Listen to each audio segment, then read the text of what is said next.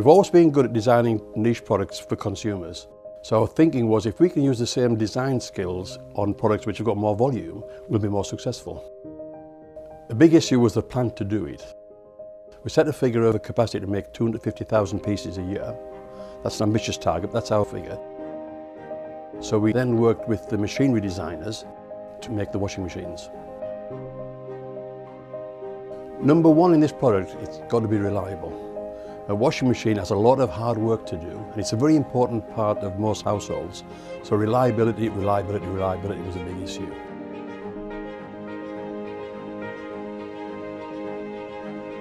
I think any new product, we've got to learn about it, and that's important. We've got to learn about it so we understand it inside out. And that's taken longer than we expected, but we've taken our time to make sure that it's right. There's a big appetite for buying British products, and rightly so, but we can't rely on that. We've got to make a product that competes with all the imports. And of course, remember, we've got our core business here of making domestic dehumidifiers and bottled water coolers and industrial dehumidifiers, so that takes our time, and we don't want to get this wrong.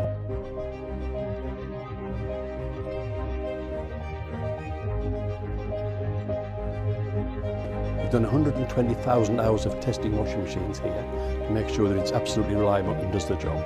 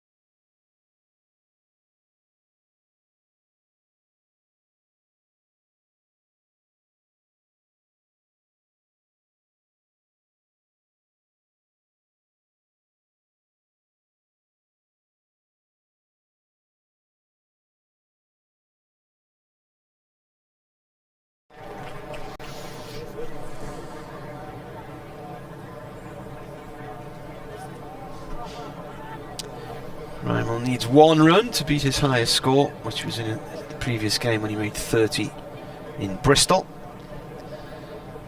And Khushi is now on his highest score because he is playing in his first game in List A. So Rimal's got an average of 60 at the moment. The cut-off time now is 2:51. Lots of sawdust all over the square. Didn't rain too much, did it? But it just came down heavy. Yeah. I mean, people were screaming as they ran for cover in the stands, weren't they? And looking at our now, the wind just suddenly turned direction as well, and suddenly the rain was coming in through our window. So Van Meekeren up to the stumps, right arm over bowls to the right-handed Khushi, who just guides it out towards deep backward point for a single. 46 to Khushi, 114 for 3. There's people down below us having a pint in t-shirts. Funny old weather, isn't it, when you're in the summer, when these storms can just bubble up out of nowhere, quite ferociously as well. Van Meekeren turns at the top of his mark and he's coming in now, bowling to Rimal, who punches their way into the offside. It's a good stop at backward point, and there's no run taken on the bounce. Remember, Khushi was dropped on 14 by Travaskis. That's proving costly. He's on 46, Khushi, at the non-striker's end. Rimal is on 30 off 55. Bearing in mind there's weather about, Essex haven't really upped the pace of the innings so far, and if that innings had suddenly come to an end, then Durham, as Van Meekeren bowls on leg stump, and that's just turned away down towards deep backward square leg for a single. Yep, just the 1 run as the throw comes in. Yes, had the Essex innings come to an end, then Durham wouldn't have faced that big a task in the run chase. But as it stands, still going to get 45 overs in, providing there's no more rain. But as we said before, there is rain about and there are darker clouds on the horizon. But we shall see how far we get. Van Meekeren coming in now, bowl short. Oh, that's a big swipe, trying to pull that away into the leg side. Khushi doesn't get any of it, and it goes through to the wicketkeeper, and there's no run. Somebody tweeting us to say half a minute ago, just up the road from the riverside, and we've got light drizzle. It's a strange situation. Well, looking across towards the back of Chesley Street and across towards Birtley, that looks a bit black over there, but above us now, bits of blue sky. Clouds broken where we are. Van Meekeren coming in bowls, and that's turned off the pads down towards deep square leg for a single. 116 for 3. Khushi goes to 47. Happy to just slowly accrue the runs at the moment, Essex. Not really looking to put their foot down. But 1 ball shy of 28 overs of this innings. So just 17 to go. It smells salt and vinegar. Yes, I can smell that as well as Van Meekeren bowls. Again, turned off the pads, same shot, down towards deep square leg for a single. That's the end of the over. 117 for 3, 47 to Khushi, 32 to Rimal. Did you smell the pork roast as you were coming around the car park this morning? I didn't know. Oh, it was drifting right down the car park. Smelled lovely.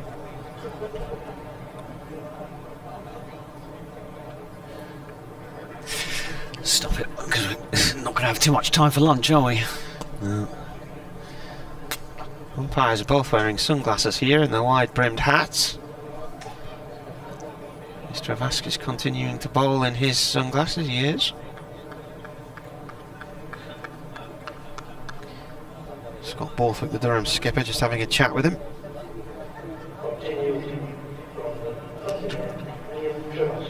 Bowling figures for you. Travaskis none for 12 from 2 overs. Van Meekeren none for 17 from 5. And Chris Rush with 2 for 19 from 8. 11 of those are in his final over. Travaskis round the wicket. This is pushed by Lymel off towards the point boundary for 1. Campbell 1 for 33 from 4. He was expensive. Denithi none for 17 from 4. And Borthwick none for 18 from 5. Nick Brown was out for 3. Alistair Cook 12. Wesley 18. Khushi is now on strike. He's faced 60 balls. He's hit 1, 4 and a 6 for his 47. In comes the bowler. That's played back to him. Dropped on 14. His one-day debut. The beneficiary of some good luck. Comes the bowler again. This is played. Oh, he's wrong-footed. I think he's got Borthwick in the covers, who's fallen backwards. 1 run. Has he hurt himself? I think he's hurt himself there. Yeah. Just slowly getting to his feet. He was holding his knee. Oof. Is he taking a whack on the knee? He's up. He's caught something by those things. Yeah. Seems to be in a bit of discomfort. He's just wronged himself and fallen backwards there. He's okay, he's up. Travaskis bowls to Rymel, played out through the covers for 1 run. Well, it's been a decent partnership, this, and it was vastly needed from an Essex point of view. 82 now for 111 balls. Khushi on strike on 48. Travaskis bowls, he drives at that, that's another single. So he's on 49 now. The boundary count is the issue for them. There's been 1 boundary in about the last 5 or 6 overs. A couple of falls about the last 7. 121 for 3 in this 29th over, and the rain's coming back again now. Here comes the bowler. This is played downfield for 1 for Rymel. And heavy spots of rain. The umpires look at each other. The over is finished. Are they going to stay on or go off? A bit of a breeze pushing things through. Ground staff are heading to the covers. Umpires are saying stay on for now, but I can see what's going to happen here. They're going to look at each other in a sec and decide to go off. There comes the tractors powering up, but they're staying on at the moment. I think they're trying to keep them out there, but it is getting heavier. No. Yeah, there they go off again. Another rain delay, so they've managed 2 overs. 2 overs, and they've gone from 113 to 122, so 9 runs in 2 overs, and off they go again at 151. So we'll switch off once more and let you know what happens as soon as we have any information for you, but another rain delay here. I think the worst day I can remember covering a Durham one day was against Somerset in 2013. They went off about 9 times. Now then, they haven't got off yet, and the umpires are saying, hang on, come back on. So now they turn around and they come back on again. Now, interestingly, I was about to say, I went through the highlights of that Somerset match a few years ago, and I put that circus music to it with the, oh, they're going off again, oh, they're coming back on again.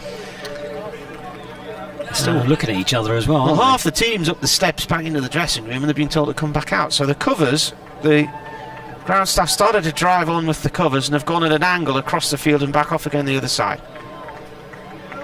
Well, the crowd are happy. They're going to get some cricket, but the umbrellas are still up, so it is still raining a little bit, but from where the weather's coming from, I can see a little patch of blue sky and lighter cloud, but it could be a frustrating period this next couple of hours, because we were due rain.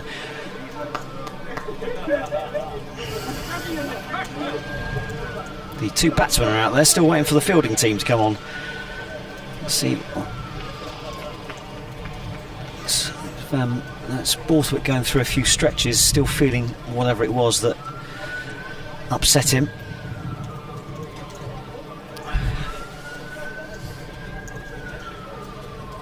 As the covers go off, So do the ground staff. Make their back to their deck chairs, away to our right-hand side, along the castle side of the ground.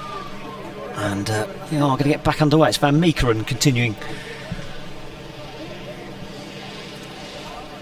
from the press box end of the ground. Here comes Van Meekeren. Essex 122 for free. That's a cutaway in the air down towards third man for a single by Rymel. He goes to 36. Essex 123 for three. Name that tractor. Seemed to take the long route off, didn't he? Yeah, well, he was going in one direction, wasn't he, so...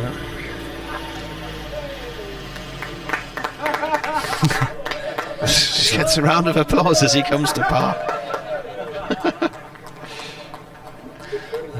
Umbrella's still up, so it's still raining over the opposite side of the ground. Dug in short as Khushi has a swipe, tries to whip that on way down towards third man, the short fine leg area, but doesn't connect, and there is no run.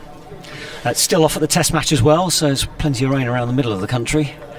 Again, England won't mind that because India look likely to win if they can get out on the field for a prolonged period. Is it the final day today? It is, yeah.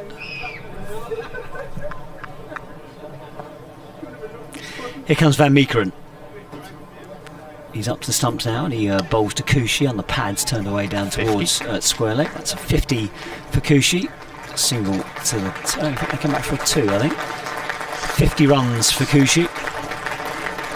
65 balls, including 1-4 and 1-6.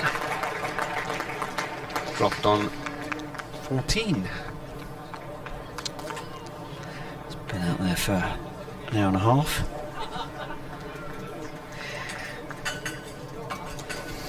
Van Meekeren turns at the top of his mark again.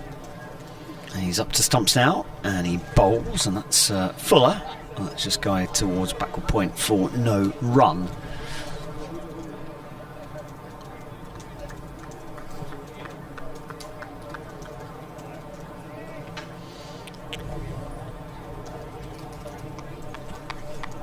Quite a few fans in the ground. Credit to them given the dodgy weather forecast. They're sticking around. Durham, I'd say, are in control of this match with Essex 124 for three. 45 overs aside. That was dug in short and allowed to go through to the wicketkeeper. And there is no run. This is the 30th over of the Essex innings.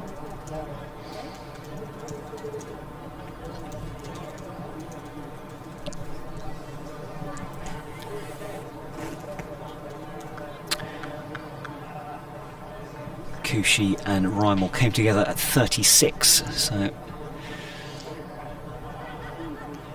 12 runs shy of the century partnership. Khushi on strike as Van Meekeren makes his way up to the stumps again, bowls, and that's defended back just over the bowler's head into the ground, but it's fielded by the man running around from mid-on. And that is the end of the over. Essex are 124 for three here on BBC Essex, BBC Radio Newcastle, and online bbc.co.uk. Remember, you can email us as well, bbcessexcricket@gmail.com if you want to get in touch via email. Martin Emerson and David Brett with you. They were off for about 45 minutes after that rain earlier, and it's still quite damp on the edge of the square. The umpires have got one of the members of ground staff out there currently sprinkling sawdust around. I'd imagine there's different sort of widths of sawdust for depending on how damp it is. Get the heavy duty stuff on the middle of the range gear. There were concerns about damp patches running along the edge of the square on the used tracks and whatnot. Travaskis, none for 17 from 3 overs. Bowling with his sunglasses on, left arm round from the Lumley end.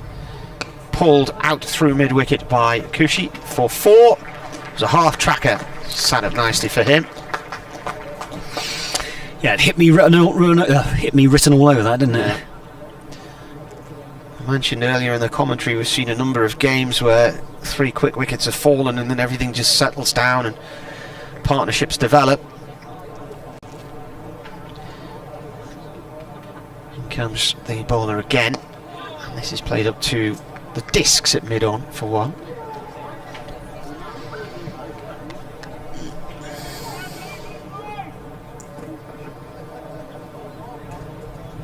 And no real pressure on the batsman at the moment, but they're taking very few risks as well.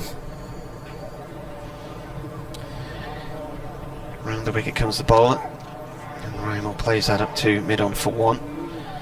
So remember today, if you're just joining us, you didn't hear the news earlier, Adam Wicket travelled but has now left the ground because of a personal issue. I don't know what that is. Pepper isn't in the squad because he's isolating. From a Essex point of view, as the bowler comes in, played to short mid-wicket, no run there. Khushi on 55, Rymel on 37, 130 for 3. Partnership is 92. Done well, these two. In comes the bowler again. That's a half tracker once more, and that's dispatched over the ropes in cow corner for 4. Poor ball that from Travaskis. Again, it just sat up nicely for the batsman, and he dispatched it quite easily. The ball now needs a clean from the umpire.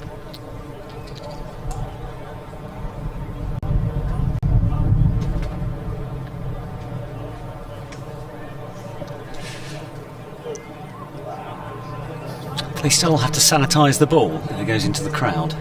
Yeah. I think they might just be they're examining that ball, aren't they? Because it went off the ground and into. Well, he's given the ball a clean, and he's called the Durham fielder back from the boundary.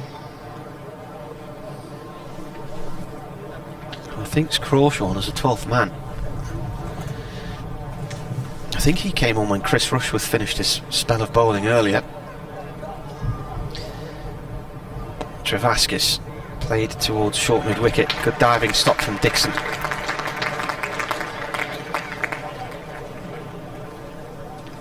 That's the end of the over then, so 31 gone of the 45 that Essex now have.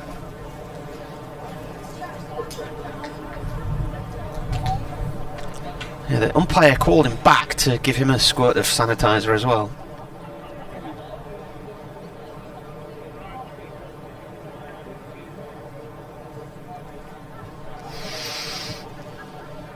Borthwick coming into the attack at the Finkel end.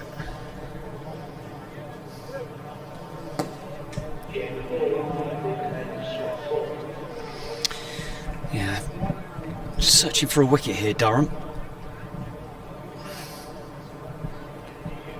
So before, Essex not really putting the foot down, but they're also looking quite comfortable out there.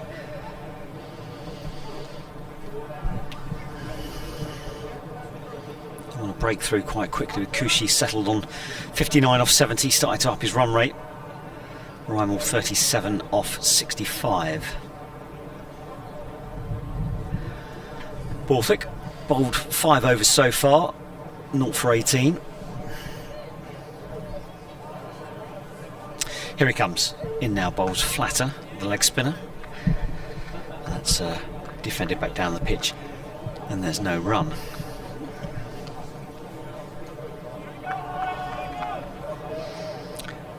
That means the supporters around the ground as Borthwick really gives us some air, and that one's clipped away into the leg side. It's fielded at short mid-wicket.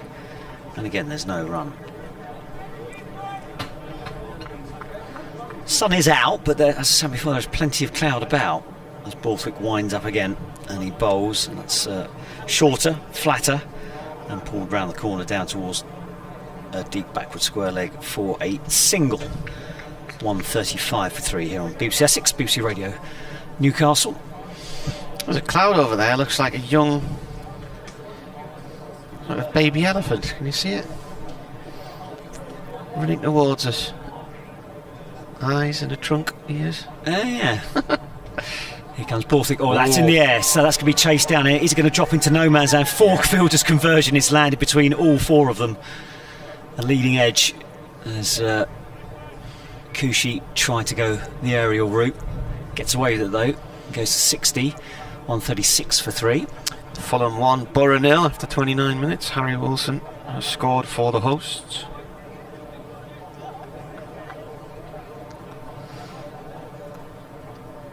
Borthwick into Rymel, who just defends back down the pitch, and there is no run.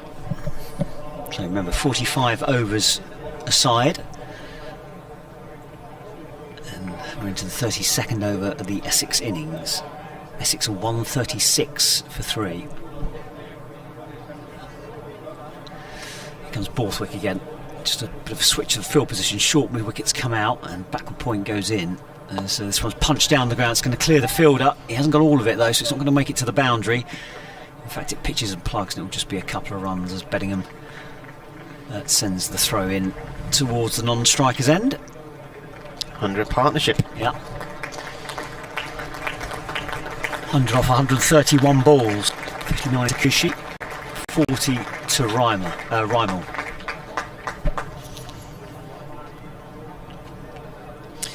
I said, didn't I, when they joined each other, two young lads in the middle can make a name for themselves today, and they've done just that.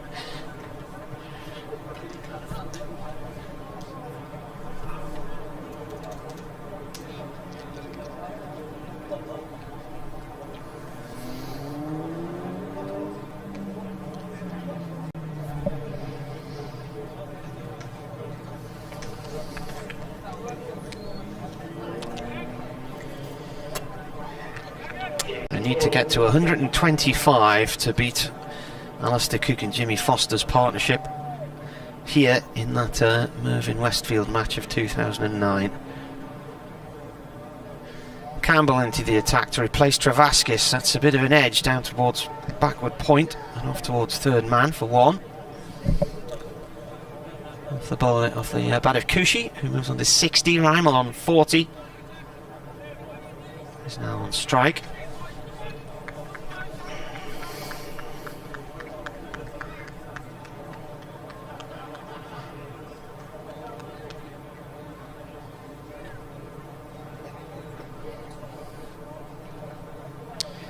Campbell in, played by Rymel up to mid-on, no run.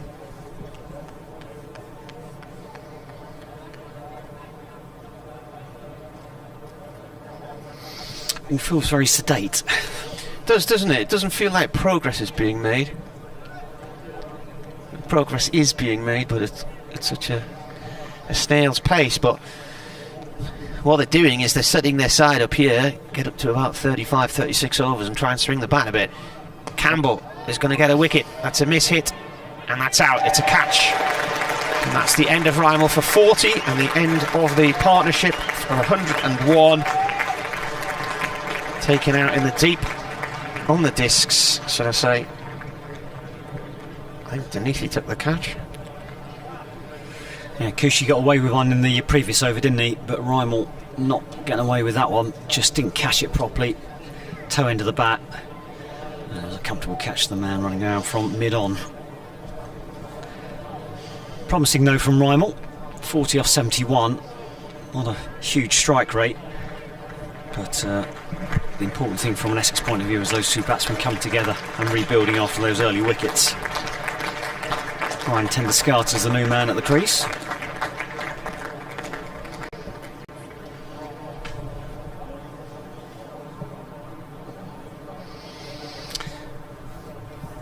Just having a word with his younger partner. 32.3 overs gone.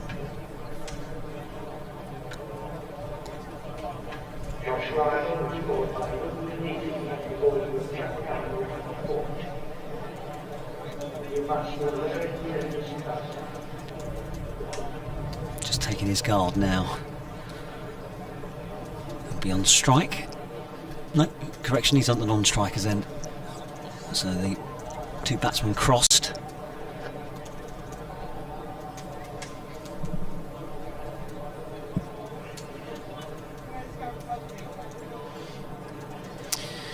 He comes. This is turned away by Khushi out towards square leg for 1.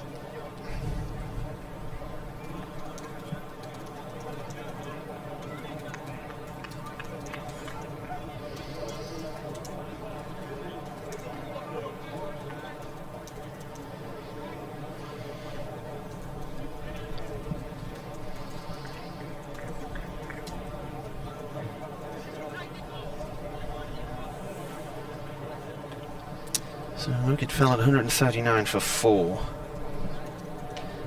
Campbell in, left arm over. Played into the ground and towards backward point by Tendescarter. Bit expensive, Campbell, but he's picked up a couple of wickets. Yep.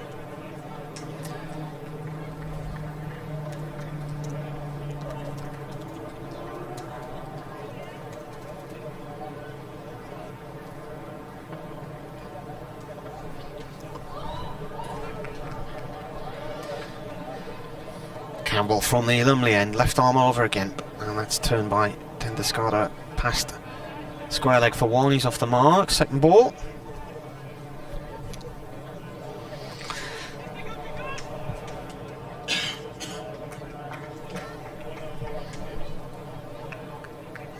Was there an overthrow there?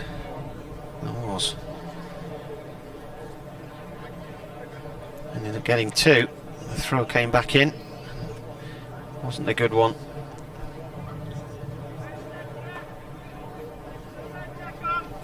In fact, I just looked down to write down the score at the end of the over, when suddenly they were running again.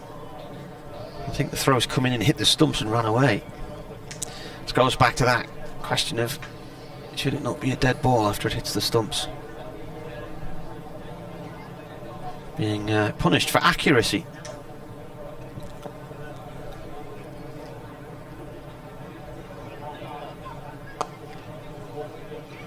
New over from Borthwick's end. Just play away into the leg side. Stop, a tumbling stop at mid wicket, and there's no run.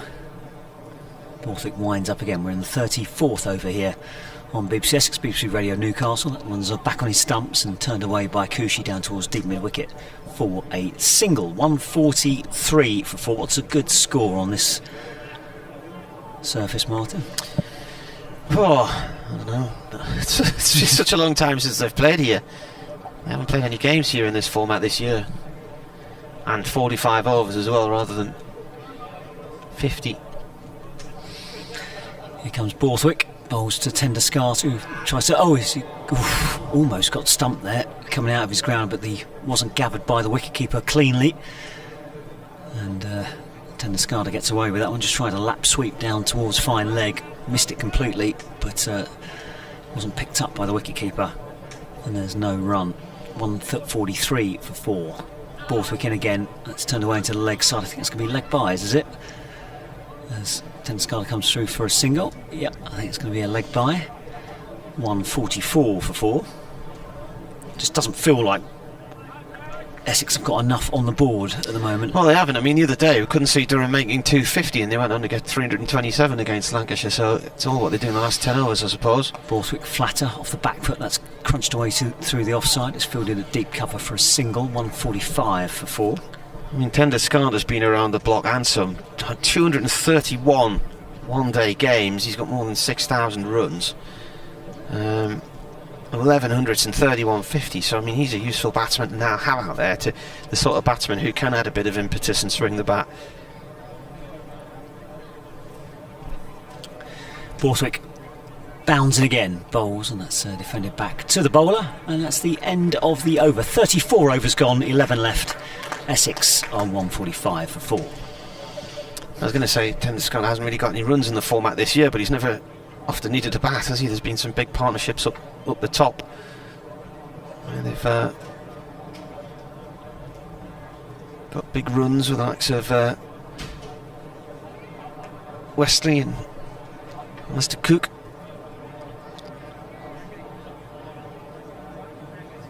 So 34 overs gone, 11 remaining. Campbell into the attack from the on the end. It's his second over as his current spell. Got a wicket with his third ball of his first over in this spell. He was taken off at the end of his first spell, quite expensive, but he did get Nick Brown ball before he went off. First 4 overs though were quite expensive. 40 runs, I think. 44 runs perhaps. He comes again. It's played away towards backward square leg. I'm just thinking it must have been 30 runs.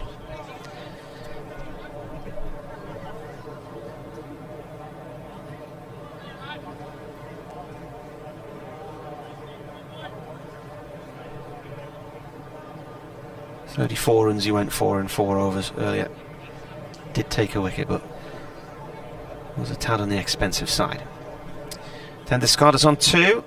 146 for 4 Essex. Campbell bowls. This goes the backward point. Dixon takes it, no run. Decent crowd in today. The decision was taken a few weeks ago to reward key workers and their families for all their efforts during the pandemic, so you could register with the club and get up to 4 tickets for you friends and family. So that's brought a few through the doors. Campbell in, and a cut down towards third man by tender discarder for 1.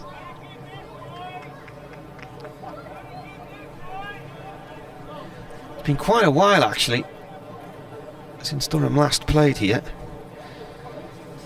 There was that strange county championship encounter where they shortened the boundaries to the smallest field they could have against Notts in a desire to try and get maximum points out the match, and didn't work, so didn't get any. So that was early July. A leading edge here, hasn't quite carried. Khushi gets away with it, didn't quite make it up towards mid-on off the bowling of Campbell. And then after that county championship match, which on the 14th of July it finished against Notts, ended in a draw. Durham then went to Lancashire and Notts in the T20, so they haven't been here since about the 14th of July. This is driven, it bounces awkwardly just in front of short mid-wicket, 1 run.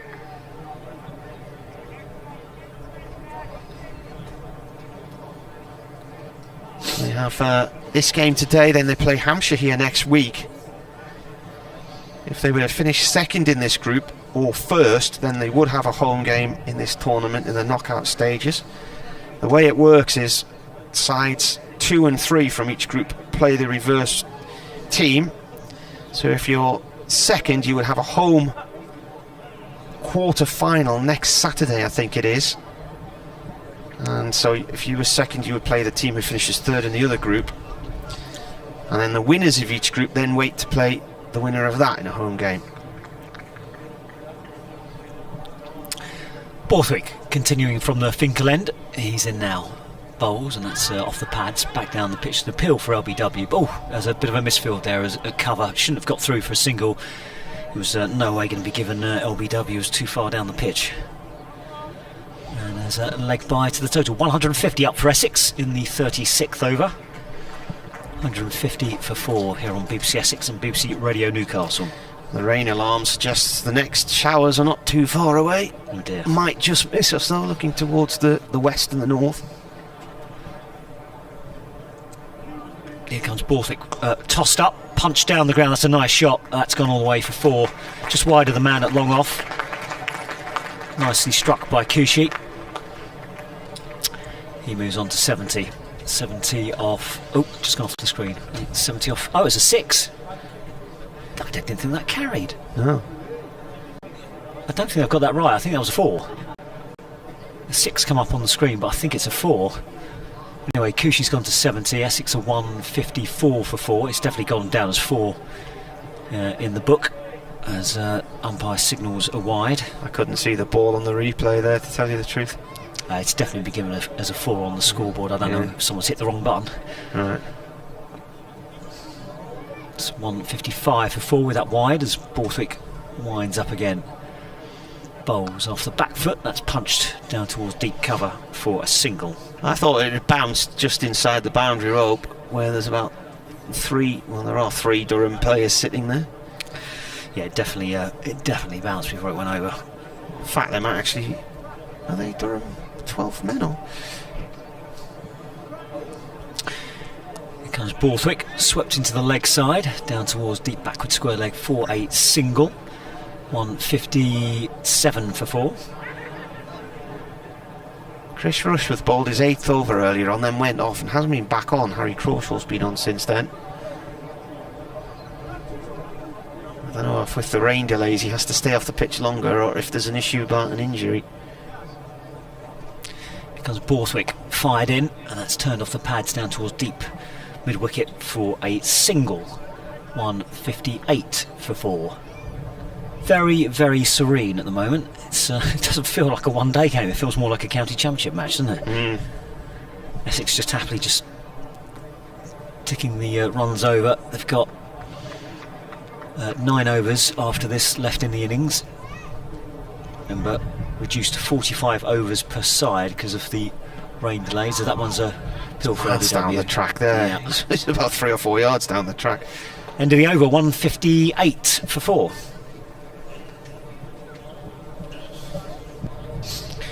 I mean, if Durham bat the way they have been batting in this tournament in the last week or so, they've got a cracking run rate and they're scoring runs for fun. Got the leading run maker in the country, Grant Clark, as well. We've gone into the last power play now. So you have 5 outside the discs, the 50-yard discs. 158 for 4. In an innings reduced to 45 overs per side because of rain. Slightly delayed start this morning, got on about 11:15. They went out for the toss, and just as they were about to toss the coin, it rained, so they ran off again, and then got going 11:15, and then 2 minutes to 1, I think it was. They went off for rain, and they were off for about 45 minutes. So reduced from 48 overs a side to 45. Campbell from the Lumley end coming in here to start over number 7. Bowling to Khushi, who plays the ball up to wide mid on for 1.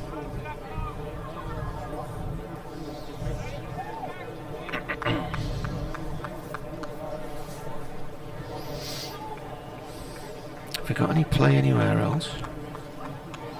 Still raining at Trent Bridge, still raining in Chesterfield, still raining in Cardiff. Beckenham, it's raining. Manchester. This is pulled by Tendescada. He's towed it out towards square leg on the boundary for 1. North Hants 199 for 2 against Somerset when it's raining there. So this is the only game in town. Feel free to get in touch. Have you abandoned what you were listening to come and join us here at Marty Cricket on Twitter, or wearecricket at yahoo.co.uk.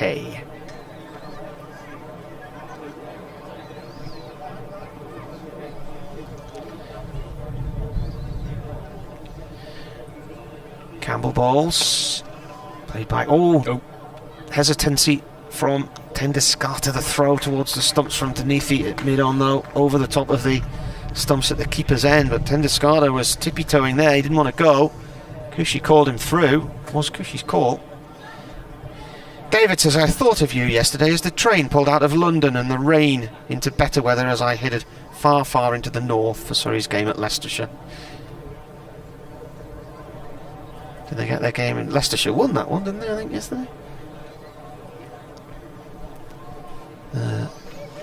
Cameron Steele, a former Durham player, made his debut for Surrey yesterday in that one.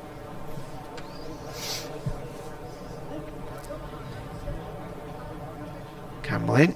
Tendescada looks to try and pull that through the leg side. It thuds into his pad because the bowler saw him coming. Changed his angle of attack. 1 run.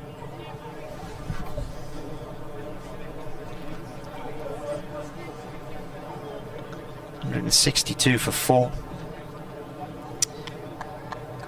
8 overs to go after this one. The sausages and the turkey are calling us.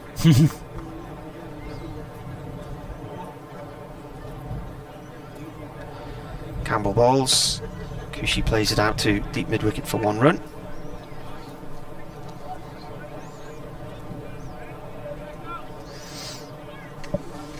There's a bit of bat on that last shot from Tendescada before when it rammed into the pads.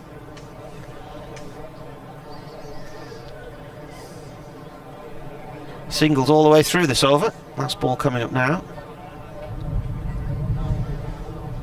Campbell approaches the stumps. Then the scholar looks to try and pull him through the leg side again, in a similar outcome to his previous delivery that he faced 2 balls ago. Except this time he didn't get bat on it. It is a leg bye. End of the over then. 164 for 4 here on the BBC. Yeah, it's saying it should be raining right now. Perhaps we might get away with it.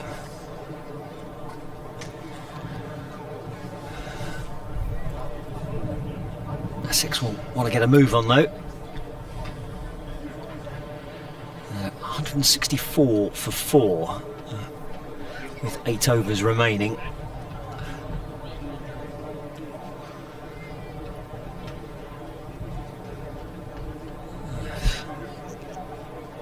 Got 6 and over. That'll only just get them, what, another 50 runs roughly. Gets them up to around about 215. It doesn't feel like there's enough, but we shall see. That one's low, clipped away to the leg side. There's just going to be a single as the fielder comes in from the boundary. 1 to the total, 165 for 4.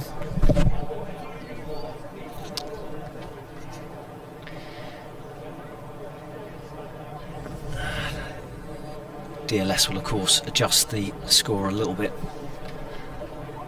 to take into account the overs lost to the rain delay. That one's driven away through the offside. It's stopped by the man at wideish mid-off, or extra cover position. It shouldn't be too much of an adjustment because they knew they were only going to play 48. Now they've only effectively lost 3 overs aside, so there shouldn't be too much difference. 165 for 4. That's carved down towards deep backward point for a single. 166 for 4. The scorers use a DLS computer system to work out what's going on. It's all based on all kinds of factors about average scores in matches, when wickets are lost, when overs are lost to the weather, that kind of thing. And it still amuses them every time they get the number in front of them. Here comes Borthwick. Again, flatter delivery, and that's just defended into the leg side. There's no wrong.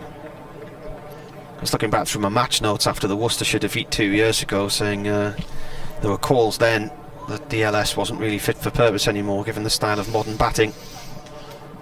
Borthwick in as Tenniscarter comes down the pitch. LBW appeal again, but he's at least 2 or 3 paces down the wicket, and there's no run. Does tend to favour the side batting second, doesn't it? Yeah, so I was thinking that as well, especially in the shortened form of the games. 2020, it doesn't seem to work so well, because pretty much anything's chaseable these days. Here comes Borthwick. Bowls, and it's just turned into the leg side. Mid-on racing in, but they're going to come back for a second run. There's a good bit of running. Oh, the throw comes in, and I think Khushi might have been struggling there had the ball hit the stumps.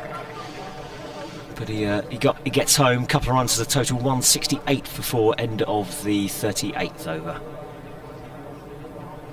Throw from Beddingham just missed the target, and Crawshaw diving across to his left to stop it, backing up on the other side of the stumps. It's hand sanitizer being delivered. Is that Matt Salisbury delivering it? Looks like him. I was under the impression he was injured, but he's on 12th man duties.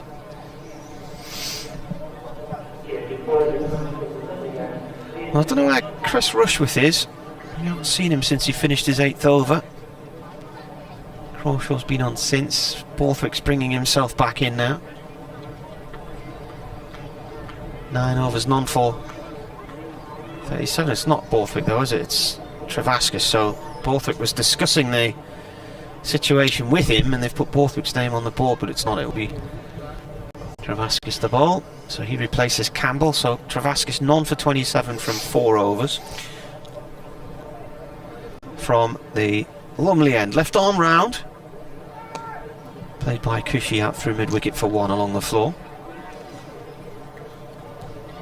Essex move on to 169 for 4. 6.5 overs to go. You'd be thinking anything less than 250 is going to be a struggle to defend here, but we shall see. Then the Scarler plays the ball through mid-wicket. Still don't seem to be in a rush to attack, do they? No. Essex. Essex's last visit here in a white ball match was actually a quarter-final in the T20 against Lancashire 2 years ago, which they won. This is up in the air and away safely, and through deep mid-wicket. Yorkshire are playing here in a couple of weeks' time in this quarter-final against Sussex. I think it was Essex, wasn't it, who played Lancashire here? Lancashire couldn't play at Old Trafford because there was a test match on. Yeah, that's correct. Yeah, that was the year they won it, Essex, wasn't it? So Lancashire chose to come here because of their record. They'd won about 9 in a row here, and then they lost that one. This is pulled out of deep mid-wicket. More or less a square leg boundary, actually, for 1. It was an extraordinary run of results that meant Essex got out of the group stage. They needed something like 15 different results to go their way, and they all went their way. Travaskis pulled out towards deep mid-wicket, and it's an awkward bouncing ball. And Khushi gets a single. It was a good stop in the end because that was a nasty one for Graham Clark. That was, do you dive forwards and get one in the face, or do you try and just cut the ball off and stop the 4? 10 discarders on 13. He drives Travaskis down the field for 6, I think. It is, straight back over his head. So this is the end of the over. 11 from it, not bad from an Essex point of view, but they need to start putting their foot down now if they're going to have anything to defend, you'd imagine. Well, it looks like 10 discarders on the charge.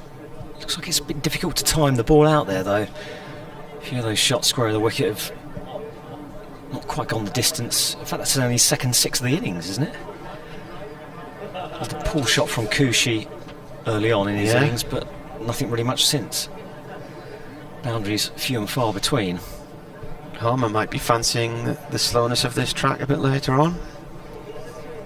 It's not really known for its spinning qualities, Durham. Never really been a spin bowler's paradise. Borthwick just having a word with his bowler here. That's going to be Van Meekeren. Just having a chat with Borthwick. Benfield, what's happening here? Deep in conversation. Anyway, he's on and he's charging in now, up to the stumps, right arm over, bowls, and that's crashed away in the air. That goes over mid-off for 6, one bounce. Sorry, 1 bounce 4. And just inside the rope. It's a good start to the over by Khushi. And Essex very much starting to accelerate here. 183 for 4. Khushi goes to 83. Still plenty of cloud about, but so far no more rain interruptions. Let's hope it stays that way as well. Van Meekeren running in now past the umpire. Bowls, short, pulled away in the air. There's 2 fielders out there, but it's divided them, split them in 2 absolutely perfectly. Couldn't have placed that any better, Khushi, and Khushi starting to fire now. 4 more runs to him. He goes to 87, and Essex are 187 for 4. Lovely shot. That drop catch is coming back to haunt Durham here, and these 2 deliveries so far from Meekeren look a bit ordinary. He's kicking the ground and looking at the crease. The Shane Snater later on has played international cricket for the Netherlands, and his last T20 international featured Paul Van Meekeren. They played Bermuda in the World Cup qualifiers in Dubai in 2019. Van Meekeren in, back of a length, punched away through the offside. There's a fielder coming around to prevent the boundary, but they will come back for a second run. It's been a good over so far for Khushi. A 50-run partnership as well, of 42 deliveries, so they are starting to accelerate.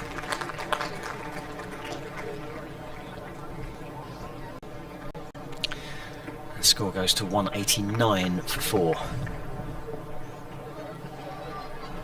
10 runs off 3 deliveries in this over so far. Van Meekeren in, bowls a short delivery. Oh, Khushi ends up on his backside. Just lost his balance there as he tried to well, he went to go and try and pull that away down to fine leg, but got it all wrong and ended up falling over. But in the footage it looks like it jumps as it happens, as if the film's missed the frame. What a peculiar moment.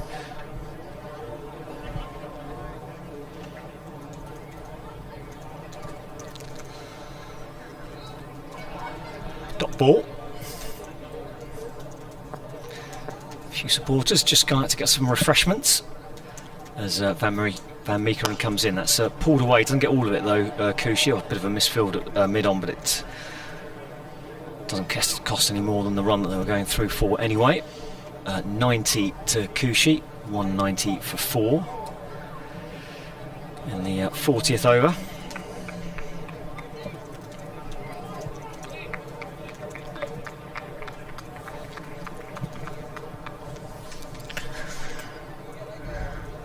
Van Meekeren turns at the top of his mark. And he's coming in now again, just drops short, and Tendescarter pulls out of that shot and allows it to go through to the wicketkeeper for no run. 11 off the over, Essex a 190 for 4.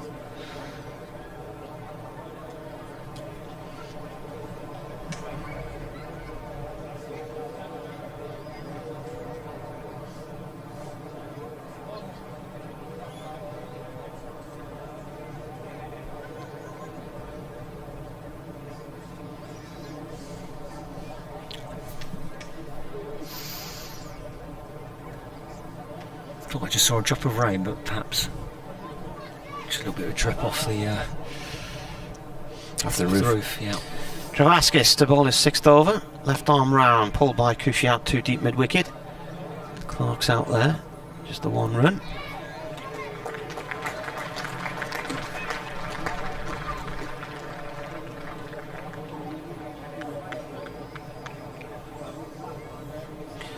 One or two people at the back of the Northwest Terrace enjoying an ice cream as Travaskis bowls. A little flick out through mid-wicket by Tendescarter for 1. They were demolishing the ice creams at South North the other day, and Steve Harmison's son was among the Northumberland under 13 players who were enjoying their day out and their ice creams. This is up in the air and it's away for 4. Another half tracker from Travaskis. Easily dealt with by Khushi, who's, you would imagine, is going to get 100 here on his one-day debut, having been dropped on 14 by Travaskis. He's on 95 now. This is played upfield for 1 run. Is he going to come back for a second? He's not. I think in the head-to-heads between these two, there's only been 3 centuries for Essex. Ronnie Irani, 124 in the NatWest Trophy in 96. This is played by Tendescarter out into the covers for 1. So Khushi's on 95, he's on strike. He's had 98 balls. Travaskis dropped him at short mid-wicket. Low shot chance when he was on 14 off the bowling of Rushworth. He pulls this out into the air. Clark's out there, he dives in and stops it, takes it in the chin, I think. Khushi gets 2, he moves on to 98. The other Centurions, from an Essex point of view, that's the end of the over. 200 for 4 is reached. Stuart Law got 100 in the same innings that Ronnie Irani made his 124. That was in a NatWest Trophy win for Essex at Chelmsford in 1996. And the other 104 not out by Alistair Cook when Essex beat Durham in Chester Street here in September 2009. So 200 up for Essex, 4 overs remaining of their innings. And Van Meekeren deep in conversation with the captain, Borthwick. How tall is Van Meekeren? About 6'7". Yeah. It's not taller than Borthwick as Van Meekeren comes in bowls. Back of length, that's in the air, that's going to be caught. Off, slides through a huge patch of sawdust as well. Takes a good catch and Tendescarter's gone. Caught by Borthwick at mid-off. And he goes for 21, just trying to accelerate. 21 off 24 deliveries. And Essex lose their 5th wicket. Essex are 200 for 5. Well, Scott Borthwick dived in there, took that catch at coming round from mid-off towards mid-on, and he slid through a pile of sawdust and got the whole lot in his face. So 200 for 5, so they put on 61. Is that right? No, 51. No, 61. 139 for 4, wasn't it, when they... 61.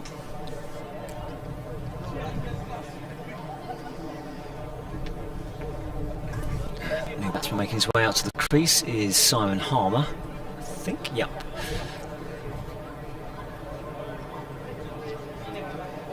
Khushi just too shy of his 100.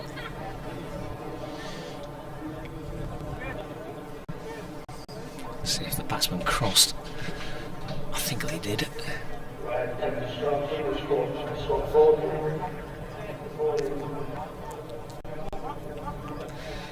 They certainly did. Yep. Khushi is going to be facing. Van Meekeren with his first wicket of the day. 1 for 30 off 7.1.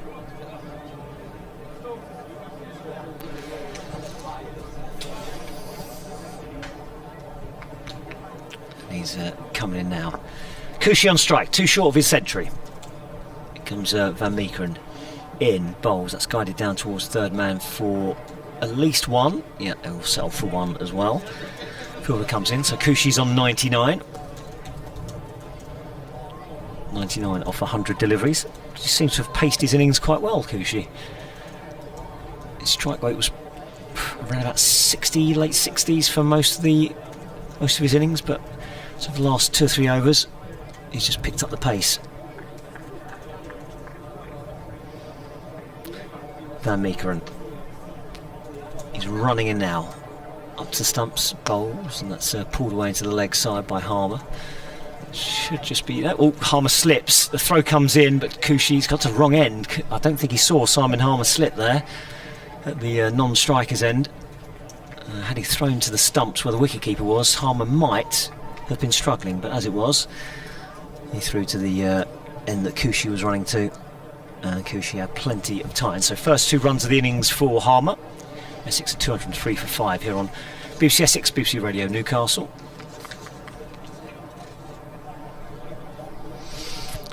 Here comes Van Meekeren, pulled away towards deep mid-wicket for a single.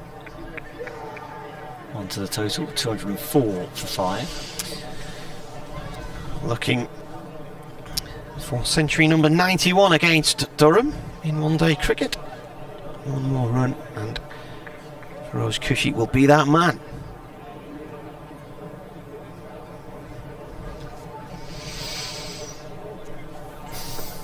Van Meekeren turns to come in again. Cloudy skies. Moves in now past the umpire, bowls, and that's turned off the pads down towards fine leg for a single, and that is Khushi's 100. Fine innings from the youngster. Came in when Essex were in a bit of trouble. 30 off the 3. But he's paced his innings well. 100 off 101 deliveries. 7 fours, 1 6. And he's been at the crease for 134 minutes. I think he's kissing the ground. Is he praying? I think he might be praying there.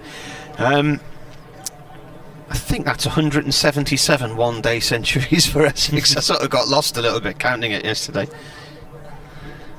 Van Meekeren on strike. Harmer turns this one away down towards deep mid-wicket for a couple of runs. 2 to the total, 207 for 5. Harmer goes 2-5. And that is the end of the over. 42 overs gone, 3 left.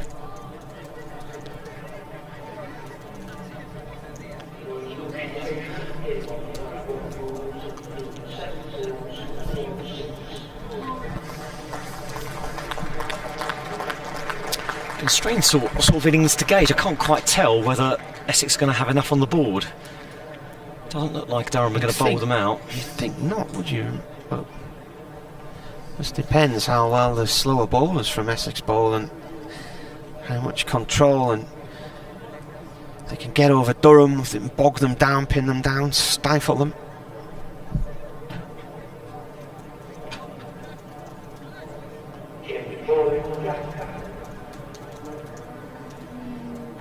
3 overs left of the innings. Seems like it's been an awfully long one, doesn't it? The delays we've had. I think originally it was 140, I think, was originally. Wasn't that on the board for lunch? Or was it 240? I can't remember. I can't remember. Yeah, no, it was 240, wasn't it? Campbell returns from the Lumley end, bowling here to Khushi, who plays it out through the covers for 1. Dixon fields it.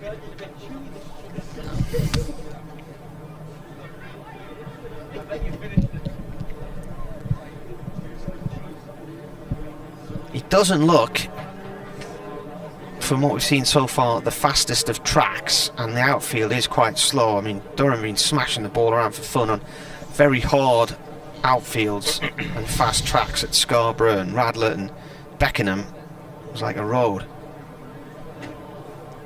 Harmer's on 5 as Campbell comes into bowl to the right-hander. He drives that hard and low up to long on for 1.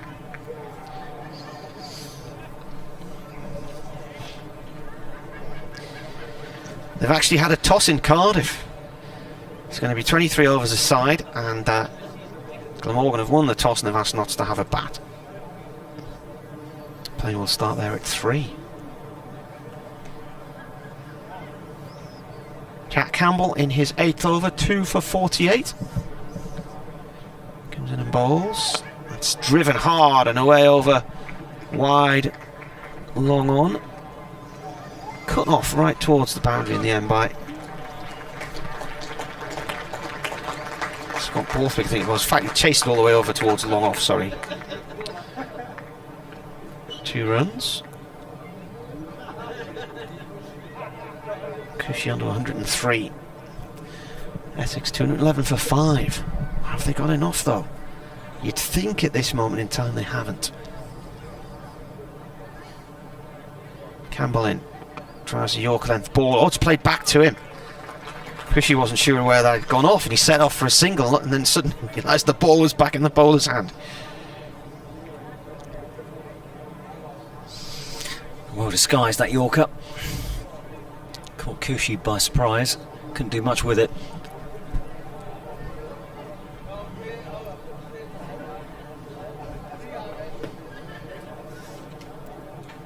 Campbell in. A drive up to long off for 1.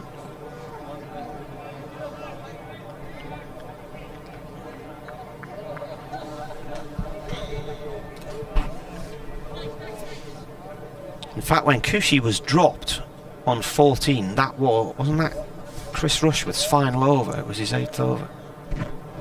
He hit a 6 in that over, then got dropped at short mid wicket, didn't he?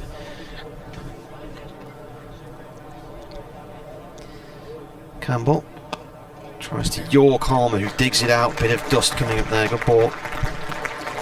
2 overs to go. 212 for 5. Khushi for 104. Harmer 6. Campbell 2 for 51 from 8. Van Meekeren 1 for 37 from 8.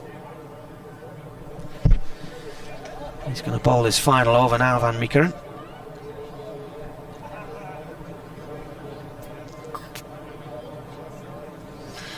Yeah, he did well to get in his Yorkers there, Campbell. Right on the money. Whoever finishes 3rd in this group could be absolutely anywhere for the 6 days after that. They'll be away on the Saturday in a quarter-final. Could end up being away on the Tuesday in a semi-final, and if they get through that, they're at Notts in the final on the Thursday. Van Meekeren in, dropped short, punched down the ground by Khushi. It would just be a single towards wide mid-off. And score goes to 213 for 5. Khushi goes to 105. According to reports from Trent Bridge today, just 4,000 tickets have been sold for the Royal London final this year, which will be on a Thursday at Trent Bridge. So it's lost its Lord's home. Here comes Van Meekeren again. Up to the stumps, again drops short. That's a leading edge. It's gone over the bowler down towards the man at long on. That's not where he was aiming. Was Simon Harmer. Gets a single for it though. 214 for 5. Chris Owens said 26 minutes ago, delighted to join the only game in town. Presume is that a day-nighter, the Royal London Cup final? No, I don't think so. I don't know. Here comes Van Meekeren. Bouncer through to the wicket-keeper. None of the matches have been, have they? Has there been any floodlight? I don't think. A lot of them have been at outgrounds anyway. Yeah, I think Essex have had one. Okay. Derek says, I'm at Ponteland, Almouth and Lesbury Juniors have just won. I'm waiting for a lift home and listening to you. Ellie and Rebecca have played well today, he says. Well played. Van Meekeren, top of his mark. And he's coming in now. Khushi on strike. Right arm over to the right-handed Khushi. Tried the Yorker. Turned into a full toss that's thumped down the ground. There's a sliding start. It's a good bit of fielding. Oh, Travascus has hurt himself in the process. Yeah. Just rolled his wrist there as he went down to stop the ball from going over the rope. He did well. He saved a couple of runs. But he's done himself a bit of damage in the meantime. 216 for 5, Essex. Travascus, yeah, wasn't too happy there, but he's back up. Walking gingerly back to his fielding position at long on. A couple of balls left in this over.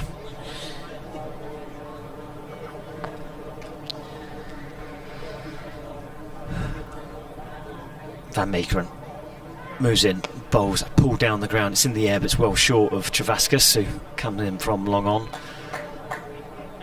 And there's one to the total. 107 to Khushi. Sorry, 108 to Khushi. 217 for 5, Essex.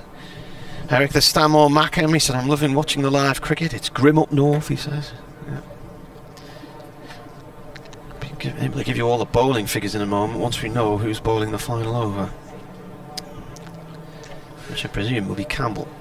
Van Meekeren in now. Bowls to Harmer, who swipes the one away over the extra cover down towards the deep cover boundary for a couple of runs. Fielder comes round and it's 2 to the total. Harmer goes to 9. Essex are 219 for 5 with 1 over to go. Van Meekeren 1 for 44 from his 9 overs.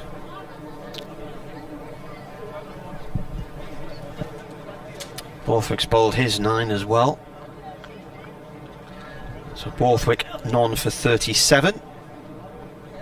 Kept it tight from his 9 overs, which might give an indication of just how controlled things will be, for instance, with Simon Harmer with his spin.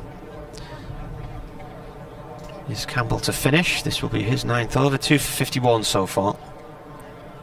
Left arm over. That's gone down the leg side, it's a wide, just what Durham don't need, extras in the final over. They've done that a lot recently. Rushworth earlier, 8 overs, 2 for 19, very frugal, but then he went off. Bowled 2 maidens as well.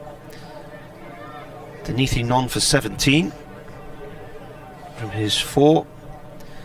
Travascus none for 48 from his 6. Campbell bowls, tries the Yorker again, dug out by Khushi. It rolls away on the offside for a single.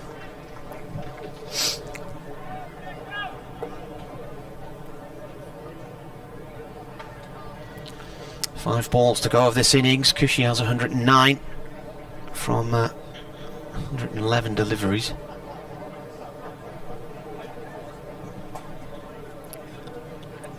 $221 for 5, 110 deliveries, I think that is actually. Campbell bowls. Hammer plays it back to him off the toe of the bat, keeping out an attempted Yorker. Yeah, Khushi 110 balls. He's doing well getting his Yorkers in, Campbell. I think he's missed one yet.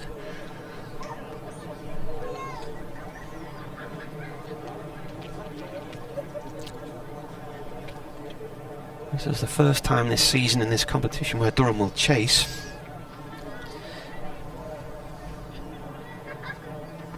Full toss now. Why was that on height? It's gone up towards long on for 2. 1 for the throw, says Khushi, and calls Harmer back down to the keeper's end. It's all right on height.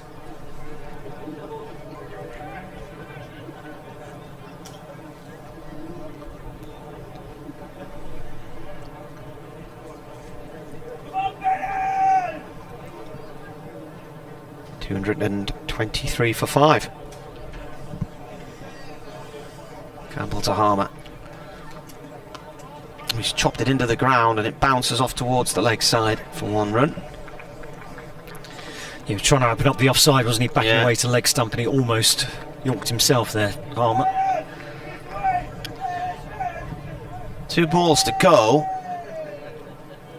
We could have a very short interval here. There was a suggestion of only 10 minutes. We'll know, I suppose, once they're walking off, they'll announce what it's going to be. They were still working that out after the last rain delay. More rain forecast this afternoon. Showers around. Campbell bowls. That's up in the air high from Khushi. There's a man out there. And he's out. Eventually. Caught by Harry Crawshaw. And he departs for 109. Probably about 87 more than was it 94 more than he should have got. I think it was 95 more. An excellent knock from him. Pity he didn't carry his bat in the end. Yeah, it's a great knock from a youngster. Perished trying to get Essex up to something closer to 230. Got 111 balls, 148 minutes, 7 fours, 1 6, and he gets a nice round of applause from the locals as well. Can't imagine there'll be too many Essex supporters up here. But it's a very kind round of applause from the locals.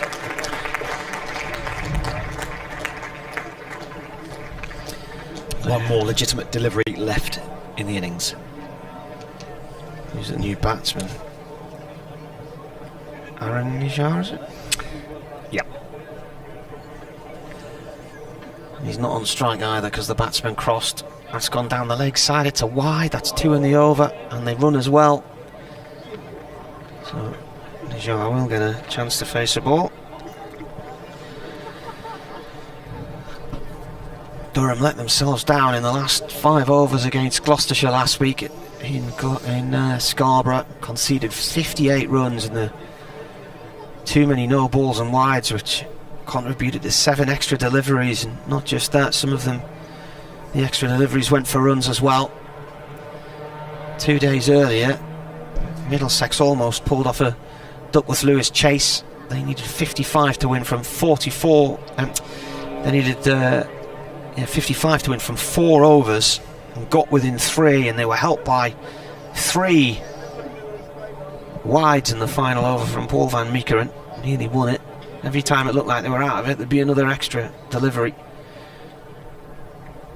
Jean faces Campbell. It's a shortish delivery, and they run a bye.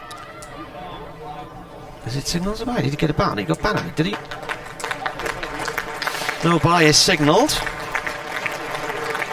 They're going to put a 1 next to his name. I didn't see the bye signal there. Scoreboard's frozen. I think he got 1 run there because the umpire didn't signal a bye. So 2-7 for 6.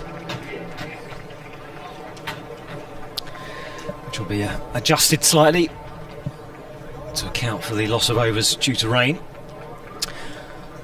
So we haven't had an announcement yet as to how long the interval will be for tea. But a few supporters just get up out of their chairs. Campbell finishes with 3 wickets from his 9 overs at a cost of 58 runs. I never saw a signal for a bye there at all, but they haven't put a run on Nijar's score. 2-7 for 6.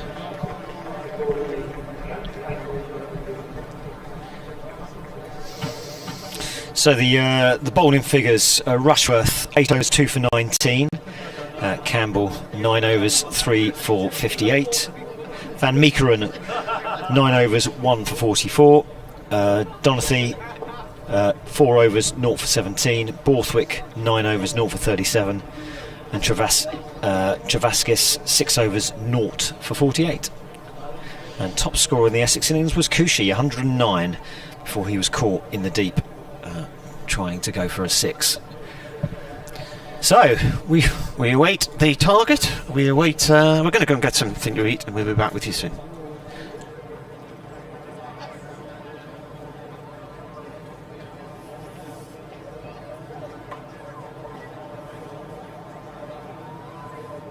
Play will resume at 3:26.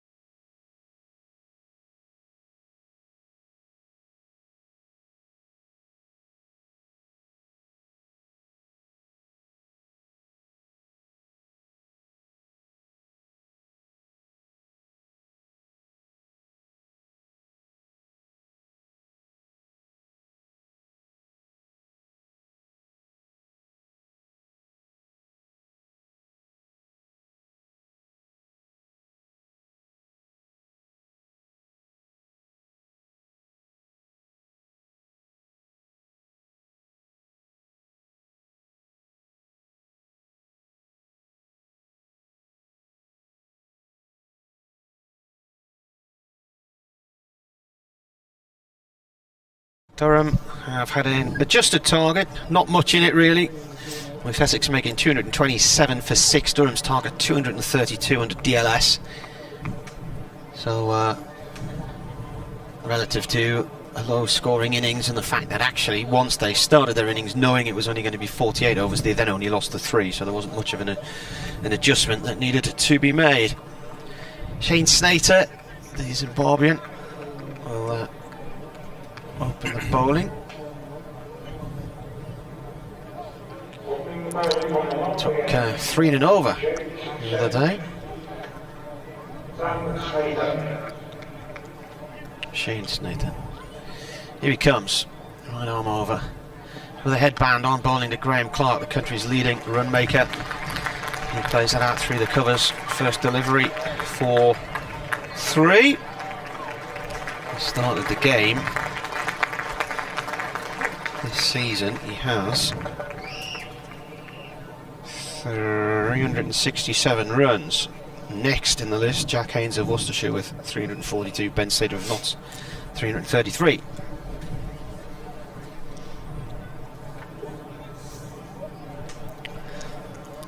Yeah, good start. We were questioning, weren't we, in the first, and we didn't quite know what that Essex score was, whether it was a good score, whether it was tough to bat on. It's defended by Lees. Yeah, there've been slow wickets here this season, so my thought is that Essex haven't got enough runs on the board, but it all depends how much of the pace the Essex attack take out of it, particularly the likes of Harmer and the other spin options. And you see how well Scott Borthwick bowled 9 overs just for 37 runs. Sneader in, Lees plays it towards backward point, dot ball there. He got 100 in the opening game at Kent, at Beckenham, Alex Lees, and then got a half century the other day against Lancashire, 59 in that one, and 85 in the defeat by Gloucestershire in Scarborough.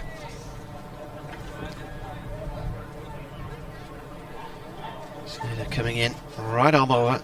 This is turned to square leg, dot ball. Bowling wise in the tournament this year, Sneader's taken 13 wickets and is the leading wicket taker. 4 for 48, his best figures, and that was against Gloucestershire in that final ball win the other day. He took 3 in his last over. He bounds in from the Lumley end, and that's a cut by Lees off towards point, no run there. So just a reminder, no Adam Wheater, not playing for personal reasons we were told, so Nick Brown is wearing the gloves. David Bratwison, he doesn't recall seeing him wear the gloves before. No, I've certainly never seen him keep wicket for Essex. Alistair Cook is at first slip. Got a fine leg, square leg, mid wicket, mid on, mid off, cover and point, third man. So that's where you'd expect in the first few overs of a limited overs game where only 2 players are allowed outside the disc. So that's the end of the first over, 3 without loss. Yeah, it'd be interesting to see, certainly when he's standing up to the stumps, to the spinners. I don't imagine he'll stand up to the quicker bowlers, but see how neat his glove work is when the ball's spinning, if it spins.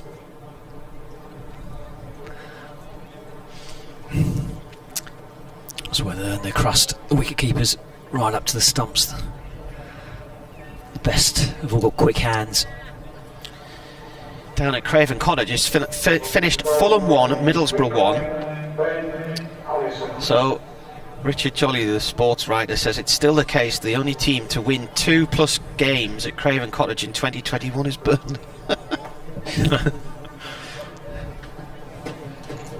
I go past Craven Cottage quite a bit. Impressive new stand down there. There's going to be a swimming pool on top of it. Ben Allison. Allison coming in, yeah. Just trying to recognise that. Allison, first delivery is just pushed out into the offside.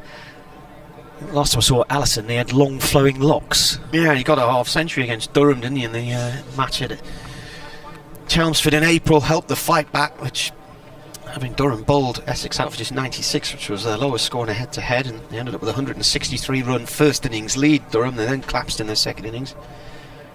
He put a few runs on the Saturday afternoon. And he's moving in now past the umpire. Right arm over, bowls driven, back past the bowler, wide of mid-off, and it's going to run away for 4. Nicely timed that. Lovely looking shot from Clark. And he goes to 7. Last time I was at Craven Cottage was a wet Friday night about 3 seasons ago. The first away game of the season. Durham were at Northants, never saw a ball bowled. So I went down to Fulham to watch Sunderland play on the Friday night with my mate Gary Porter, former player. Allison in again, bowls back of the length, that's pushed out into the offside. It's beaten the fielder, it's going to run away towards the boundary. There's a fielder in chase, I think that's Tendascata who's running out there, all the way to the point boundary. Sliding stop and the throw comes in, and 2 more to the total. 9 to Clark, 9 to Durham. It was very, even on a rainy night, it was a lovely walk along the Thames towpath, because we parked probably about a mile or more away from the ground and wandered along the riverbank. The main stand actually is out over the river. Yeah, that's the one they're rebuilding. Here comes Allison. All beats the outside edge of the bat. There was a bit of fishing going on there from Clark. Hung his bat outside the off stump, but he didn't take the edge, and through to the wicketkeeper. 9 for no loss. Target is 232 to win. Essex were 227 for 6 in their innings. Obviously it was adjusted upwards for the fact that the rain came and they sacrificed 3 overs. So that's the reason why their target is 232. Here comes Allison again, bowls. All that's taking the outside edge, a drive, a loose one by Clark. It's run away down towards the 3rd man boundary, come back for a second run, quite comfortably for a second run. And the score moves to 11, all 11 runs to Clark.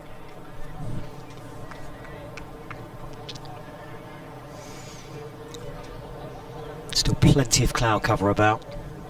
Some dark stuff, but done well, because pretty much every other game has been badly affected by rain. We've only lost 10 overs in this match. Cut-off time is around about 6:30 tonight. Allison in bowls, and that's a punch back towards extra cover, where it's fielded by Tendascata, and that is the end of the over. Durham are 11 for no loss. Just looking on the rain radar here. Coming towards 4, aren't we? Possibility of a bit of rain drifting by around about 5ish, but looks okay either side of that, and that might well miss us.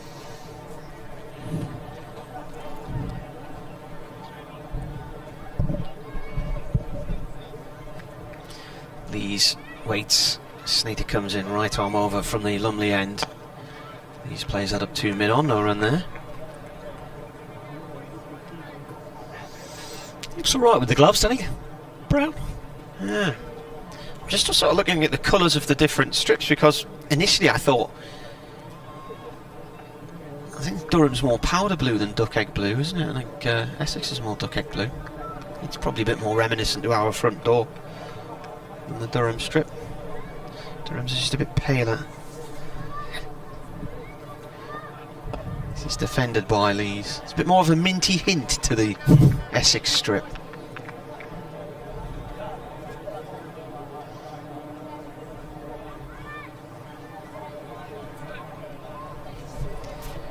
Here's our fielding down to our right at fine leg.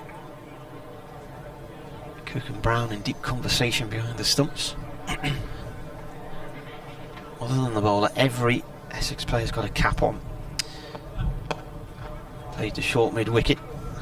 Didn't quite take that cleanly there, Simon Harmer. Just squeezed through his hands, but it didn't go far. He's adjusting his gloves after playing that shot.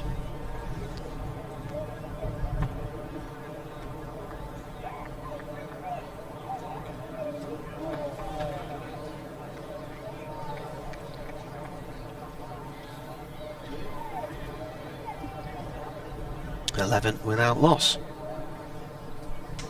221 more to win. Lees plays that back to Snater again.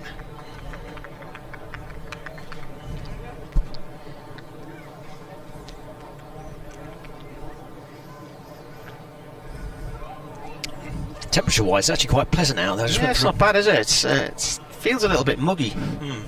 Bit of a breeze, but certainly not cold by any stretch of the imagination. This is Snater's 22nd one-day game. He's taken 27 wickets. She comes in and bowls.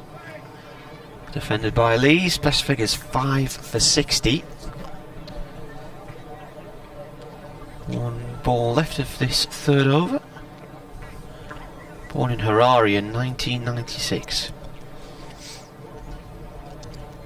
And plays as elite international cricketer, has played as international cricket for the Netherlands with Paul van Meekeren, currently on Durham's books and playing in this match.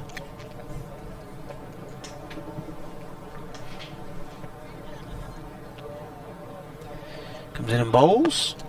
Quick single here for Lee. He's going to the danger and it's not taken cleanly. He gets away with it.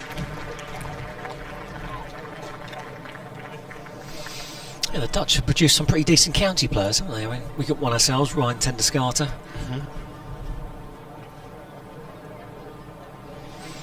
Who misfielded that? Was that Wesley? Yes.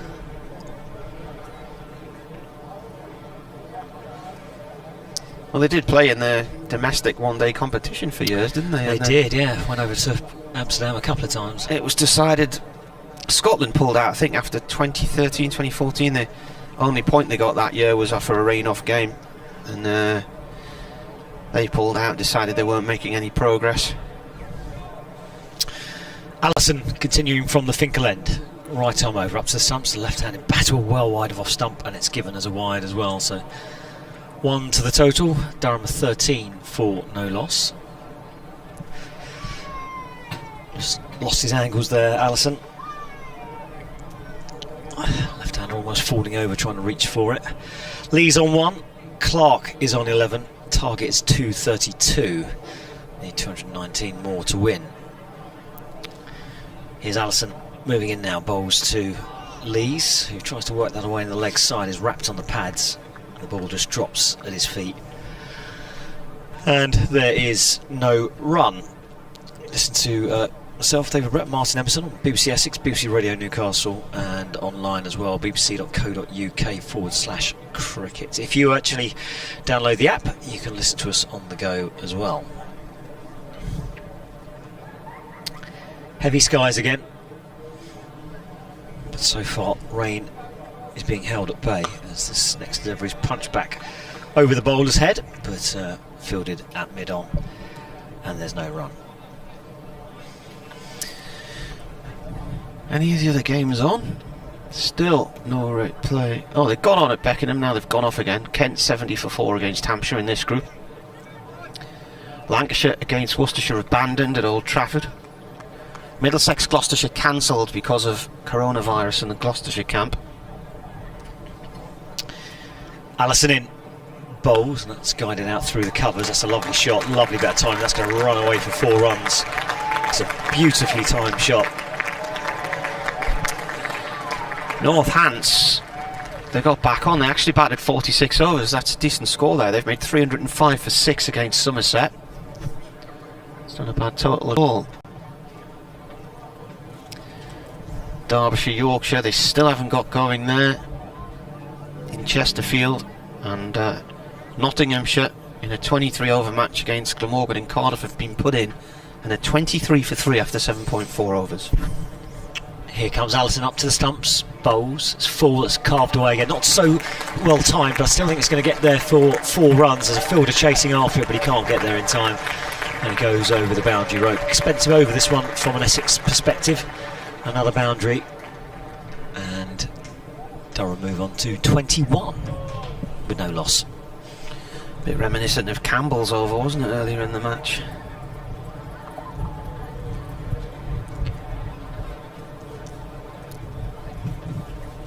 Just wind just picking up a little bit on our microphone outside. The hubbub of conversation. Good crowd in. Allison moving in now. bowls, and that's carved away. Another 4 backward a square on the offside, and Lee's just lent into that one. I'm afraid these are just hit me balls from Allison, and he's getting put away. 4 more to the total, 25 for no loss. Awful ball, half volley outside the off stump, and there to be targeted and was. Brought himself to an abrupt halt after he bowled that one, Allison. I thought maybe he'd injured his leg, but I think it was just the look of disappointment on his face.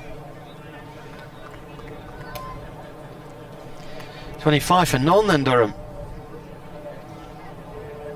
Started with a wide, dot dot, then 4-4-4. Here comes Allison. Up to the stumps again, bowls, and Lees cracks it through the leg side this time. That's going to be 4 more. I don't think there's going to be any stopping that one. It's a valiant dive, but he was never going to get there. It was Khushi chasing that one down, but it beat him to the rope, and ends with 4 fours in a row. 29 for low loss, 3 overs gone. 4 deliveries ago, Lees had 1 and Clark had 11. Lees now has 17. So, quite the over. 17 from it?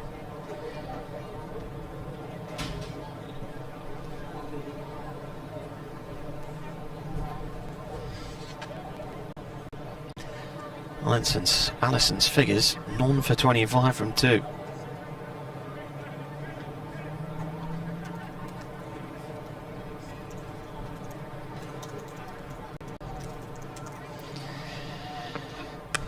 Clark plays this one from snake to pass point towards the cover boundary for 2.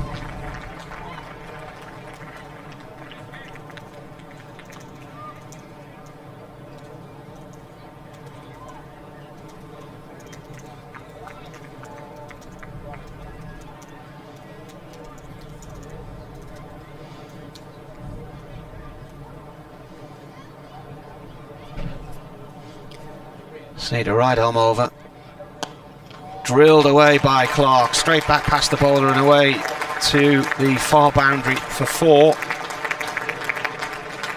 Between long on and long off.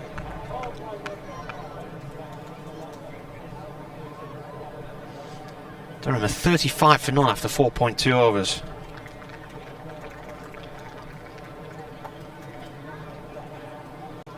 Both batsmen now on 17.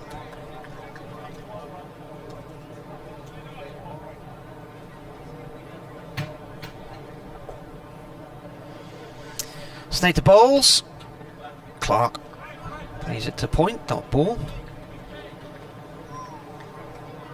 Collected by Luke Beginstein, I think, at that point. The numberless.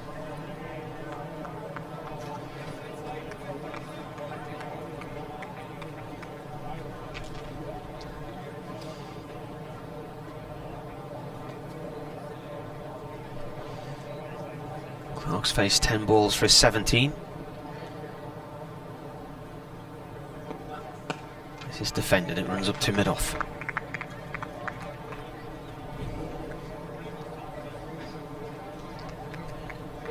2 balls left of the over.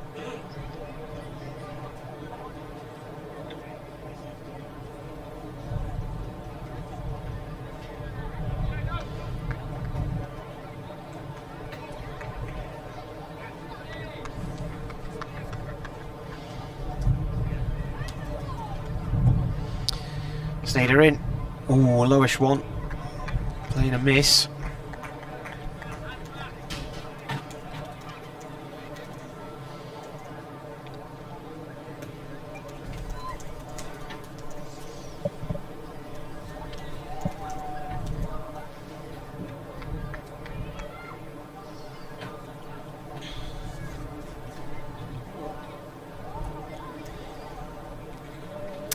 Last ball of the over. Turn 2 square leg by Clark, end of the over. So both batsmen remain on 17 and Durham 35 without loss after 5 overs of the 45, wasn't it? Was that what we were playing? I can't remember. That's correct. Yeah, made a good start of Durham.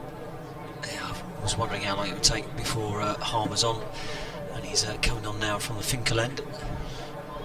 Wesley needs his star bowler to rein these two batsmen back in. But certainly making batting look far easier than Essex did. Yeah, well,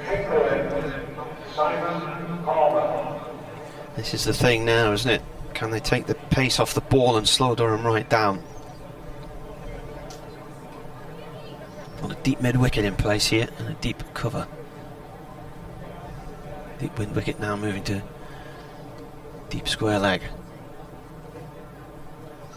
Harmer, right arm around the wicket, punch back over the bowler's head and all the way over, long on four runs. Yeah. Couple of bounces, so Lee's not hanging around eyeing up Harmer. He gives him short shrift straight up. Well, there's another issue here, isn't there? There's this threat of rain around, and Durham have got to keep ahead of DLS. So, which at the minute is 16, and Durham are 39 for none, but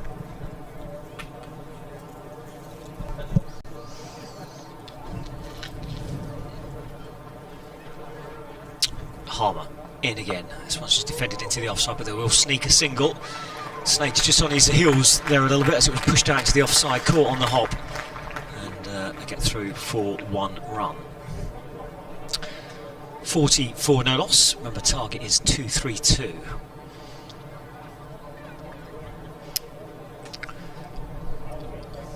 Essex.cricket at gmail.com if you want to get in touch with us.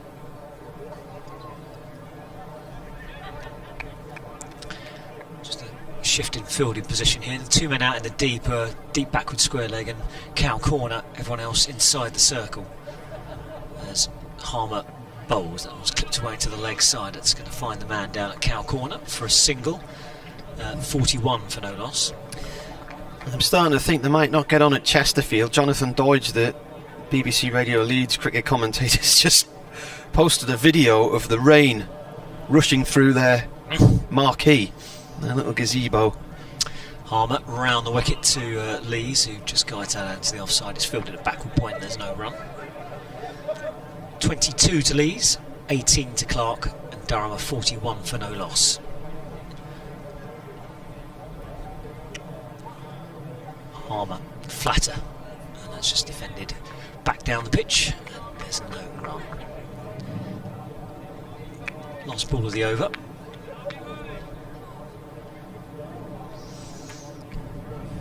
As Harmer turns to come in again, and he bowls, and that's just guided out again into the offside, and again it's fielded by Snater, and again there's no run. So 3 dot balls to finish the over, 6 runs off it.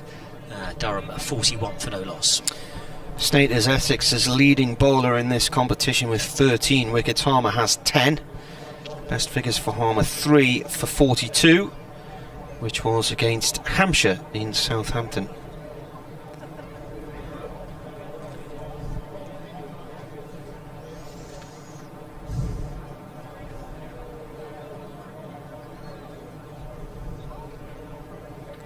Won that one by 3 wickets in their opening game. Hampshire here on Thursday, the final group match will be in Chesley Street. Still raining at Trent Bridge. They still haven't called that test match off yet though. Yep, no play before tea. England could earn a brave draw there after another disastrous first day. But as Richie Benno used to say, disasters happen at sea, not on cricket grounds. Snater comes in the ball, driven by Clark, bounces back into the bowler's hands. He's definitely sort of modelling the John McEnroe 1977-78 look here, Snater. Long, flowing hair, headband on. Tom Wesley's just spotted something he's not happy with. It was a seagull feather sticking into the field, which he's just pulled up and thrown away. Snater comes in and bowls, and that's a wideish ball which is chopped down towards third man to Khushi by Clark for 1. Does look like a pleasant afternoon now, bit of a breeze, but blue sky starting to appear in the west of us, sun shining. If you were clever enough in between the showers, this would be a good drying day. You have to keep an eye on your line though.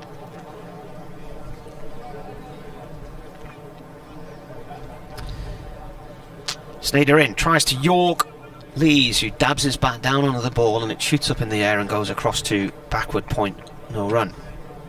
It's been a line in Match still. abandoned at Trent Bridge.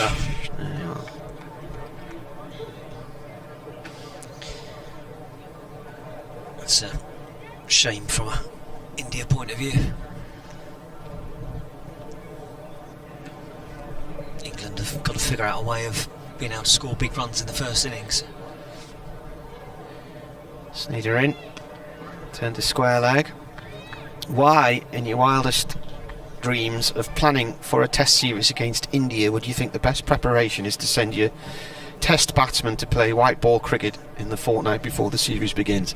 India have played red ball cricket more recently than most of those lads have, because they played a 6-day World Championship test match against New Zealand in, was it June, wasn't it, in Southampton? Not enough red ball cricket's being played, but hey, it's all about the 100. Signal down to third man there.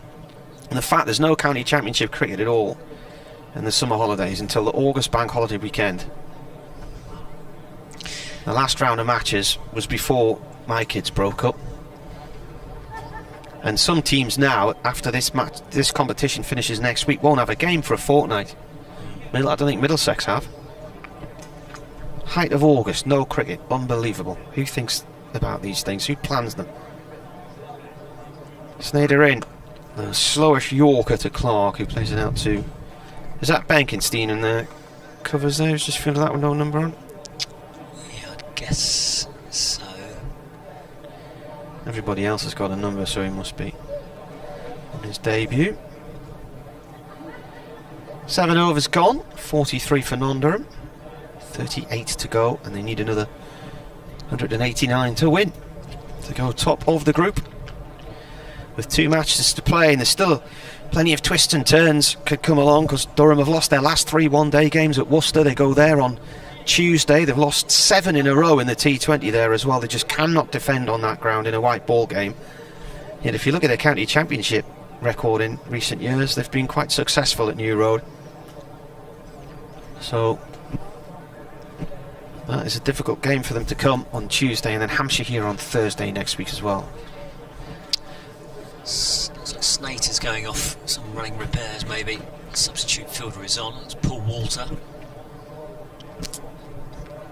And Harmer and Wesley just have a little conflab. Durham 43 for no loss here on BBC Essex, BBC Radio Newcastle. As Harmer bowls, and that's just guided out towards point for no run. Lee's on strike, he's 23 off 26. Clark at the non-striker's end is 19 off 17. Lee's waits as Harmer bowls, a bit flatter this time, punched up towards extra cover, and there's no run. Chris says he's finding this a very frustrating drying day. He's down York, so they've had a bit of rain there. Harmer in, a bit more air this time, and was clipped down the ground for a single to long on. 1 to the total, 44 for no loss, and Lees goes to 24. So it's proved wet in the wet Midlands once again. Got to be a lot wetter there than it is up here. Right-handed Clark on strike as Harmer right arm over bowls. That's punched down the ground. That's a lovely shot, right out of the meat of the bat, all the way back over the bowl's head for 4 runs. Nice clean strike of the ball. Played that nicely, didn't he? God, they've almost got 50 up already. Essex didn't get to 50. Well, I don't think they got to 50 till about the 14th, 15th over, did they? Harmer balls to Lees. Lees cracks this one away down towards deep mid-wicket for a single. 49 for no loss. PJ Mead says the county championship and list A cricket being sacrificed for short-term gain. cut-off time for this innings, 6:36. Harmer bowls, and that's off the pads, worked into the leg side for a single. That's the 50 up. 50 up at the end of the 8th over.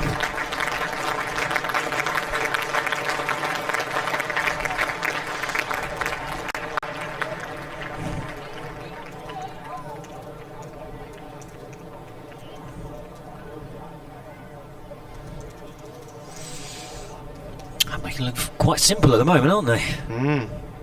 Very, very easy going out there for the Durham batsman. 50 off just 48 deliveries and just half an hour.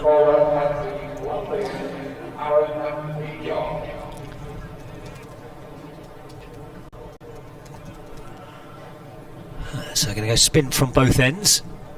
Aaron Nijo bowled really well during the T20 competition.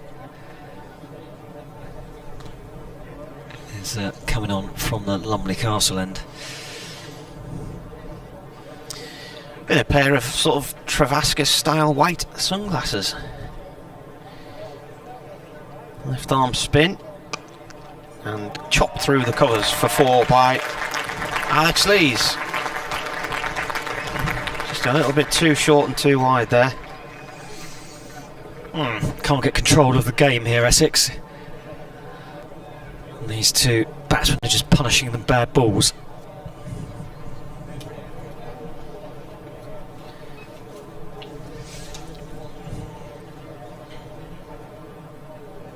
It's taken 5 wickets so far, Nijar, in this tournament this year. Here he comes again, left arm over. Lees plays it back past the bowler and up towards long on for 1. Didn't play against Durham in the County Championship.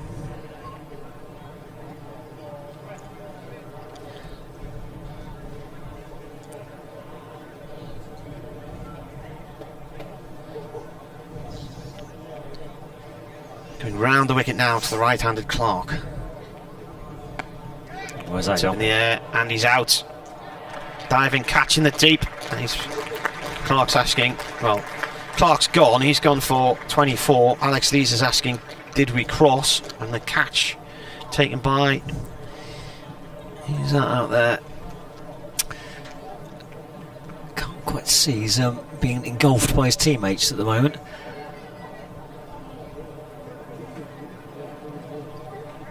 Disappeared into a crowd of players. Yeah, he's in the middle of it all, isn't he? Can't quite see who that was.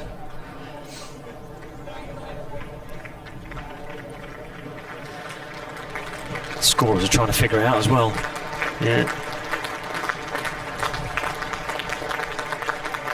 I'm wondering, is it a subfielder or not? Khushi.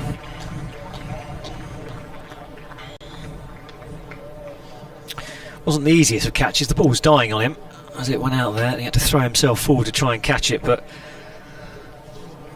55 for 1. So a catch to add to his 100. It was straight in his direction though, wasn't it? I mean, there was all that room on that leg side boundary for Clark to target, and he's put it straight towards the fielder. I think this is Scott Borthwick coming out now. So Durham off to a decent start. Can they keep the momentum going? 55 on the board, 8.3 overs into the innings.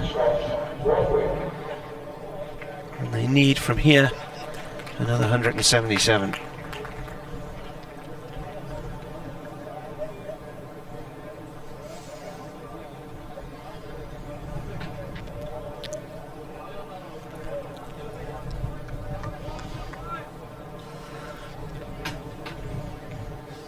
Nijar in bowls, and that's just defended back down the ground.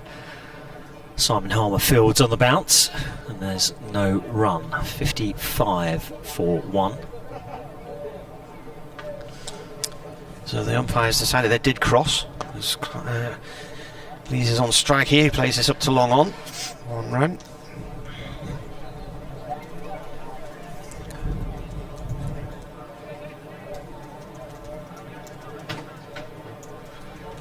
Borthwick just taking his guard.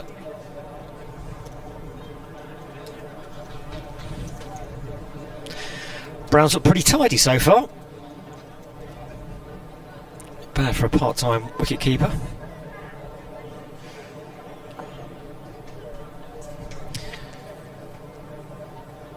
Some discussions going on amongst bowler and captain by those things. Fielding positions being altered. I think they want deep extra cover. Who's Khushi to move around to more of a deep point. They've brought in point to slip. And they're now switching as well. Rymel from he's gone to a sort of deep gully. Nijar left arm over to the left-handed Borthwick. Borthwick plays it up to mid-on. Gets a single. He was run out the other day on one against Lancashire. That is the end of the over. 9 gone. Durham have 36 more overs to go. 36 more overs to go, and they need 175 to win. Yeah, solid start. Essex desperately needed that wicket.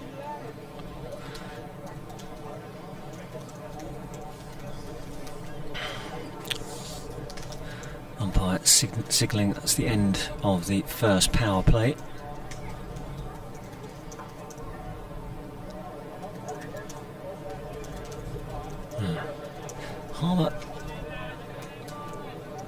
Harmer's vigil is a brief one, just a couple of overs, and Allison's been brought back in from the Finkel end.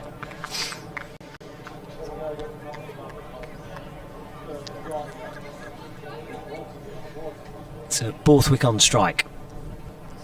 Allison up to the stumps, bowls, and that's left alone outside the off stump, and there's no run. Richard Launge has been on. He says, clearly the introduction of the 100 has been controversial to some, but if you were devil's advocate, how would you adapt current cricket competitions to ensure we have more, quote, new blood supporters coming through the turnstiles? I don't think the 100 was needed. I think if you spent even a fraction of the money that you've spent on it advertising the T20 and promoting that, lots of children who've seen their first games of cricket this season would have seen them at T20 games instead of 100 matches. Allison in, bowls full. It's driven down the ground by Borthwick, but straight to the man at mid-off. There's no run. And we've been discussing this for the last few days on varying commentaries. There's too many T20s. It's not about having just 8 franchises in a new competition that nobody else in the world plays. It's go back to having 3 regional groups in the T20. Less matches. You could actually then squeeze in more first-class cricket and have each other play each other twice in 9 divisions, in 9 team divisions. Here comes Allison again, and that's defended down the pitch to mid-on, and there's no run. Because while everybody was crying about England's batting this week, I did point out on Twitter that when the Test and Counties Cricket Board at the time decided to go down the route of 2-division cricket in the county championship in this country, England had a dreadful test side in the 90s. Sky actually made a documentary series about how poor they were, and then they went to the top of the world rankings. Here comes Allison, bowls full, tries to drive that one, does Borthwick, but thick inside edge, bottom edge of the bat, back to the bowler, and there's no run. 2 divisions of 9, you play each other twice, then it's an even split. There's no playing some of the stronger teams or some of the weaker teams twice and one of the stronger teams only the once. And England climbed up the world rankings and became the top test nation in the world. Central contracts helped as well. Allison up to the stumps, bowls full, and it's turned away to the leg side, a thick inside edge to the man at mid-wicket, and there's no run. I mean, good luck to the players who are earning a quick bit of money in the middle of a normal season, but where does it leave our game in the future in this huge hole in domestic cricket in the middle of August?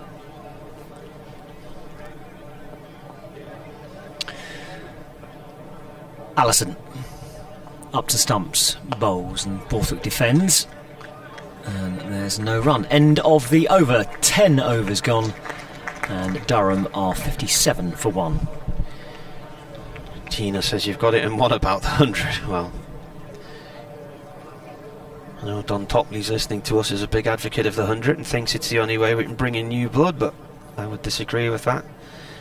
See plenty of children here during the season at the T20s, and club cricket in this area is very busy with youngsters. I mean, the amount of teams some of the clubs have now through All-Stars and Dynamos and other club training schemes for children to get involved. All my 3 daughters have been playing cricket this year. They've loved it.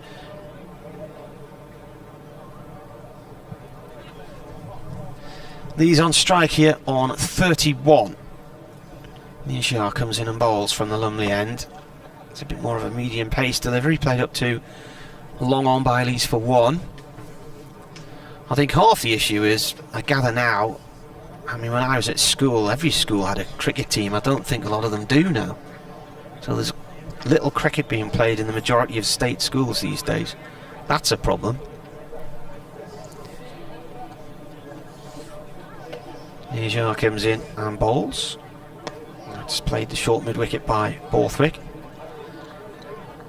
I'm not sure how much football's still played in schools, but I remember my former PE teacher telling me a few years ago the best players in his school weren't allowed to play for the school team because they were at club academies.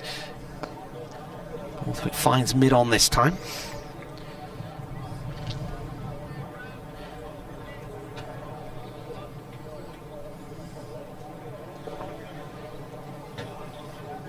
Nijar bowls. Borthwick forward to that, defends it, rolls out on the offside. So, if you have kids, are your kids actually playing cricket at school? And if so, is it a private school or a state school? Let me know at Marty Cricket on Twitter or wearecricket@yahoo.co.uk. Borthwick goes back into his crease and looks to turn that round the leg side. I think that was too high. There's an appeal there from Nijar, and he seemed absolutely incensed when it wasn't given, but he'd gone way back into his crease and it hit him around about the thigh pad. He was also the only one appealing, wasn't he? Yeah, and it looked like it might have been going down the leg side. But other than that, Borthwick plays that one nicely out through the covers for 1. And moves on to 2. And we'll keep strike as well. Pied Wagtail just flying past our window.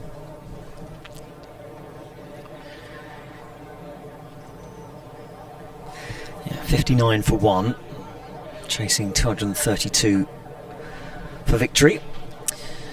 Michael from Witten Gilbert says, Marty, we are the 50 over white ball world champions, yet our governing body appear to be treating our one-day game with contempt. No other cricket organisation around the world would do this to their own game. That's the opinion of Michael in Witten Gilbert, which is 4 miles from here, just slightly to the west of us and south. Here comes Allison, continuing from the Finkel end. Right arm over to the left-handed Borthwick, who tries. Oh, that's a proper horrible misfield. I don't know if it took a little bit of a bobble. It's is that Benkenstein with the... No, it's Wesley with the misfield. Throw comes in, and Lees will get 3 runs for that. Just gone right through him. Didn't get down enough, quickly enough. Yeah, sorry, it's just cost him a couple of runs there. 32 off 34 for Lees.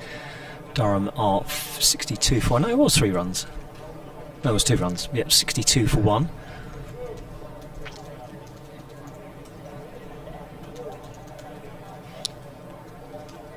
Lees on strike as Allison bowls. That one's clipped down the ground, but it's fielded at mid-on, and there's no run. Men outside the circle are at deep mid-wicket, fine leg, third man and deep cover. Mid-off and mid-on are both up inside the circle.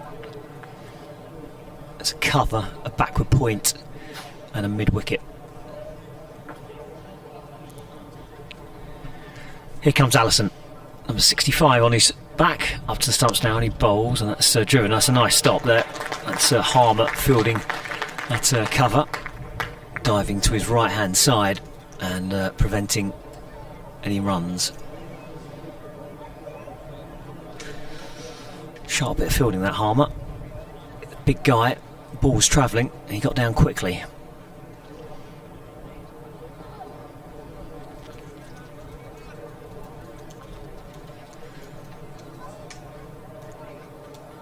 Allison turns to come in again. Sun just dipped behind one of those many clouds up there. Bowls, and that one's clipped down the ground for no run, mid on fields. 62 for 1 here on BBC Essex, BBC Radio Newcastle.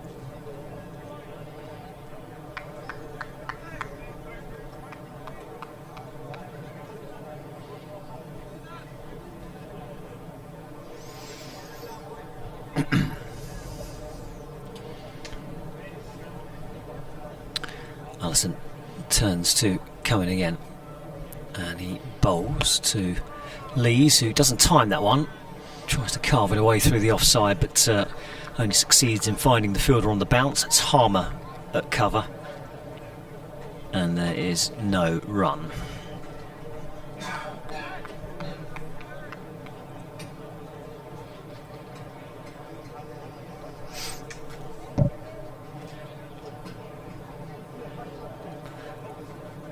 Allison moving in now, past the umpire, and bowls to Lees. Or LBW appeal, huge appeal from Allison, but he cut the appeal short, going down the leg side perhaps.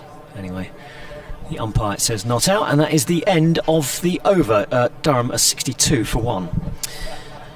Debbie says, I'm not right in suggesting Toppers believes the 100 is the only way to save the game. That's unfair. He, along with others, has been supportive of something that before a few weeks ago none of us had been, or none of us had seen.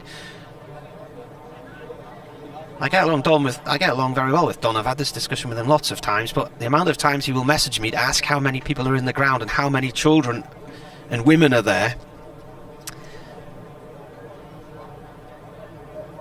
It's not been a problem getting young kids into cricket in this region.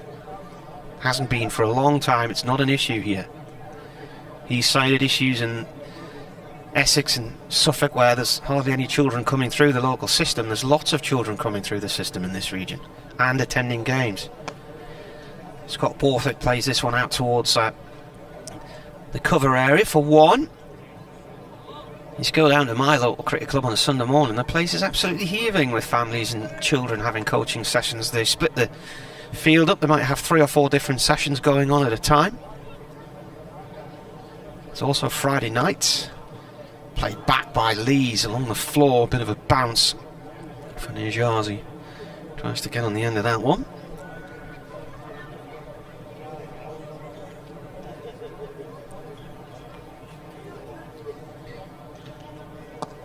Lees flicks this off through towards long on for 1. But I was asked a question earlier, how do you attract children to cricket and the new blood? Advertise the T20, that's your short form of the game. It's what we've been playing here since 2003. Throw some money at that and advertise it properly. Market it. Market it more than it has been. Nijar bowls. Played short by Borthwick to short mid-wicket to Harmer, no run.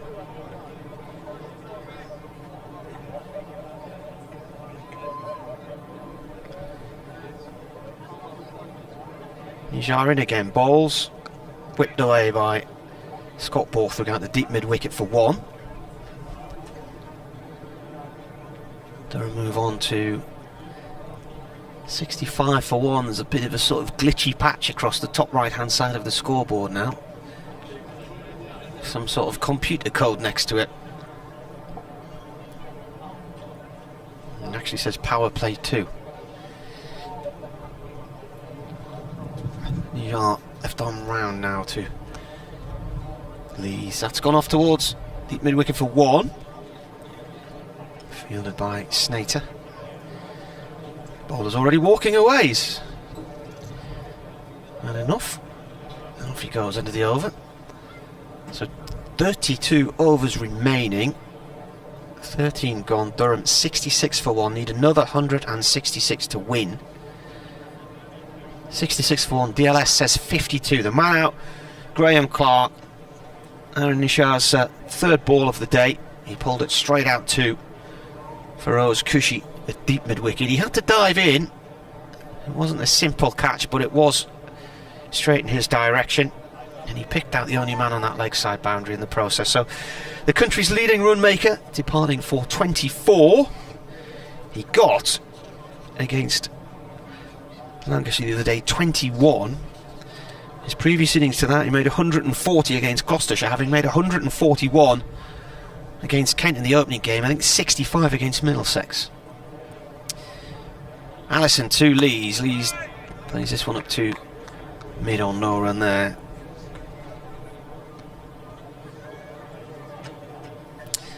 Becca's been on. She says, I'm a Surrey fan here watching the live stream of the game, enjoying the honesty around the 100. I was captain at my state school and had to push to play any cricket at all. Once I left, they didn't play any cricket at all, boys or girls. I believe that's part of the problem, and bring back 16 championship games, like you said, and promote what we already have. Alison. Oh, sorry. Go on then.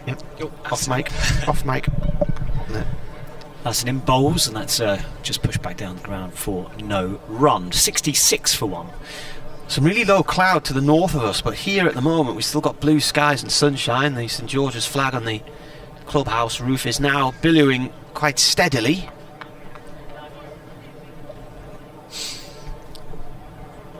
Allison turns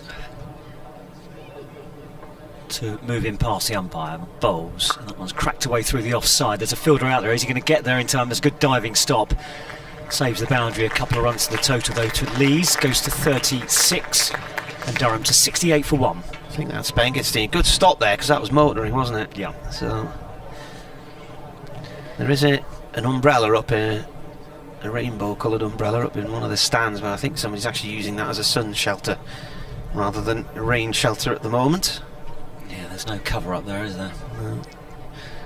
The castle side of the ground. Looks like a really lovely day out there now, though. Quite a few people in t-shirts and shorts. Here comes Allison, moving in past the umpire. He bowls, and that's driven nicely, but for no run.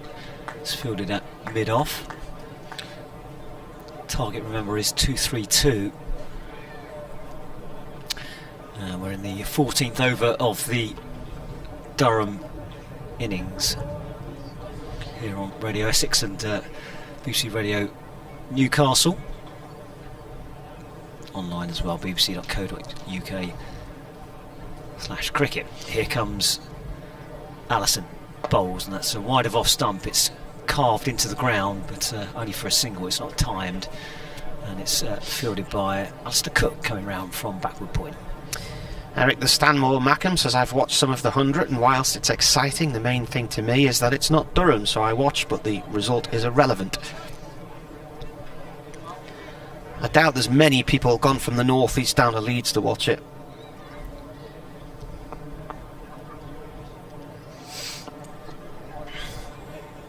Borthwick on strike. He's on 7 as Allison comes in bowls, and Borthwick drives. It's a twisty turn of the bat in his hand as he strikes the ball thick inside edge down towards mid-on, and that's the end of the over. 69 for 1. No, Chris Rushworth, the Durham fielder, he suffered a blow to his hand when he was bowling earlier, and then he went off, so possibly the reason we didn't see him again after he bowled his 8th over. He took his little boy to Leeds last week, and he was a little bit, he's described himself as a bit of a sceptic, but his son really enjoyed it, and as an occasion he said it was great, and he was surprised. But you can have that occasion and that spectacle at the 2020, can't you, with the music and everything else, you know, all the bells and whistles. Here's your left arm over. This is flicked away by Lees out towards deep mid-wicket to Snater for 1. I mean, what's the feeling around Essex? Because you haven't got a franchise, you know. Got to go down to London to watch a game. Yeah. Well, think many Essex fans are bothered about the 100? I haven't really spoken to any of them about it. I suspect quite a few Essex supporters who are just after this delivery. It's played by Borthwick to short mid-wicket to Harman, no run. Quite a few of the Essex supporters are based in London for work, so yeah, it's not too much of a stretch to travel after work one day to go to see a 100 game at the Oval or Lords. 96 miles from here to Headingley. Borthwick goes down the track and launches one back over the bowler's head for 4. Nice shot. Good use of the feet. He moves on to... Oh, the scoreboard's gone. 11, I think he's gone on to. Oh, they're showing us a sign of a 4. Okay. It's just a bit of a shame that the group stage of the T20 competition sort of really finished just as the restrictions were all lifted. Yeah. So you couldn't really get the full supporters in the ground. Borthwick pulls this one up to mid-on. Yeah, that was the thing, wasn't it? I mean, and when Durham played Essex here in the Championship at the end of May, there were Essex fans here who travelled 250 miles to come and see their team in the flesh for the first time this year because they couldn't get in at Chelmsford. Borthwick with a little flick into the air, safely on the leg side for one, down to Snater. Yep, strange old time. My girls watched one of the matches on the TV a couple of weeks ago when I was down in Beckenham, but I don't think they've shown any interest in watching any more. They quite liked it, but they've never mentioned it again. Oh, playing a miss here from Lees, and they're appealing for an LBW, but it's ran off behind the keeper for two. Leg by signal, but I think that was outside the line of off stump there. See if we see that one again. Probably won't now. There we go. Nice. He's stepped way outside the line of off stump. It's pitched miles out, bent back in, but also hit the thigh pad area.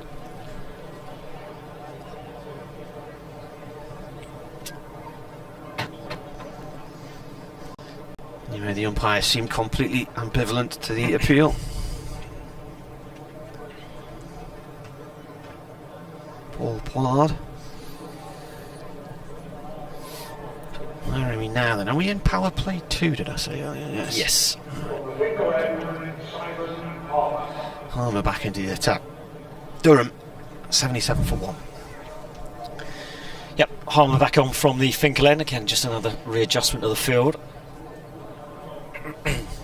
One slip in. Essex need wickets. 155 required for Durham to win this game, as that one's pushed down to the offside. They run through for a quick single. Nicely taken there. Just pushed the ball to the right of the fielder. It's Nijar. Was it Khushi? Can't quite see.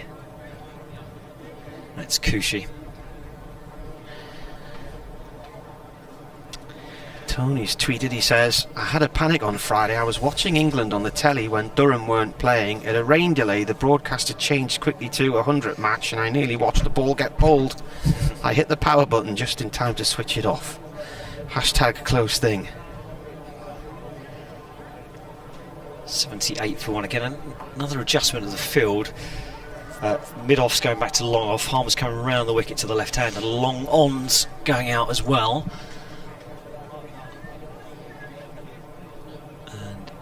Bowls to Borthwick, who just drops it into the offside and comes through for a comfortable single. 79 for 1. When I'm talking about the 100, you've also got to bear in mind the political background to what the ECB did to Durham in 2016 in relegating them while trying to get that system through and everybody agreeing to it. Here comes Harmer.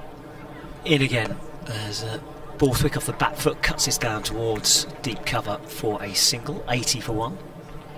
Durham's debts at the time weren't anywhere near some of the debts of the bigger counties like Yorkshire, for instance, or Warwickshire, but there were a number of issues for Durham. They had been sponsored by a bank that went bust, which in itself of course is a rarity. Northern Rock.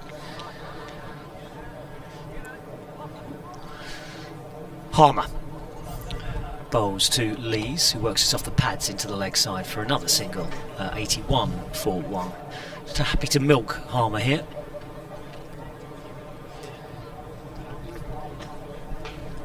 They were victims really of the banking crash, and unfortunately the debts, the loans that Durham had then went off to another bank, and who eventually called them in.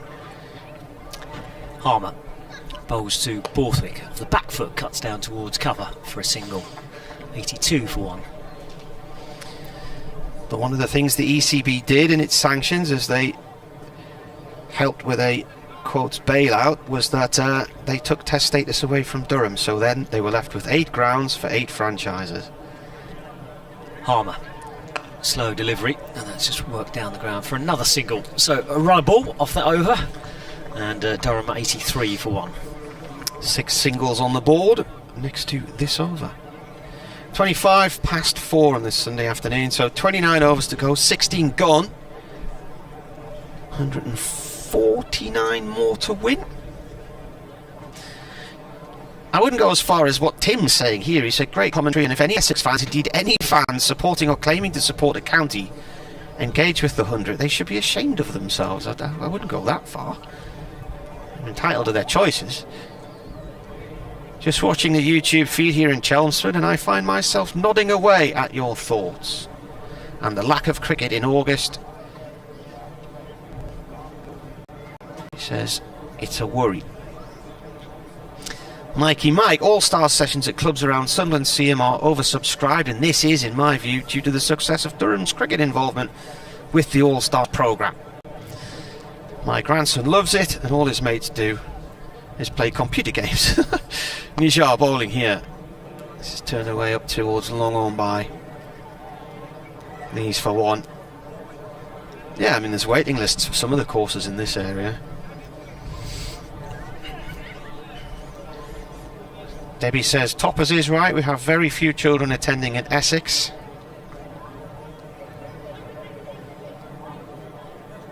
Nijar to Borthwick. This is played wide of good shot. It's away for 4. Didn't think it had the legs. He's pulled that off the back foot, just beyond the grasp of short mid-wicket, and across and beyond mid-on the discs and away for 4. Up towards long on. Who's number 77 in there then? Who's that? Nijar again, cut the other way this time by Borthwick, off towards the point boundary. Snater. Plom? No, it's not. Yeah, it's another sub-fielder.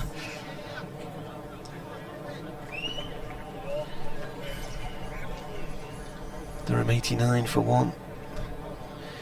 Nijar comes in and bowls. This is played off towards mid-wicket for 1 run by Lees.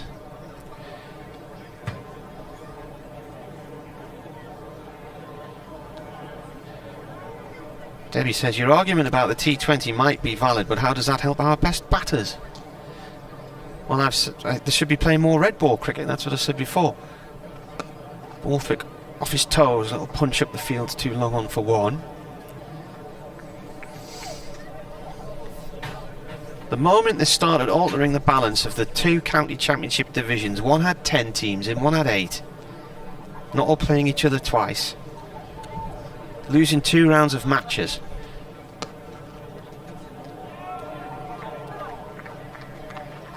Good diving, stopping the covers there off Lees. So actually, I'm not suggesting more T20, I'm suggesting less T20 and more red ball cricket. So go back to your groups of, was it 6 in the regions? Yeah, 3 groups of 6 in the T20, play each other twice, because at the minute they're playing 14 matches, and really is ridiculous that Durham are travelling down to Northampton on a Wednesday night, or to Worcester and Birmingham, and then use the time saved to play 2 more rounds of county championship, 2 divisions and 9, as it was. It worked for years, it was excellent, and England went to the top of the world rankings as a test nation. Harmer continuing from the Finkel end. Yeah, Plom's just gone back off. It's swept into the leg side, fielded at short fine leg, there's no run. Got away with that one, Harmer. That really should have been put away for 4. Picked out the fielder. 91 for 1 here on BBC Essex and BBC Radio Newcastle. As Harmer bowls again, that's just dropped into the offside by Borthwick. 21 off 28 so far. Was there some drama series on the telly called The 100, like Games of Thrones or something like that, was it? Was there something?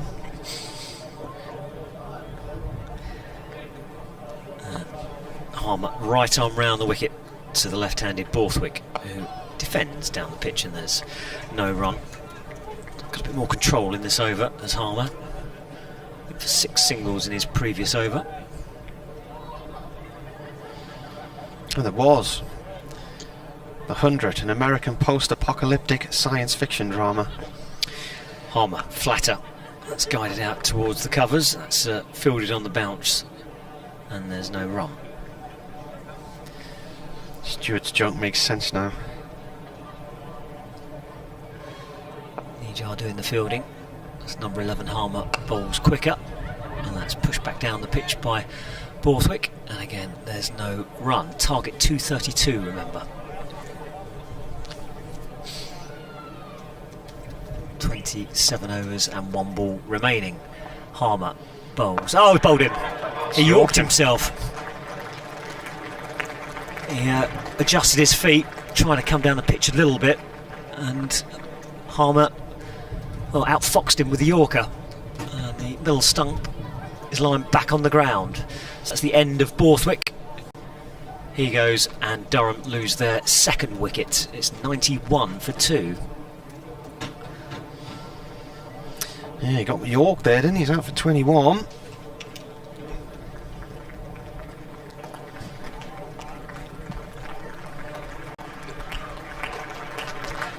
Off 33 deliveries. He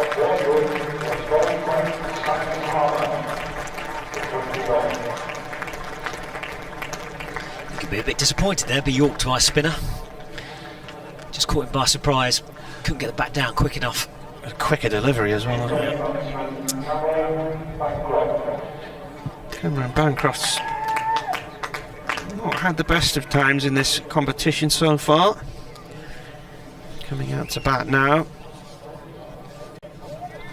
He has so far made, can't even find him, where's he on my list? There he is. 94 runs. High score of 60. He's had a duck as well.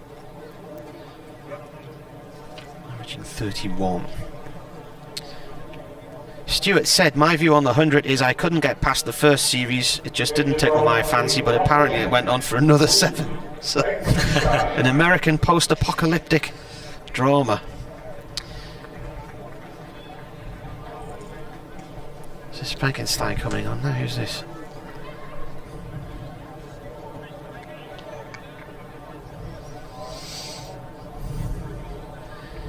Wicket maiden for Harmer, the scoreboard tells us. This first ball is bowled by Benkenstein, wide of the off stump.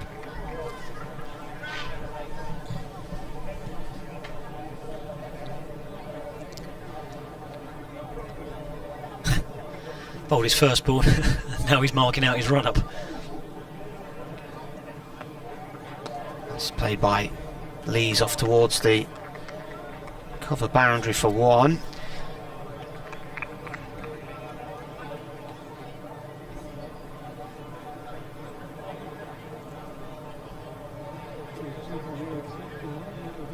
Partnership for last week, it was worth 36.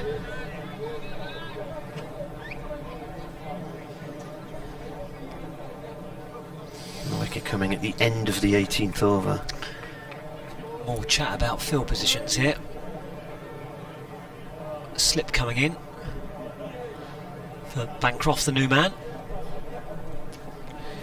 Right arm over at the back of the hand here from Benkenstein. He's appealing for LBW as it's paddled around the corner from Bancroft, and it's gone off for 4. 4 off the bat, says the umpire, hence the not out from Paul Pollard. Yeah, very, very delicate. That just guided down the leg side.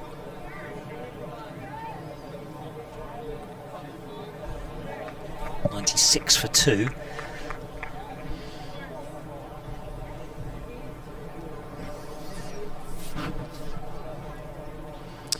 In comes the ball again.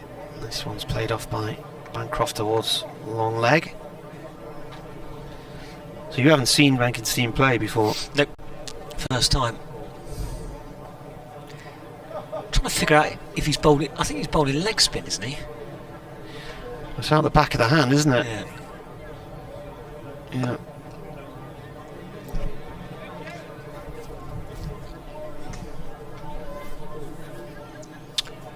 I think he's got a sort of similar delivery pattern to. Come back to the second. Yeah.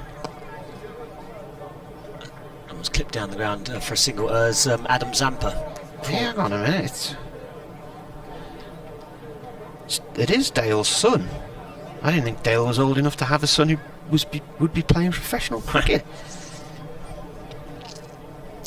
I've still got in my head Dale's kids were all little when he was here. Of course, they've grown up a bit now. When did he leave? 2014, I think. 2013 he left. 2014, something like that. So.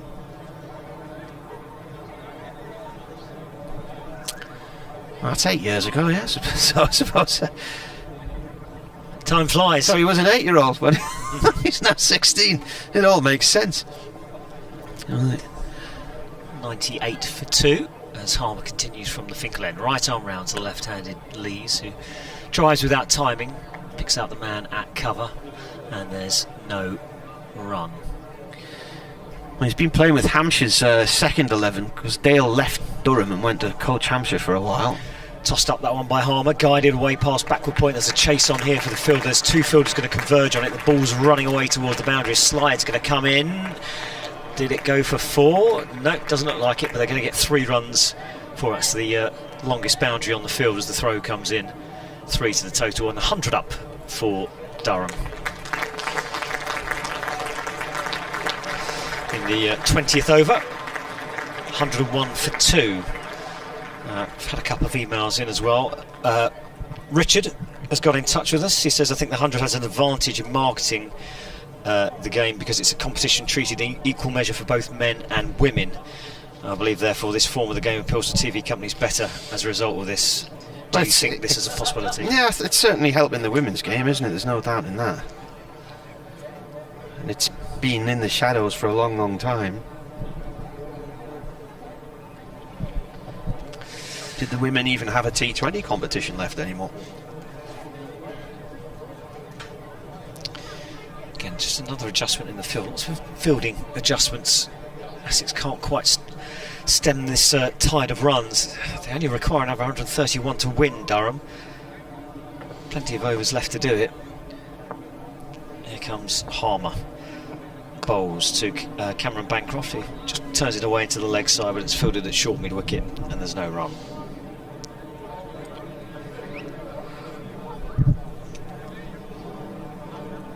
Harmer back at the top of his mark again.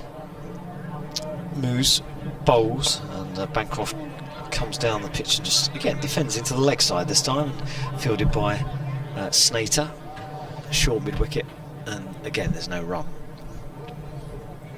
Another fielding position adjustment. Mid-on's going back to the long on. Harmer right arm round to the right-handed Bancroft, who has a big LBW appeal. He's given him. Oh, he's out LBW, sweeping again. Has that been his Achilles heel? Yeah. Plumb in front of the stumps if he hasn't hit that.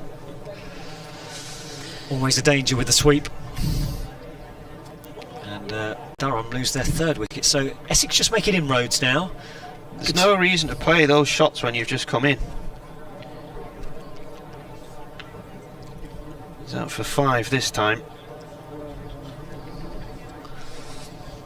And 101 for 3.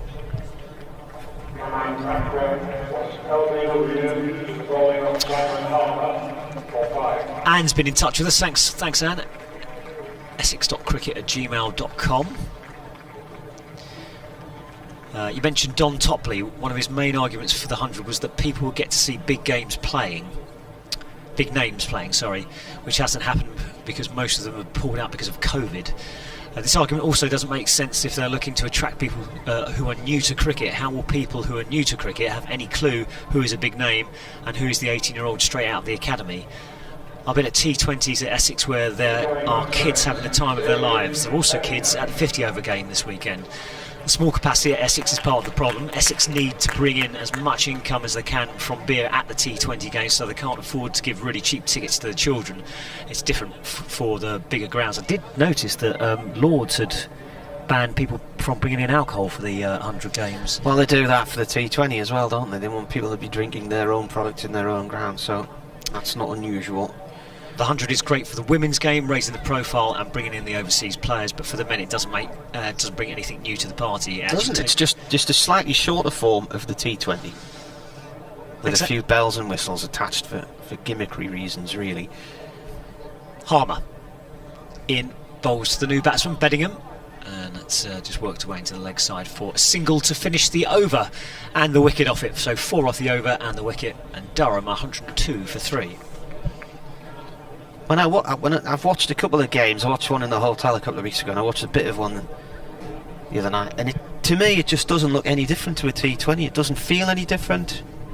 You know, you had the women playing at the Oval, and I saw remarks on Twitter about how the queues for the ice cream stall with all the young children in tow were longer than the queues for the beer tent. And they look great. They're attracting the family crowd they've gone after. The following night the men were playing, and it was just like a boozy T20, a normal boozy T20 night. And the queues for the beer tents that night were far bigger than the queues for the ice cream. So from the men's game point of view, it's more or less attracting the same audience that the T20 fans would go and watch. Begenstein in again here. It's gone down the leg side. It's a wide, which is always going to be their problem, isn't it? Because I don't think you can prevent that sort of crowd coming up unless you close all the beer outlets. Oh, well, people want to go for a few drinks and a night. It's a night out, isn't it? Beddingham plays one through the covers. Just looking at Cameron Bancroft's recent scores in the tournament. So he's out today for 5. He got 3 against Lancashire, 31 against Gloucestershire at Scarborough. This is turned away by Lees off towards square leg. None against Middlesex. He had a 60 at Kent, so that's been his good innings. And then we're into the T20s, but I think when he got the duck against Middlesex, he was out LBW sweeping second ball on that occasion. Oh, now Begenstein has bowled Beddingham for 2. And Durham are suddenly in a spot of bother here. I did say at half-time it would all depend on just how much control the slower bowlers in this Essex lineup could get of the game and of the ball. Durham now 105 for 4, and he's just totally played at the wrong line there. Beddingham never moved his feet. Big gap between bat and pad, and he's been bowled. Well, it was a good start from Durham, but now Essex just fighting their way back into this.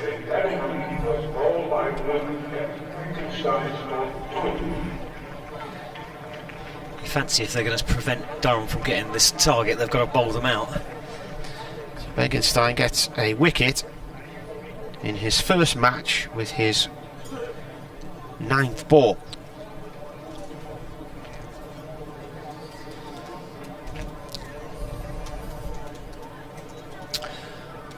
See this new batsman coming in. So spinners doing the job for Essex so far today. Nijar, Bekenstein and Harmer all chipping in. Harmer's got 2, Bekenstein 1 and Nijar 1. 109 for 4.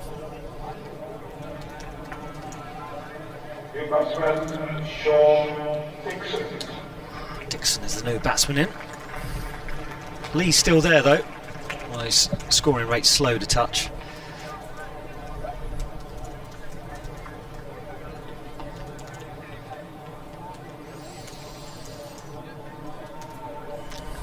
Couple of ice creams coming up. Cup of coffee as well. Very nice out there. It's cloudy out there, but the weather's quite pleasant. Slip in for the new batsman Dixon as Bekenstein bowls. That's pushed away through the offside.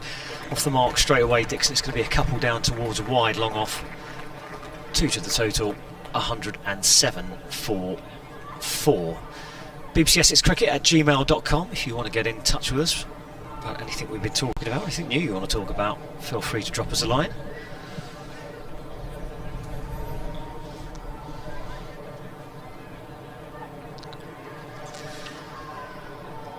Durham have lost 3 for 13 here. Benkenstein in. Oh, that's a short ball pulled away. Yeah, it got what it deserved. That was a hit me ball. It's gone for 4 runs, I think. And just bounced in front of the steps away to our left-hand side, opposite end of the ground to the Lumley Castle side. 4 to the total at 111.44.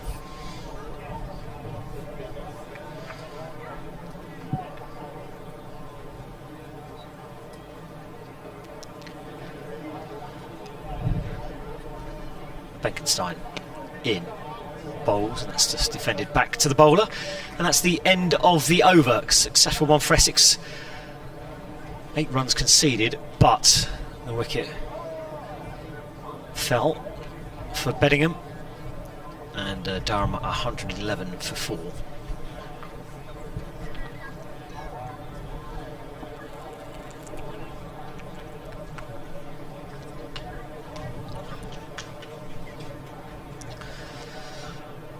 A few of the crowd just looks as if a few of them are making their way home. Maybe getting home in time for some supper. It's Black Beauty on. Next delivery just 50 for Lees. Yeah, Gone about his work nicely. And that comes up in 63 balls, 6 fours. Another half century for him. So he's had a century and 2 half centuries in 5 innings in this game, in this competition, I think.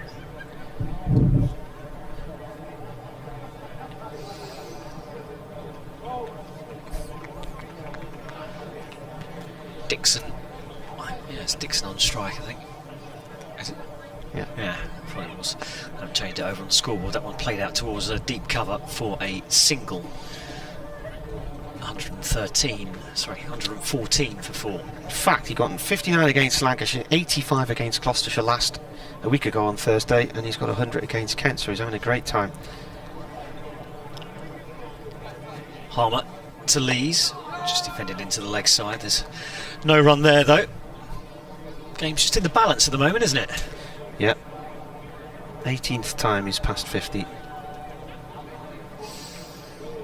Harmer in again, flatter, faster delivery, and that one's turned away off the pads into the leg side towards mid wicket. A single to the total at 115 for 4.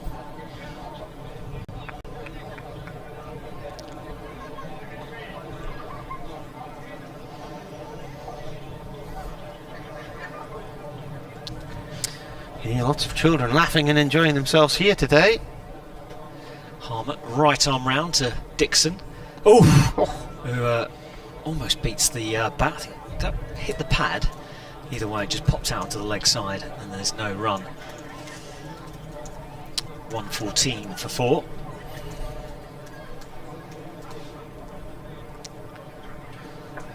Harmer in again as Dixon comes down the pitch and defends that one away into the offside, and that's the end of the over. 114 for 4.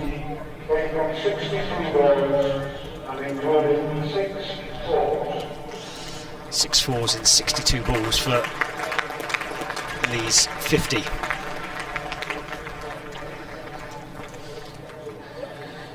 So halfway stage of the innings almost. It will be coming in this over. 22 gone, 23 to go, and another 118 to win.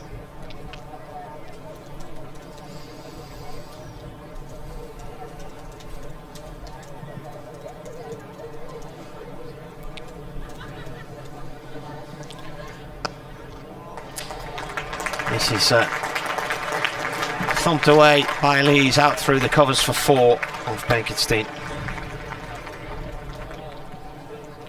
Yeah, just lost it out of his hand there, did Benkenstein. His mum was an international hockey player. I think she was more well known than Dale was at the time. Dale came and joined Durham in 2005 and had a very successful career here. Played by Lees to backward point. He captained Durham to their first county championship title in 2008, and then promptly resigned the captaincy. Said he wanted to concentrate on family life.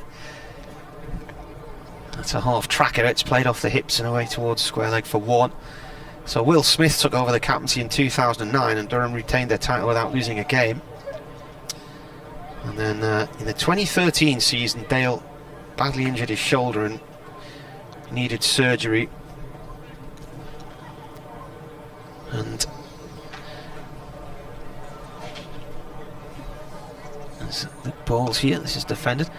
He'd had a comment, according to what I was told by him and other people, he had a conversation with Jeff Cook and had agreed that he would take on the coaching role of the team in the T20 that year to help ease Jeff Cook's workload.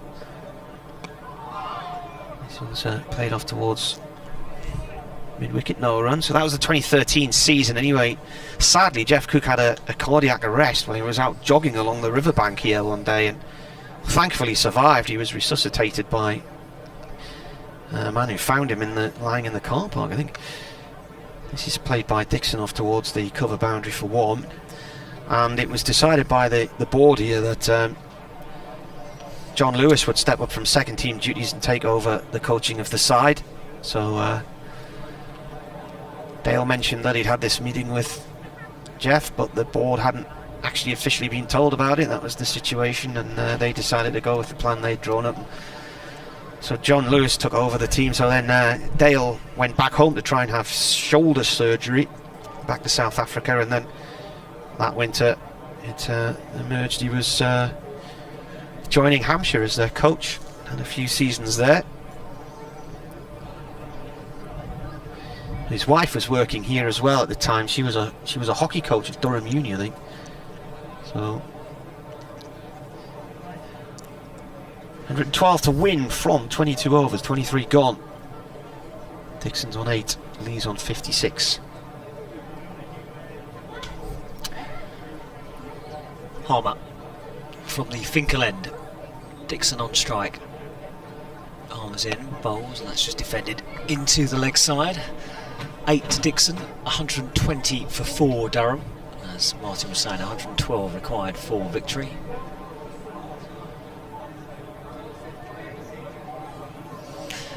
Target is 232. Here comes Harmer.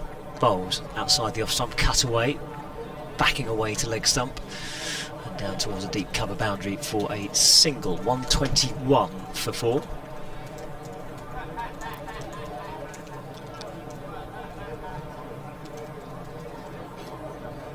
This is the 24th over of the innings as Harmer bowls. It's just dabbed out into the offside by Lees, and there's no run. Harmer with his wraparound shades on. Moves up past the umpire and bowls flatter. And that's defended back to the bowler. And again, another dot ball.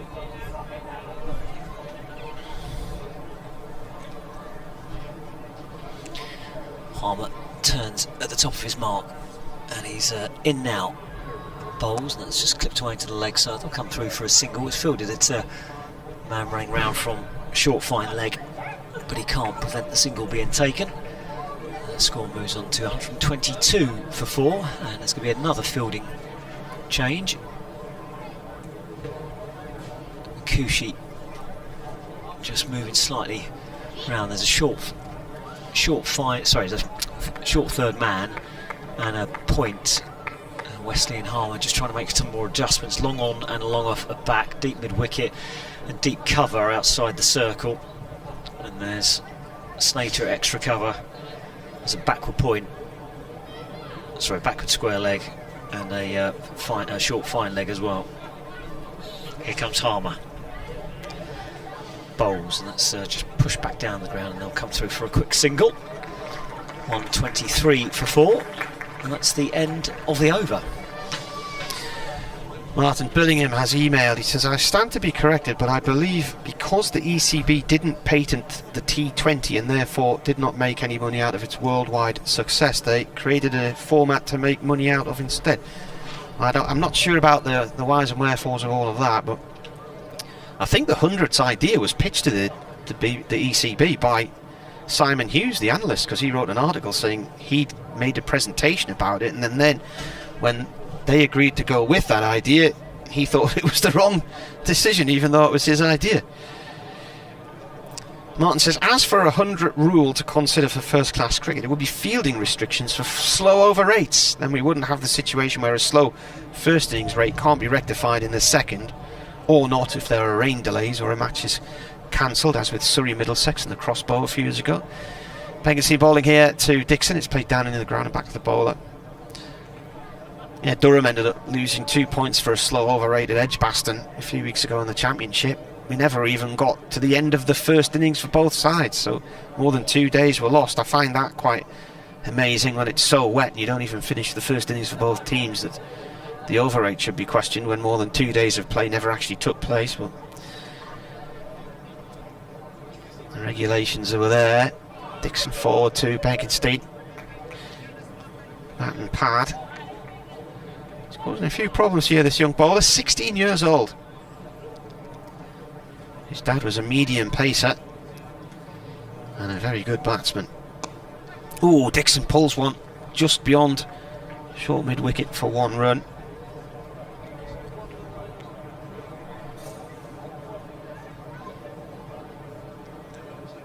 He did hold the record, Dale Beaconsteen, for the most centuries for Durham, which was 22, and then I think Paul Collingwood broke that in the end. Here's his son. That's a poor ball. Just as I've given him praise, he bowls one down the leg side, a half tracker, and it's pulled for 4. And he looks a bit disappointed with himself, hand on chin.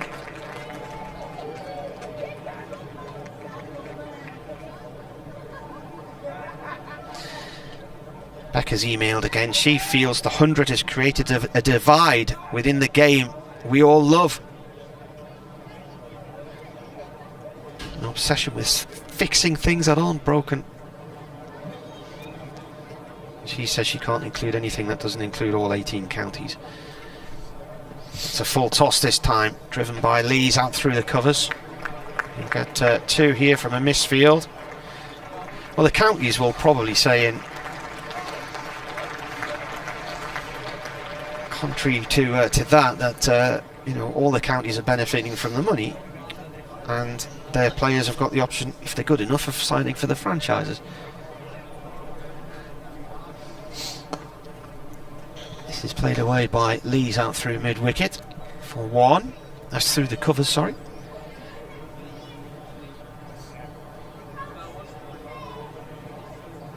She says, I'm not sure about the other counties, but the amount of children we have coming through the gate at Surrey at every game, whichever format it is growing year on year, and it's great to see.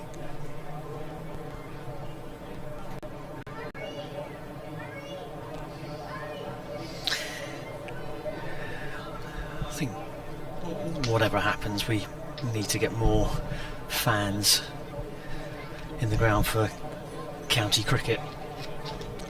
4-day cricket on. Yeah.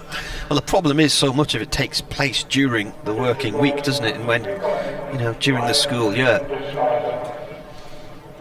Ryan Tender-Scars is going to come in here. We were told a few years ago that 125,000 people filled in a questionnaire about how they wanted the future of cricket to be, and they didn't want county matches on a weekend, particularly on a Saturday, because too many people were involved with their own club cricket teams. So for a while it was Sunday starts or it was midweek championship matches, and then after 2 or 3 years that went by the wayside. Tender-Scars from the Finkel end, right arm round, bowls to Lees, who just dabs that down towards the third man boundary for a single. 132 for 4. We were told there was a big plan to try and get T20 matches on a Friday night, but how many Fridays can you squeeze in when there's so many games have to be played on a Wednesday or a Tuesday or a Sunday, Saturday afternoons? So there's not that many Friday night T20 games, are there? Tender-Scars, top of his mark, right arm over to the right-handed Dixon. It's full, driven away through the covers as a fielder out in the deep left, so it'll just be a single. Nice looking shot, but just for 1. 133 for 4. Martin's been in touch with us. He says, I think he agrees with you here, Martin.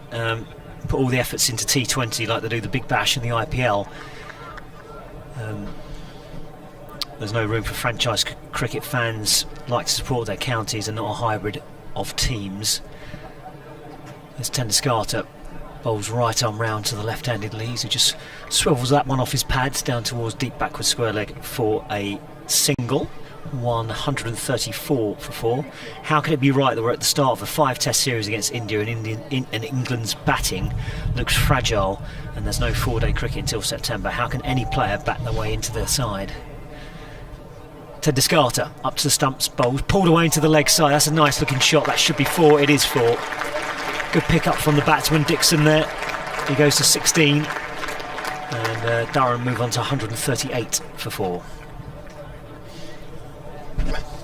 Richard Lange says he contacted the Court of Arbitration for Sport when Durham were relegated by the ECB. He said Yorkshire, according to their official website, have reduced their debts as of February 2020 to 18.3 million, down from 24.6. Tedescarter bowls, and that's guided down towards the third man area for a single. 139 for 4. I think at one time they were up about 25 million, something like that.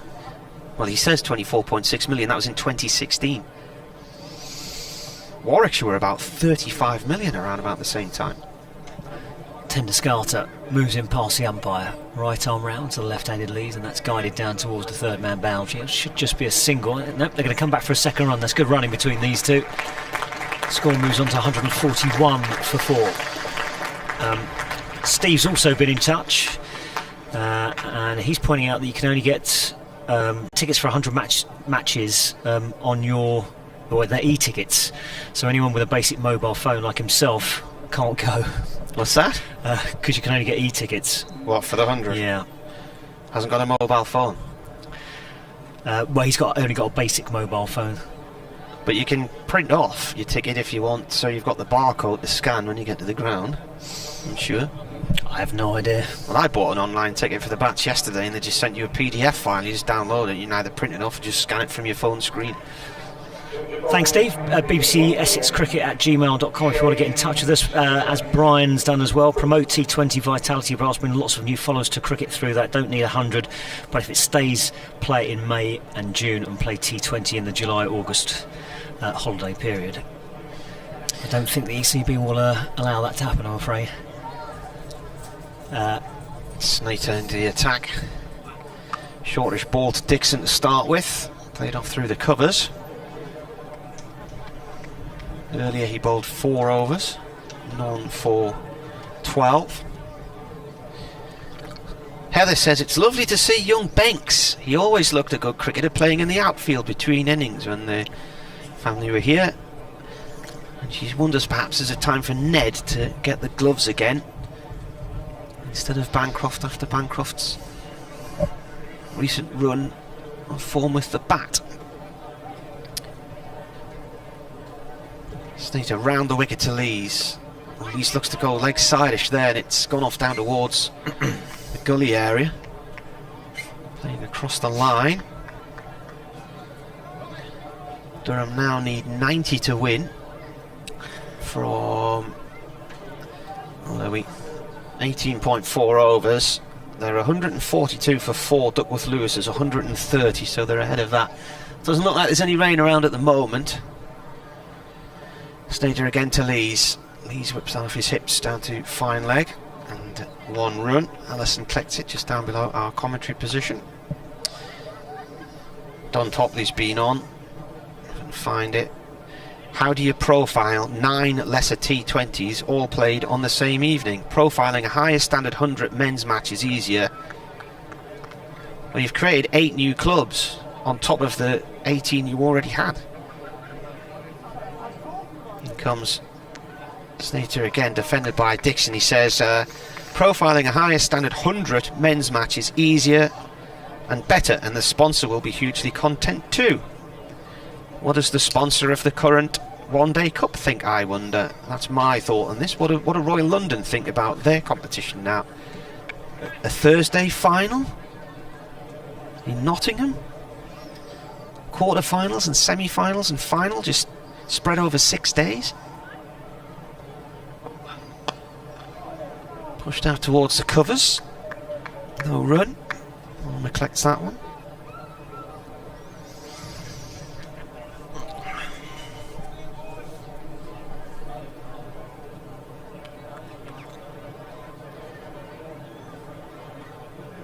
There's a regular call for less county sides, isn't there, which worries me. You can understand why. As Sneijder comes in here, this is defended by Dixon. In massive countries like South Africa and Australia, they play far fewer first-class matches because the centres of population are just in so many small locations, aren't they? Whereas in this country it's densely populated, and you know, we've got a decent motorway system, and there are enough people here to serve the counties and to continue providing a group of clubs. In fact, it's gone up from 17 to 18 since you know, Durham arrived on the scene in 1992.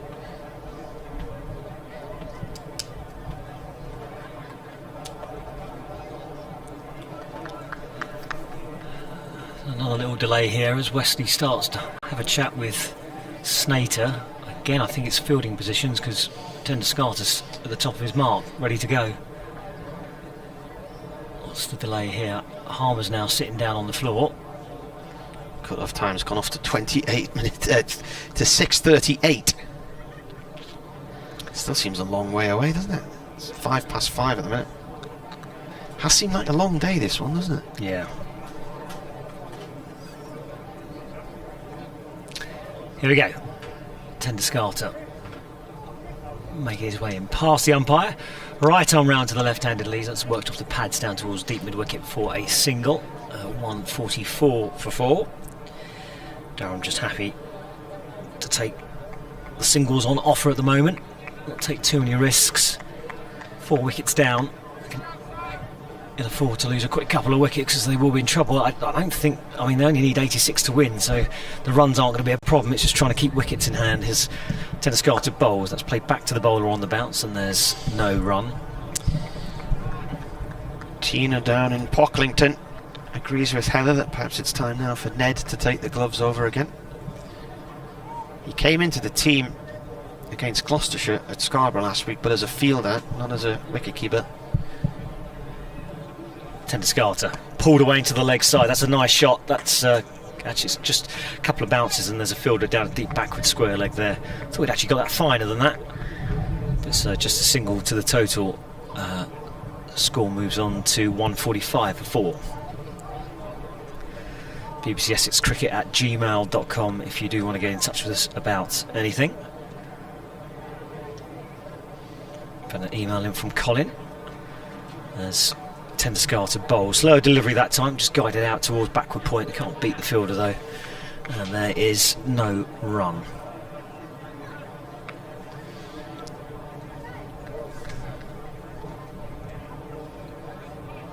I'll get your email in a second here, Colin. Just wait for Tendescarter to finish his over. He's around the wicket to the left-handed Lees, who drives nicely into the offside. It will just be a single as Allison fields at mid-off, and there's 1 to the total. 146 for 4. If the money spent on the 100 was spent on subsidising and improving outgrounds such as Valentine's Park, Ilford or Barron's Southend as in the past, instead of Essex only playing at Chelmsford, then new faces and cash would pour in as Tendescarter bowls. That's defended, and there's no run. I'm also saddened that so few schools have extracurricular sports and activities at weekends or after school hours run by dedicated teachers, as in my secondary school days back in the 60s. Thanks, Colin. BBC Essex Cricket at gmail.com. We would, when I was at school, we had cricket matches maybe twice a week. Had cricket practices on at lunchtime. And I would play for Whitburn under 13s as well. There were a few county school matches that we used to play too. Go up to play Northumberland or wherever. Yeah, from my memory, I'm pretty sure we only used to play like a handful of cricket games at my school. When I was in the junior school, there was one of the schools, which was Ocean Road in South Shields. They didn't have a school field, so they played every game away from home. So 146 for 4 Durham. 86 needed to win from 17 overs. Lees is on 71. Nijan back into the attack. Not 1 for 27 earlier from 5 overs. His wicket was with his third ball. He got Clark caught at deep mid-wicket by Khushi for 24. It was in the 9th over of the game. It's the first wicket to fall. Every time Lees plays a shot, he then gets ready for the next delivery. Always stares back at his off stump to see where it is just as the bowler's coming in.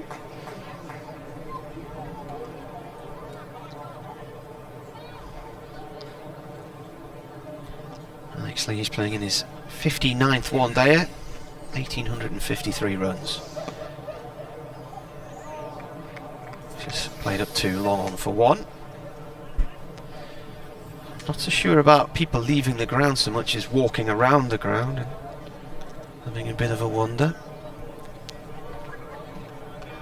Sometimes this time of the afternoon people will leave the pavilion to come to the eastern side of the ground so they can get a bit of sunshine, because the pavilion's often in the shade on an afternoon. Dixon plays to mid-off, no run.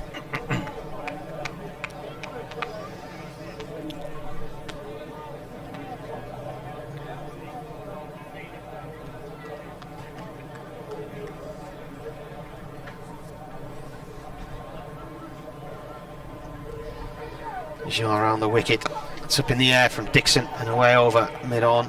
Harmer chasing it towards the long-on boundary, and it skips over the rope in front of the northwest terrace for 4.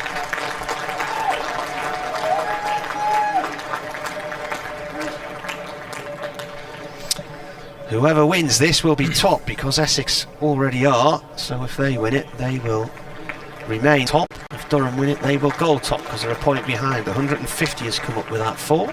29 overs.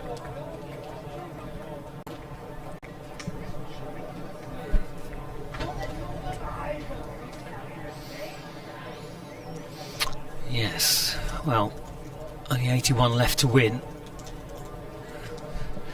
Just settled back into a rhythm now, Durham.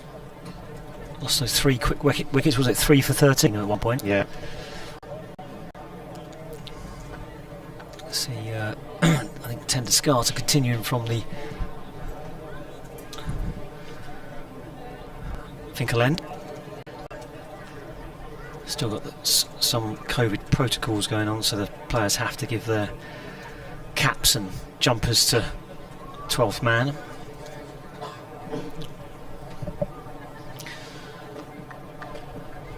Tender Scars just adjusting his field again, bringing backward point. It's Alistair Cook just in a little bit closer. Third man back outside the circle on with long leg.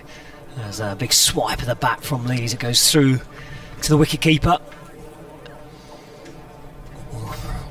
Got a lot of the Essex players with their hands on their heads with that one. Must have been close to the off stump. Bright sunshine now. It's very nice out there. People think we sit in the sun, you know, and just have our feet up all day. Tender Scarter in bowls, and that's played down the ground. Nicely down the ground. It's beaten the dive at mid-on. It's gone for 4 runs. Harmer might have done better there, but it was struck sweetly. It's a quick outfield as well. And they just require 77 now to win.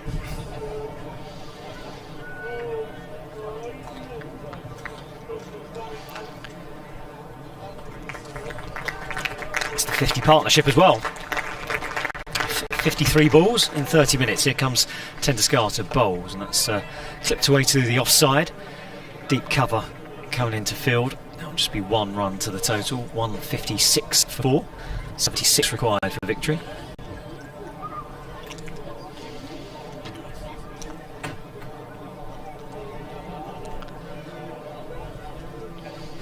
A few more supporters just moving about.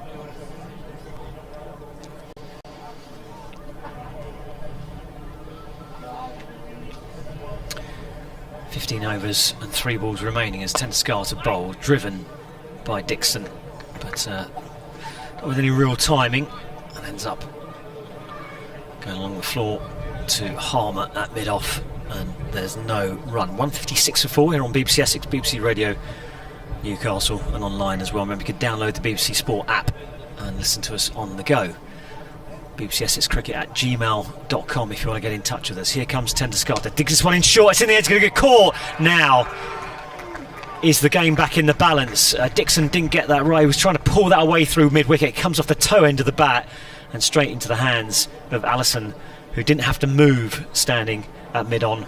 And Durham lose their 5th wicket. 150, I think that's 158 for 5. Just right shot, just wrong execution, I think. Yeah, he's picked the man out, hasn't he, at mid-on? And that makes things very interesting. Is this Luke Denisi coming out now, or is it Neil Travaskis? Travaskis, I think. It was dug in short by Tenduskarta, but didn't really get up, so it was there to be hit by the batsman. And he was trying to pull it around the corner, but he got the timing all wrong. He just ended up skewing it to the man at mid-on. So Essex will feel they're very much in this game, as will Durham. Just 76 required. It's not a huge amount of runs to get. They've just got to keep their wickets intact. So what do they need now? 76? Yep. From 15.1. One thing they can't afford now is another mini collapse like they had earlier in the innings with lost 3 for 13. If that happens, then Essex will probably romp away with this. A few people getting some refreshments from the bars around the ground.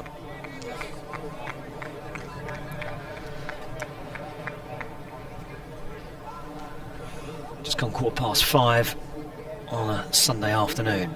Tenduskarta back at the top of his mark. 1 ball remaining in the 30th over.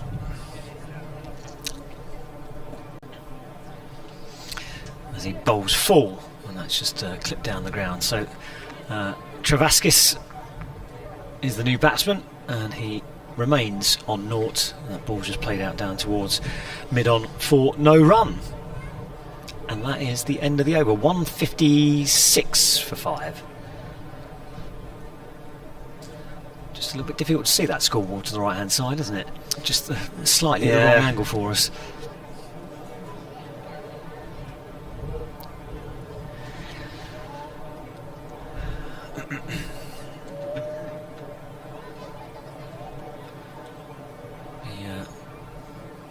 So Wesley's bringing himself on from the Lumley end. So 4 spinners on show today for Essex.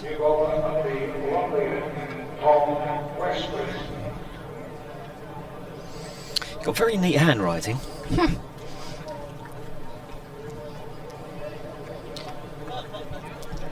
Lastly then, the skipper bringing himself on. I said spin bowling and slow bowling would prove crucial in this game. Indeed, it's proving to be that way.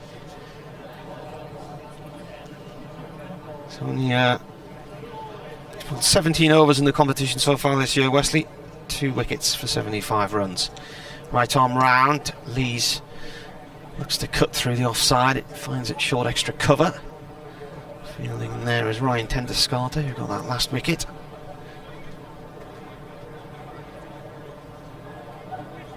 Wesley in again. Lees plays it to mid-on. This could go right down to the wire, this one. Yeah, very much so. Tense, nervous, headache final hour coming here. It's going to be nip and tuck, isn't it? Yeah. Wesley in again. And played away by Lees upfield. Too long on for 1. 1 more wicket, I'd give Essex a slight advantage. I think at the moment it is very, very finely balanced. Remember, they only Durham still only needs 75 for victory.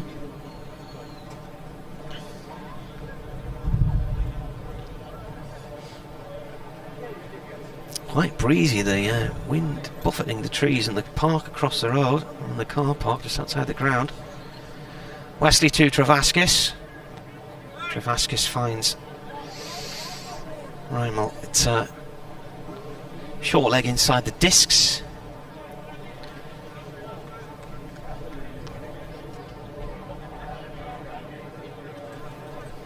BBC Radio Newcastle with you, BBC Radio Essex. Wesley in once more. Cut by Travaskis past point. There's a man out on the boundary who will field it. Khushi. I mean, one run. Yeah, there's no need to panic for the moment for Durham, but they've just got to keep an eye on that run rate, because if Essex decide to go with all their spinners, they could very quickly get through those remaining overs. They're only fractionally ahead of DLS as well. Yeah. Lees finds mid-wicket, no run. Harmer's there. He's now checking the bottom of his bat after mistiming that shot. End of the over, 14 to go, 74 to win.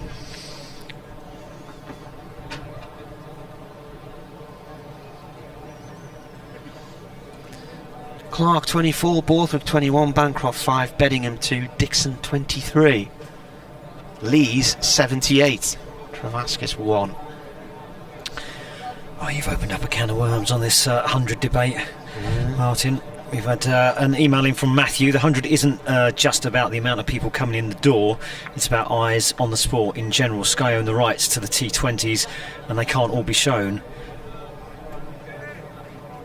This tournament gave an opportunity to show on terrestrial television, and every game is able to be shown. I was sceptic at first, being heavily involved with a lot of young cricketers in this country. You can see they're passionate about it. This next delivery just turned out into the offside, a shy at the stumps, and that must have been close. Hands on heads for the fielders around it. It was Allison with the throw, and it was Travaskis with the dive to make his ground. The kids are passionate about it, right? My kids are coming home and they're getting sticker albums from All Stars Cricket and Dynamos Cricket. The ECB could have given sticker albums to promote T20 sides as well, but they've thrown everything into the one hat to promote the 100, and it seems to me at the cost of lots of other aspects of the game. Tenduscarter in, bowls back of a length, carved away down towards point. There's a chase on here for two fielders. He's tearing after it, but is he going to go? Oh, that's a brilliant bit of fielding. If he's managed to stop that from going over the rope, that's a tremendous bit of a fielding. I think he has as well. Can't see who that is, but he's getting a good round of applause from pretty much everyone in the ground there. That's tremendous. Is that not young Banks? If he turns around and there's no number on the back, then yes, I think it is. It's difficult to see from here. It looks like him, but what a bit of fielding that was. Anyway, 3 runs to the total, 162 for 5, 70 required for victory. I'll finish off Matthew's email. You can see they're passionate about it. He just thinks that the purists need to have a bit more of an open mind and move with the times. Here comes Tenduscarter around the wicket to the left-handed Lees, who tries to thump the ball but with no timing. Ends up with mid-on, and there's no run. So it's nothing to do with purism. They have chosen to set up a brand new competition and throw all of their marketing money at it, and now it must succeed. Tenduscarter, number 27 on his back, up to the start ball full, looking for the Yorker. It turns into a full toss, but it's not timed by Travaskis, and there is no run. It's mid-off. Robert's been in touch as well, following a debate about 100. If it's designed to encourage families into cricket, then why is it being run just as the vast majority of clubs wind up their junior sections for the season as Tenduscarter bowls? That's defended out into the offside. Will the interest last until next April when the clubs start again? Bob? Yeah, I know a lot of clubs have now finished their All-Stars programmes, but I think my club's going to continue with its own version of some kind and try and have some training and coaching through the summer holidays as well. Have some matches. Tenduscarter around the wicket balls, and that's driven up toward mid-off. Another shot. The stump's coming. Oh, he's dropped his bat there. Travaskis, he gets through for a single. Back, I think, just got stuck in the ground there. And again, if the throw hit the stumps, I think he might be in trouble. Anyway, he's not. Bat's lying out the foot outside the crease, isn't it? But I think he's had an issue with his gloves there, and I don't know whether he'd already loosened his gloves, ready to take them off and swap them, and just lost grip of his bat in the process as he was running in. Richard Launch says, when Durham had international cricket status, there was a decent number of cricket fans from the borders and southern Scotland who used to come to the ground. Losing this international status was a blow to these fans. Cricket had been growing in Scotland.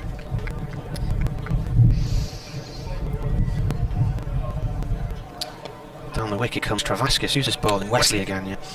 Trying to remember who was on the last over. Thought it didn't look like Harper. Colin's been in touch with us. Well, thanks, Colin. How many under-16s drive to matches miles away from home during school holiday time to watch games emasculated of stars by players drafted by the 100? It's gone down the leg side. It's a wide. Nice little take that from Brown. Drafted 200 and replaced by second-team players. One Day Cup, etc. will risk losing sponsors. I could say, although London won't be happy, I guess they got it cheaper this year. I don't know, maybe they didn't. Will they be here next year, or when this current deal comes to an end? Will they think they want to continue to sponsor the competition? It'll be interesting to see what happens. I mean, one advantage is obviously with all the star players going, you do get to blood the youngsters like Essex are doing. To turn that round the corner, they're appealing. I think that's come off the gloves, actually. Lee on strike with a little sweep shot around the corner. Yeah, it's come off the gloves. Actually, was convinced it hadn't. All these lads start somewhere, don't they? I mean, you look back over the recent years of the T20 and some star names like Mark Wood only occasionally played in the odd county championship match, which tended to be once a year at Trent Bridge, but they get a run out in the white ball competitions, and that's where you generally see them first. Sweep from Travaskis out towards square leg for 1, fielded by Vegetstein. I mean, the Durham lads who've come into the side here, particularly Luke Deneathy, 2 half centuries, 4 wickets the other day. Lad who's recently been playing for Benwell Hill in the North East Premier League. Great exposure for him. Cut this time to the point boundary by Lees, and look at the 2 lads who got the 100 runs on the board today. Khushi. For Essex, Khushi playing in his first List A game gets 100. Rimmel gets 40, 46 was it, or 40? 40. It's defended by... What was he out for? I can't tell if I've written a 6 or a 0 there. Khushi? Rimmel. He was caught on the boundary, wasn't he? Yeah, for 40. End of the over, so Durham still requires 64 to win. Essex at the same stage were 142 for 4. So Durham comfortably ahead of that, but lost one more wicket. Turned into a very, very nice afternoon. And Harmer's going to come on from the Finkel end. 12 overs remaining, 64 required. Just over 5 and over, isn't it? 5.1? 5.3. Current run rate's 5.1, so they only need to up it slightly. Harmer, number 11, coming round the wicket to the left-handed Lees, who backs away and just punches it into the offside. Tenduscarter fields at cover, and there is no run. 168 for 5 here on BBC Essex, BBC Radio Newcastle. Cast myself, David Brett, and Martin Emerson from BBC Radio Newcastle, and it's turning into quite a close finish as Harmer bowls full of length. Can't beat the fielder at cover, and again there's no run. 4 overs since the last boundary, but that did come just 2 balls after the previous one.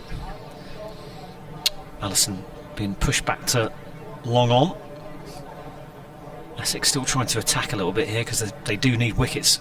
If they've got the men in the bat, they will probably get there, Durham, as that ball just tapped out into the offside, fielded by backward point, and a run to the total, 169 for 5. Harmer will only have 2 overs left after this one. Be interesting how much more spin Wesley decides to bowl. It's not so much the spin element of the bowling, it's the taking the pace off the ball element on a slow track. That's the thing.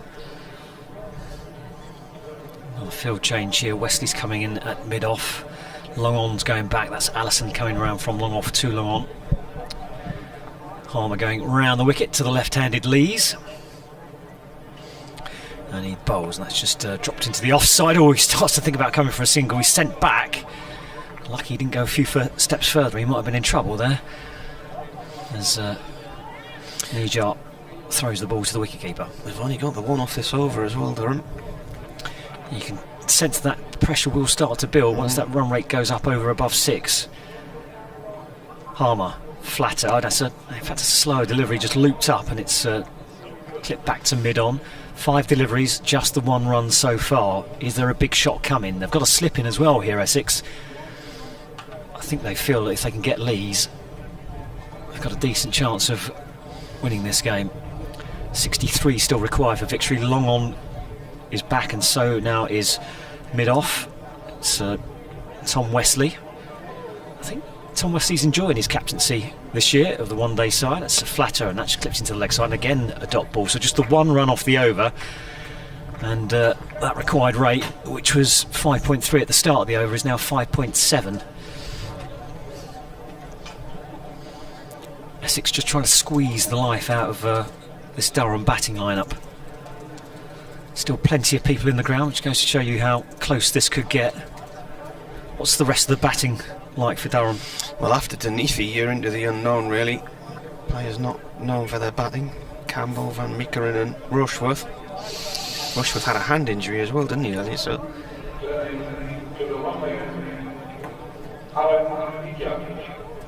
sticking with spin.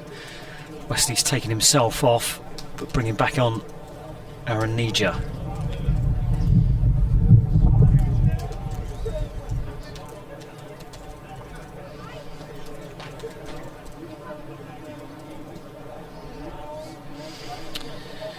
Jar bowls these, plays that up to 1 for 1.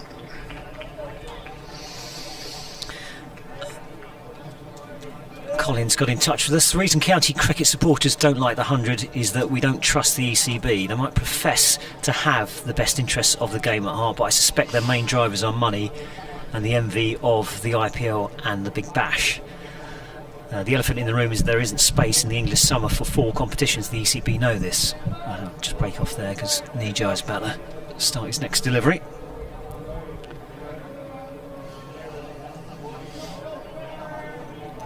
Nija in.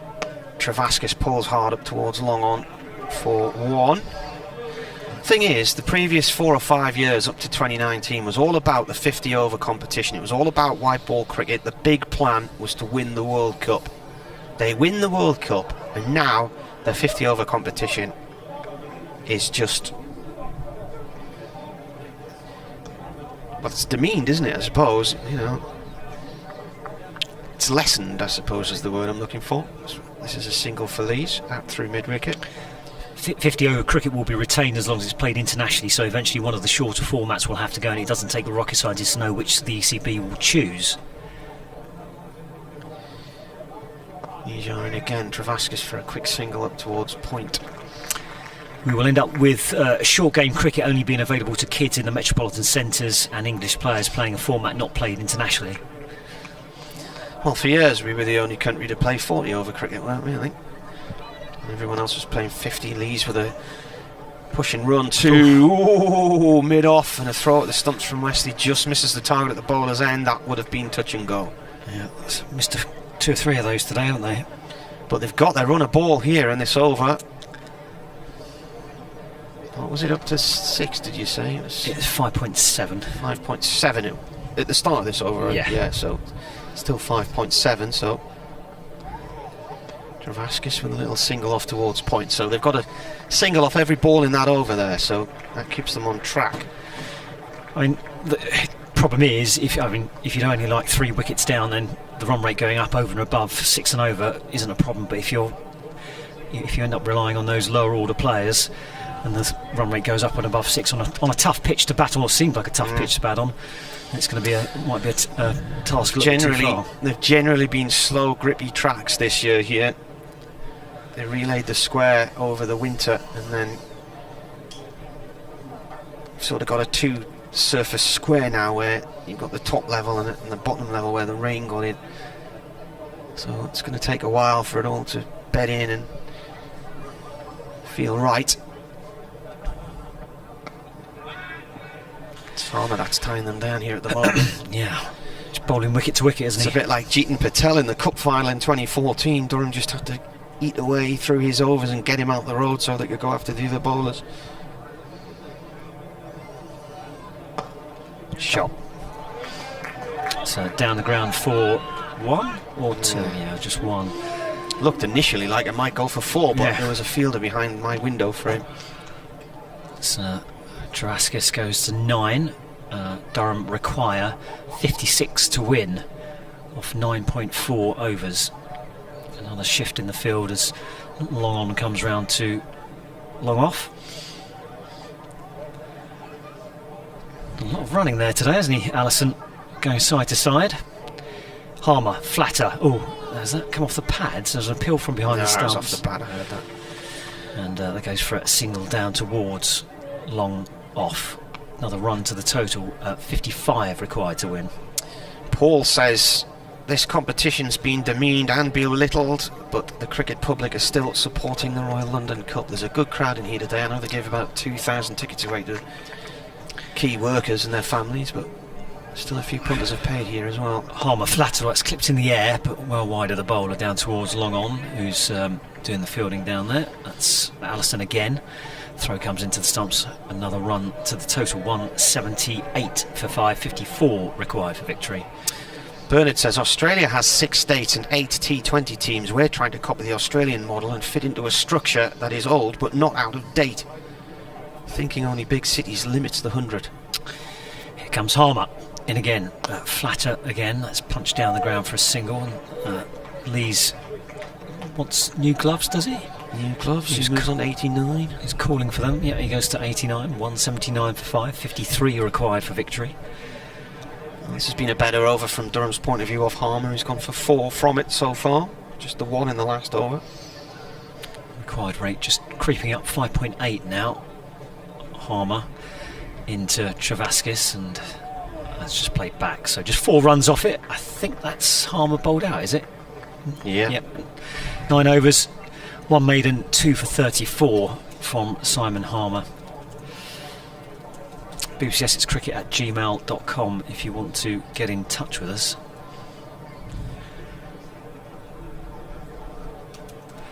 It might have just been the Big Bash. I've only been to one Big Bash game, but when I was out there, no one seemed to be actually interested in the cricket. It was more like a social thing, just people chatting with the cricket going on in the background. But I don't know if that just happened to be the one that I was at. Where were you? Sydney. It was there's 2 teams in Sydney, isn't there? Sixers and wherever the other one was, so it was the local derby.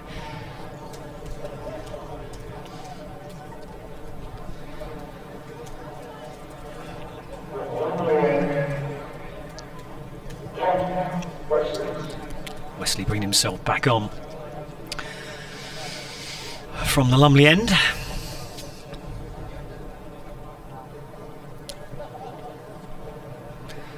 Lee's on strike on 89. 53 needed from 9 overs then. At 5.9 and over. Wesley, right arm round the wicket. Lees plays it out into the covers for 1. Trickier for these two just to keep pushing away, and then get into a position where swing the bat the last few overs. I think what target the boundary. I think what the counties have got to get right is just the pricing for these things. You know, make it affordable and accessible for everyone, so they haven't got the excuse of not coming. So if you price it, I don't know, £10-15 to get into a game. It might be about that. They come to watch this, and that sort of rings a bell. Wesley to Travaskis, who drives up towards mid-off. 1 run, good stop.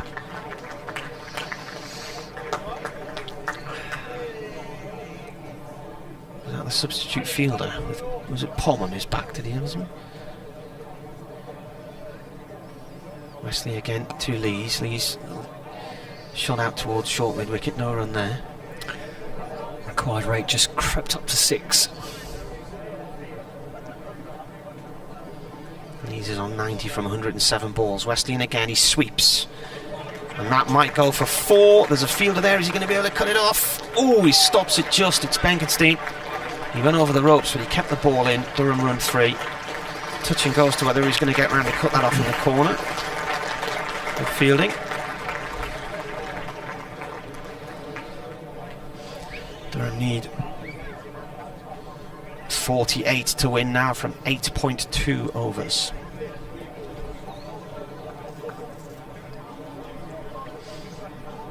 Lancashire have 8 points from their rained-off game today. Durham get a win on the board here. They'd move on to 9 and go top. That's a sweep from Travaskis, but there's a man around the corner there in Rymel, and he cuts it off. Short leg inside the discs.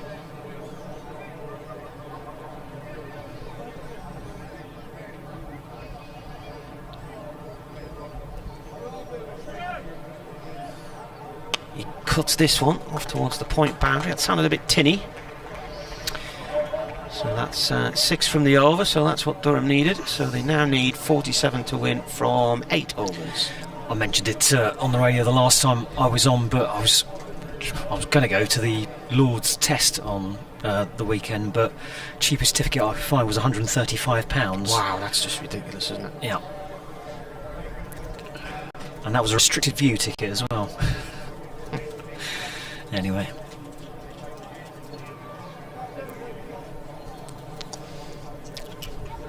£185 for 5. 47 required for victory. And as long as Lees and Travaskis stay there, Durham should be able to do this. Essex will be desperate to sneak a wicket here. Allison coming back in from the Finkel end. They're going to start at Chesterfield. Start? Yes. How many overs aside are they going to be? 10. What constitutes a game these days? 10 overs, yeah. Well, Derbyshire have batted their 10 overs, 108 for 6. The last video we saw there today, there was rain coming through the press marquee. So 108 for 6, Derbyshire in 10 overs. 10 overs constitutes an innings in a one-dayer. Nottinghamshire, 73 all out at Cardiff after being put in. And Glamorgan 69 for 1 now. So Allison top of his mark. Travaskis on strike, the left-hander. He's going right arm over to the left-handed Travaskis. And Allison bowls. Oh, that beats the outside edge. Through to the wicket-keeper. Nice delivery first up. Kent made 105 in Beckenham. Hampshire 72 for 3 in the 15th of a 24 over game. Lancashire, Worcestershire abandoned. Middlesex, Gloucestershire cancelled because of coronavirus. Northants made 305 for 6 in 46 overs against Somerset at Northampton. Somerset 135 for 5. So if the match is cancelled, do they just share the points, or do they try and play it again? Everybody now has to have an average point haul per games played in the group. Here comes Allison bowls, and that's edged. Yep, it's edged behind, so Essex do make the breakthrough, and it's that change of bowling at the Finkel end. Allison gets his wicket, and Durham, wow, they're on the precipice here. 185 for 6. That run rate's just crept up over 6, and now we're getting towards the tail. Well, you've got Luke Denisi to come in yet, who can do a good job with the bat.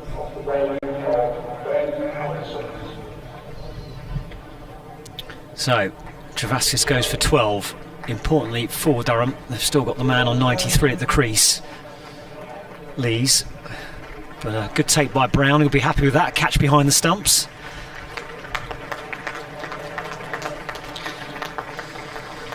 Applause as Travaskis heads off for 12, and Luke Denisi coming in, and applause for him as well. So Denisi, another wicket, and Durham could be in serious trouble here, but if these two stay together, then this is not over by any stretch of the imagination. 185 for 6. Yeah, 47 required off 7.4. Normally you would say that's plenty, but they're just shedding wickets here. Durham, it could be a very, very tight finish.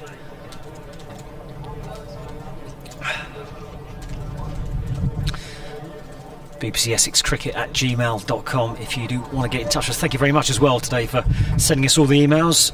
It always helps the day go a little bit quicker. Always nice to hear from you as well. Still plenty of cloud cover, but as I've been saying all afternoon, the temperature outside is actually quite pleasant. Hence the reason there are still lots of people left in the ground. A lot of them wearing short sleeves. There's a few coats on now. Essex looking to take these final 4 wickets, which I think they'll need to get to win this game. Otherwise, I think Durham probably will chase this target down. Just 47 required for victory. Run rate required is 6.1. The current rate is 5. Denisi on strike as Allison moves in, bowls. Oh, that's played off the pads into the leg side. Fielder's going to come in from the deep. They'll try and prevent a second run. They do. It's just a single. Brings Lees onto strike. 186 for 6. 46 required for victory.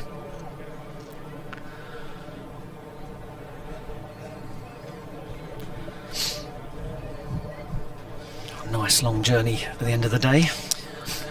Jones says, listening to the commentary of the Durham v Essex one-day cup match reminds me of the 2 old men in deck chairs. Well, one of us might be 50, the other one certainly isn't. Here comes Allison. Bowls. That one keeps low as well. It's just dubbed out into the offside. He's got to be quick here. Underneath the shot at the stumps comes at the non-striker's end. I wonder whether he went to the wrong side there. Dunleavy was slow to set off. Lees was on it straight away. He goes to 94. The 100 is providing opportunities for players to mix with international players and players with variety and styles. Most of those who are now in the 100 were already here in the T20 if you look around at who some of the overseas stars were for the varying clubs. Allison, number 65 on his back. He's got a wicket already in this over. 2 runs off it, only conceded as next delivery turned away into the leg side. Now, can they come back for a second run? That's gone wider of the fielder this time, and they are going to come back for a second. Dunleavy goes to 3. Durham on 189 for 8. And a couple of runs with just a ball left. 43 required for victory.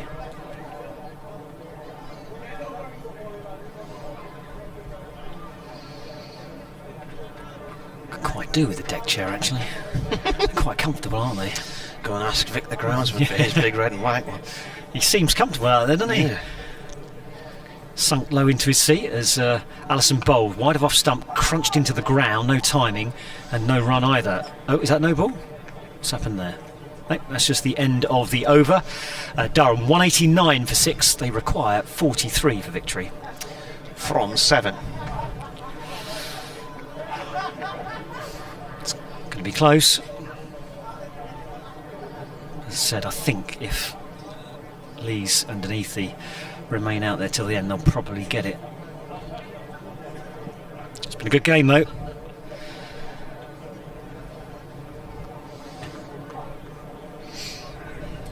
So sticking with spin, Nijar from the Lumley end.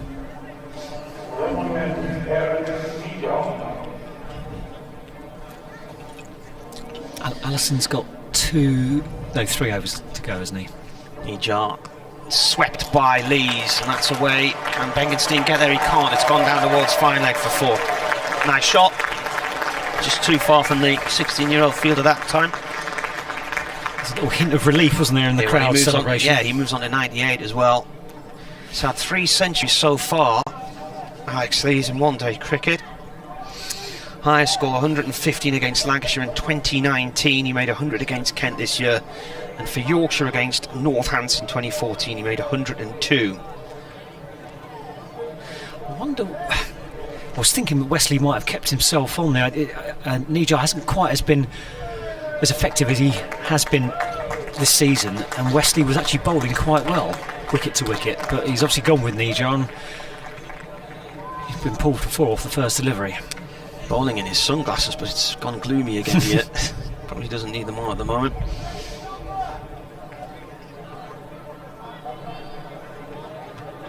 .98 Lees is on. He pulls that back to the bowler, who stops it two-handed in front of the stumps. Durham need 39 to win from 6.4 overs in a tight, low-scoring game here in Chester Street. Lees sweeps out towards the deep mid-wicket boundary. He should come back for... no, he's only going to go for the 1. Thought for a second there he had time to come back for 2, but he hasn't got 100. He's got 99. What's happened there? Well, I think they thought he got a 4 and added 4 on, then they've gradually been back counting. He's now on 99 and he's off strike as well. Dunleavy's on 3. Nijar coming round the wicket, left arm round to the right-hander from the Lumley end. Dunleavy with a little shot out towards square leg for 1. Brings Lees back onto strike. 2 balls left in this over. Durham need 37 to win from 6.2 overs. What's it at? It's 5.8 and over, isn't it? Which is exactly what Allison's been going at. He's not bowling at the moment. It's Nijar. He's on strike. Pulls it up the field. There's his 100. He matches Khushi in getting to a century. His 4th in one-day cricket. He raises his bat to acknowledge the applause of the crowd. And he's got there in 113 balls and 10 fours.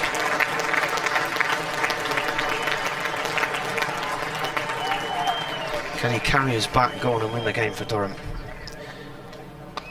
This is played upfield to mid-on by Tanithi off knee shot, and that is the end of the over. 6 to go, 36 to win. Simple maths. Thanks for your emails again.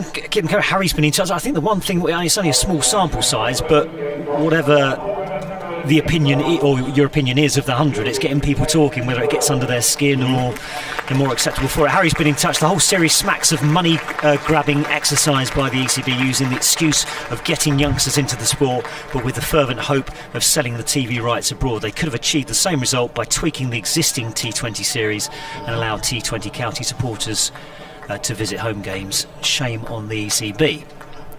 Thanks, Harry. BBC Essex Cricket at gmail.com. Rob's been in touch as well about the 100. He says, hi guys, just got another delay here as the Essex players just discussing, is it field changing or just deciding who they want to be bowling? Allison's got the ball in hand. Tender Scarter's saying something to Wesley. I think they're going to continue. Hi guys, I was so anti the 100 as a long-time county cricket fan and with a ton of emotional investment in Essex. However, with it being available, I thought I'd give it a go. I must confess that it was nice, a relief to watch cricket without caring who wins. But while it was entertaining, it was what it was. As this one's clipped down towards the fine leg boundary for one. Come back for a second run. Okay, the throw's coming in now. The balls are wide of the stumps, and Brown just had too much to do, didn't he? It wasn't the strongest throw from down the boundary either. Tanithi wasn't sure whether to go for a second, paused a bit, but he was too far away to get the ball to the bowler's end. I think he's way up the far end of the ground. Rob goes on to finish. You're right from earlier. County fans like Essex or say Northants won't follow a franchise, although yes, a lot of Essex fans do work in the city and can attend the 100 games. It's a brief encounter though. As their heart lies elsewhere, I can't see a long-term solution. Punch down the ground. Is that going to go 4 or 6? It's gone 4. It's plugged a little bit. It's slowing up. 2 fielders chasing, but it's gone to the boundary. And this could be the killer over from an Essex point of view. I think it should be the 200 up, is it? Yep, 202 for 6. And Durham required just 30 more runs. What century number for Durham was that when he got there? Was it the 72nd? Jeff's been back in touch. Sorry, Jeff, I completely forgot about your email. He's been sitting on a beach, enjoying a beer, listening to the commentary. So we're very, very envious of you. Lee's 100 was Durham's 72nd in one-day cricket.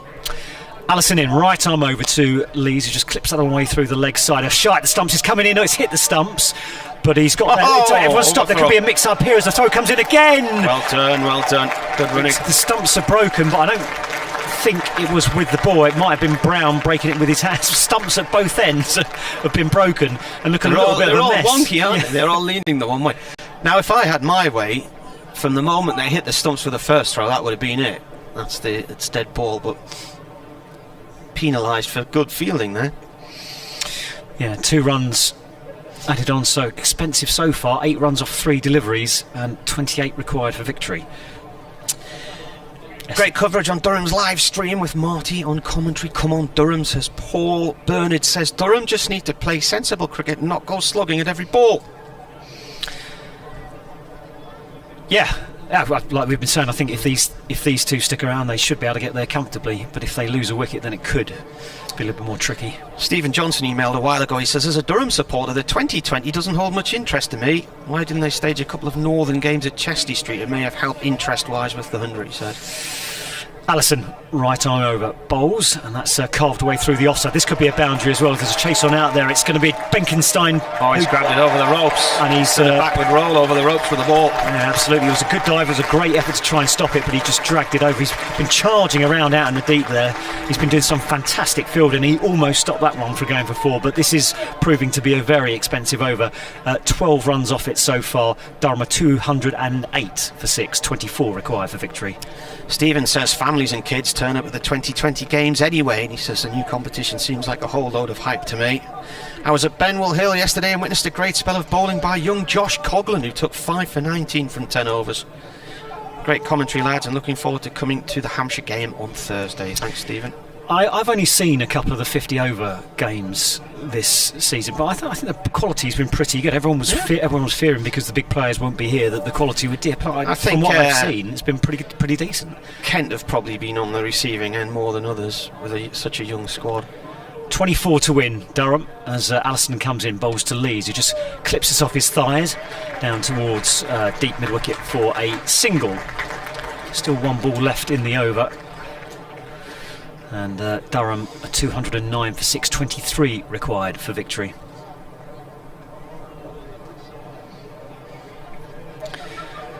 Yeah, it does seem a bit strange though, doesn't it, that literally the year after England win the 50 over World Cup, they pretty much ditched their 50 over competition in the county circuit. Here comes Allison from the Finkel end. Right arm over to the right-handed bat. That's punched away in the air. It's gone up, but I think it's going to land safely in no man's land. Two fielders chasing after it. Just plugs in the outfield, and they come back through for 2 runs. So a good over that one for Durham. 15 off it, and required rate suddenly plummets to just 4.2, and Durham require 21 to win off 5. It's Durham's game to lose now, Martin. Looks that way, doesn't it? 1 wicket could change things again, though. Particularly if it were to be Lees.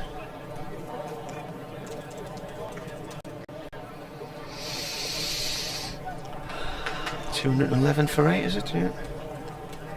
6. Don't panic, people, don't panic. 6. Talking your team out of and 21 to win from 5 overs.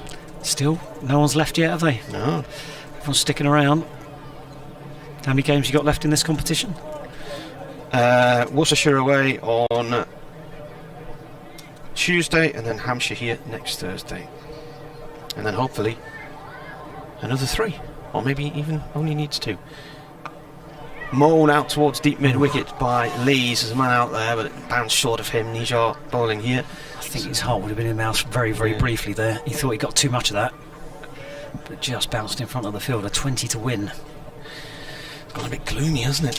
Yeah, very dark. You don't want the rain to come now, do you? No. Mind you, you'll be ahead on DLS, so. Nijar to Danifi, he drives it out into short extra cover and a throw back towards the bowler's end. They're doing their best here, Essex, to try and create pressure. 20 needed from 4.4 overs here on BBC Radio Newcastle, BBC Radio Essex. Nijar around again. Danifi skies one way over the top of mid-off, and he'll get 2. They're taking risks, and Essex have got 7 men inside the circle, plus the wicket-keeper, so they've only got 2 men out towards the boundary, so they know they need to take wickets. Duckworth Lewis is 201 with DLS, Durham 214 at the moment. Does that go ball by ball? Is that at the end of this over? We'll have to watch the next bit to see. Nijar bowls. Danifi defends. It's gone out towards the offside, no run there. It stayed the same, I think, hasn't it? Must be at the end of the over, perhaps. This is his last over as well, Nijar. 2 balls to go. Danifi plays him out through the covers for 1.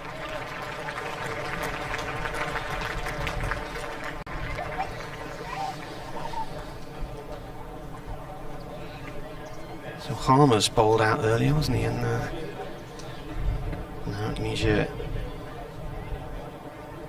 Nijar. Lees is on 114. Last ball from Nijar.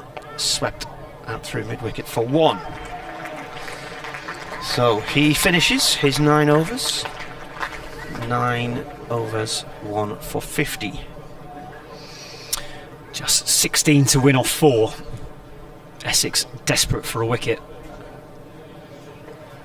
Been counting it down for a few overs now. 74 from 14, 64 from 12, 63 from 11, 57 from 10, and then Allison went for 12, didn't he? 36 from 6, 21 from 5, 16 from 4. So Harmer bowled 9 overs, 2 for 34. Wesley going to bring himself on from the Finkel end. 1 maiden from him. Nijar's bowled out. 9 overs, no maidens, 1 for 50. Eric the Stanmore Mackham. Stanmore, by the way, is just north of Wembley. Says, sport and cricket and sport in general is a tribal thing. I support Sunderland and Durham because of my birthplace and my heritage. They are my teams, a franchise full of people who will probably be playing elsewhere next season. Does nothing for me. Rain is near, according to Rain Radar. A rain alarm. I've got an email in from James as well. We'll try and get to it before the end of this game. This could be over quite quickly if this is a big over for Durham. Jen is asking, who is your fellow broadcaster from Essex? Please, it's David Brett, who was here earlier in the season. Wesley, right arm round, bowls. That's clipped away into the leg side. There's no run there, though. Fielded at mid-wicket. 16 required for victory, 216 for 6. So James is an Essex fan. He said him and his friends don't see any of the benefit of the 100. There's a Wesley bowl. Oh, big sweep. There's an appeal for LBW. Not given.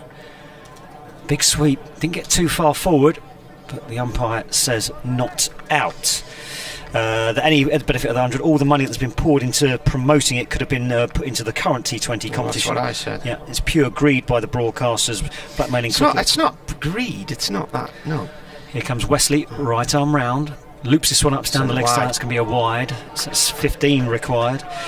Blackmailing cricket authorities at the expense of county clubs into copying the Big Bash in Australia, where they don't really have historical loyalty to any clubs. Thanks, James.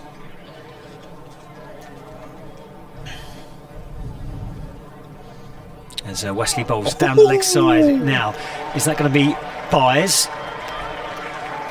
Is it going to be wides? What's the umpire going to give there? There's two of them. It's come through his legs. I think he might have got a bottom edge there. It's come off got the an back. Inside edge, hasn't it? So it's going to be 2 more runs to the total. 13 required for victory.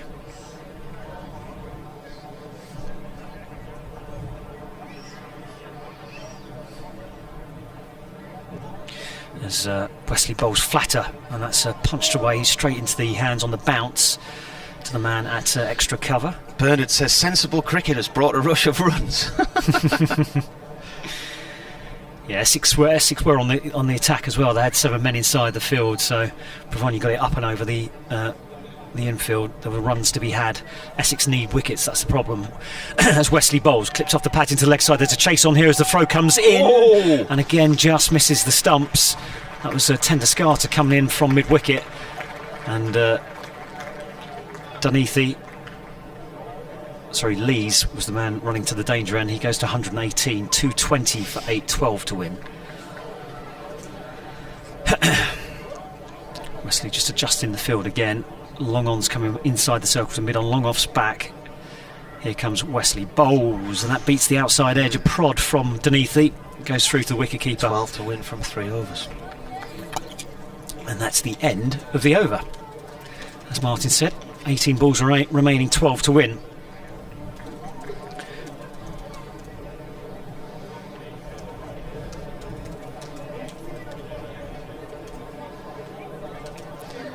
What are they? 220 for 6.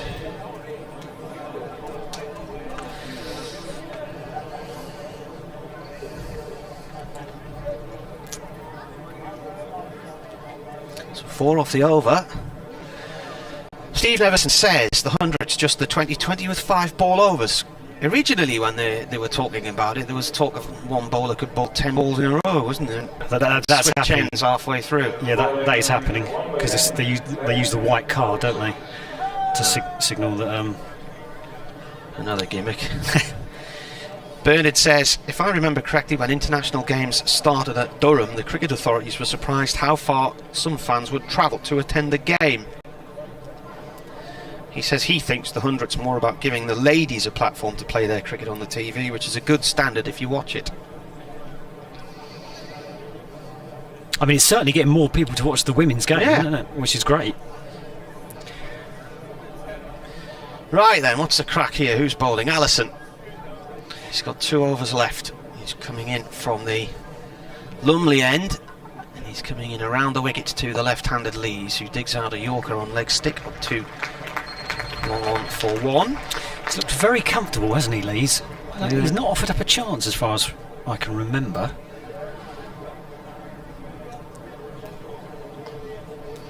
At the moment, Khushi's century is going to be in a losing cause, I think.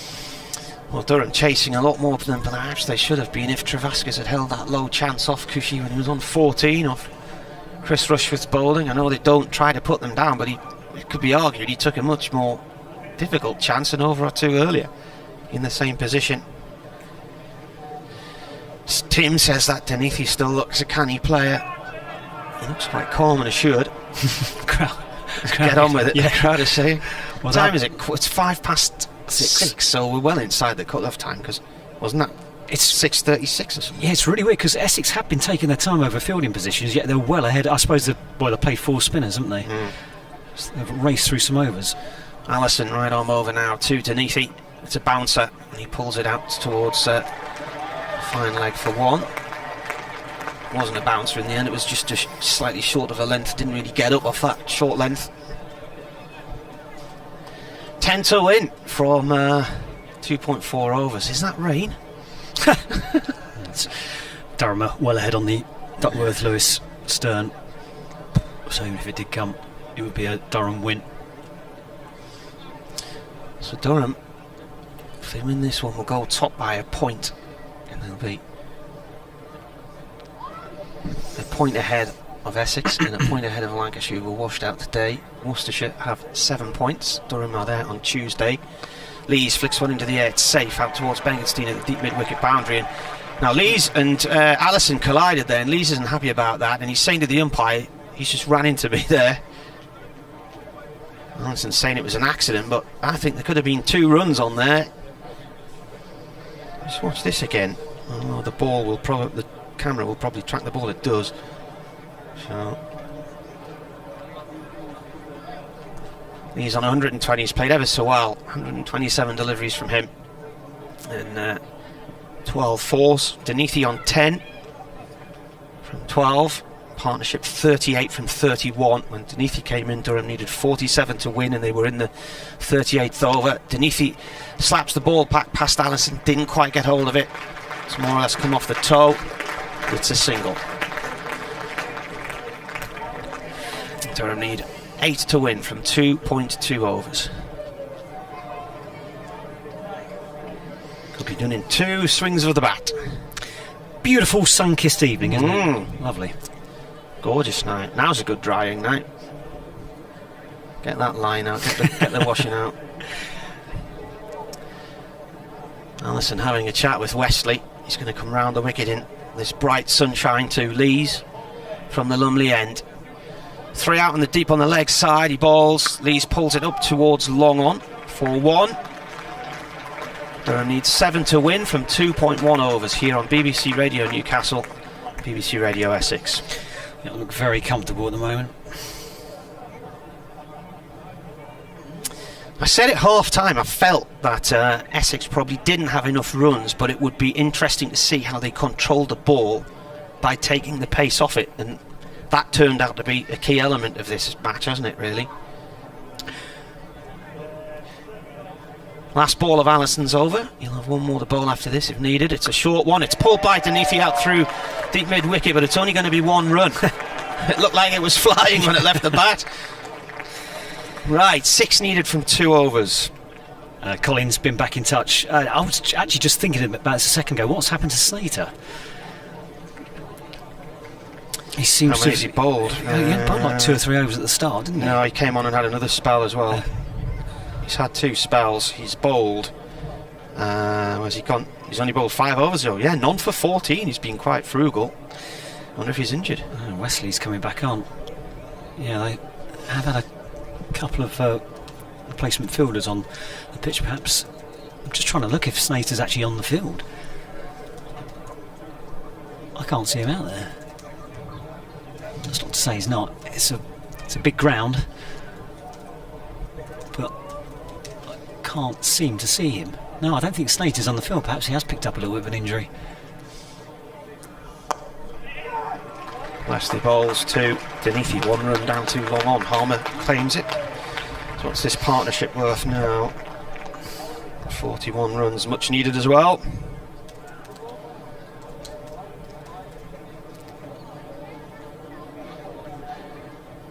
Durham need 5 to win. Lees is on strike on 121. Wesley round the wicket. Lees cuts out into short extra cover. There should be a run out. Yep. He's direct hit of the stumps, and that's the end of Deneathy. Silly run that. Didn't need to go for that at all. He played it straight to the fielder. So Deneathy's run out for 12. Or is he on 13? Let's have a look. That was a little bit of a silly run, wasn't it? Yeah, didn't need to go there. But they've got themselves into pretty much a winning position. Just 5 runs needed. Who was that with a throw? It Short was extra cover, wasn't it? Yeah, it was number. It's Rymel. Good throw. Perhaps too little, too late from an Essex perspective, but you never know. Durham's 7 down. Well, Lees is on strike. Yeah. Well, they need 5 to win. You suspect he might try and finish this with 1 hit. So who's the new batsman? Is it Van Meekeren? It is. And it's Van Meekeren on strike. And he's seen him bat once in this competition this season, and it took him an age to get a run at Radlett last week. He was getting very frustrated with himself. No slip in for him. That surprises me. Wesley in now, and he bowls to Van Meekeren, who cuts away into the offside. There's no run there. As the throw comes, oh no, there's overthrows. That was a little bit silly cricket all round, really. Didn't need to throw out the stumps. Lees was well back in his crease, and then Tenduscard, who had a shy, was wide of the stumps, and Wesley let it go through his fingers, so that he got a run and just 4 to win, and it also brings Lees onto strike. 1.3 overs. Been a good game of cricket, this tight game, exciting. You do get the impression they sort of drift along for a few overs, these 50-over matches, but then it all builds up, doesn't it? Here comes Wesley. Oh, big LBW appeal. Umpire. Oh, he's almost run out as well. Lees comes down the pitch. Rymel comes in with it. Imagine if that had been given, that would have been a massive moment in the game. He's trying to sweep. Certainly worth a shout. Umpire suggesting he got outside the line of off stump.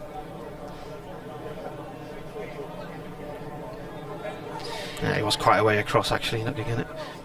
Wesley in again. Lees sweeps again. That's the thick bottom edge. Shy, the stump's coming in as the stumps are broken by Brown, but he's comfortably in his Van Meekeren. He smashed them to bits. They're all lying on the floor, but he's got big legs, Van Meekeren, and he can cover that distance in a fraction of the speed of some of his teammates. Durham need 3 to win from 1.1 over. It's all nervy. Great advert for the Royal London 50 over cup this. Yeah, Lees just went down the pitch to speak with Van Meekeren. I guess it's probably just defend it and I'll take the last over. Van Meekeren is on strike. What's he going to do here? Wesley in. Is he going to doll it up for him? Yeah, he's coming down the pitch. Oh, and he's bowled. He's bowled. Van Meekeren coming down the pitch, went for a big, huge swipe. That's the 8th wicket to fall. Who knows? Who knows? That's the end of the over, though. And Lees will be on strike at the start of the next over. So Van Meekeren couldn't help himself. He also couldn't get bat on ball. He went between bat and pad, and he was bowled by Wesley for 1. So 3 required, 2 wickets in hand. Now, can Essex pull off a remarkable victory, or will Lees just try and finish this with 1 shot?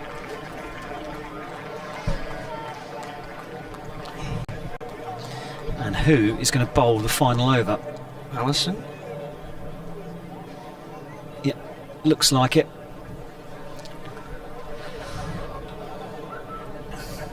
How's your nerves, Durham supporters? In the driving seat. Just 2 runs added for that wicket. Who's coming out now? Is it Rushworth? Rushworth with an injured hand. Yeah. But he's off strike. Yes, the important thing is Lees is on strike. A reminder, these two teams have tied twice in one-day cricket.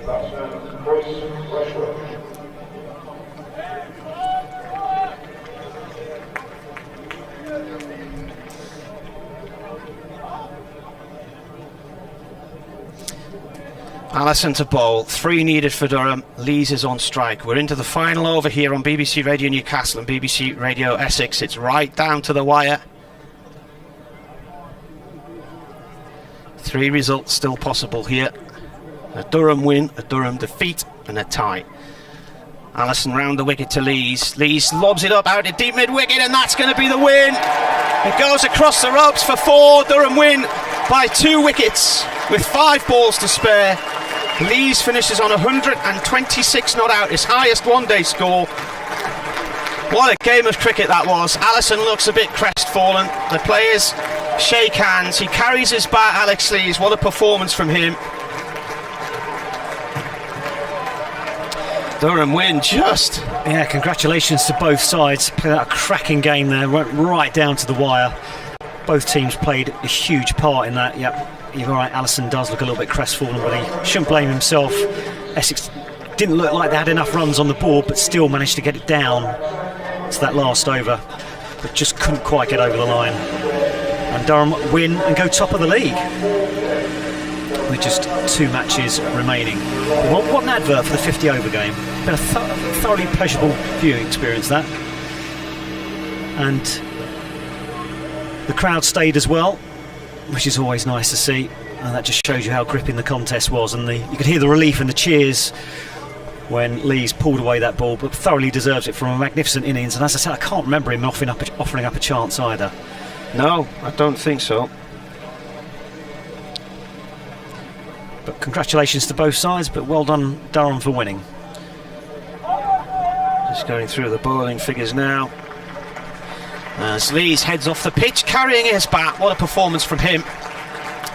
132 balls, 13 fours. And thanks everyone for getting in touch with us via email and Twitter. It's always nice to hear from you.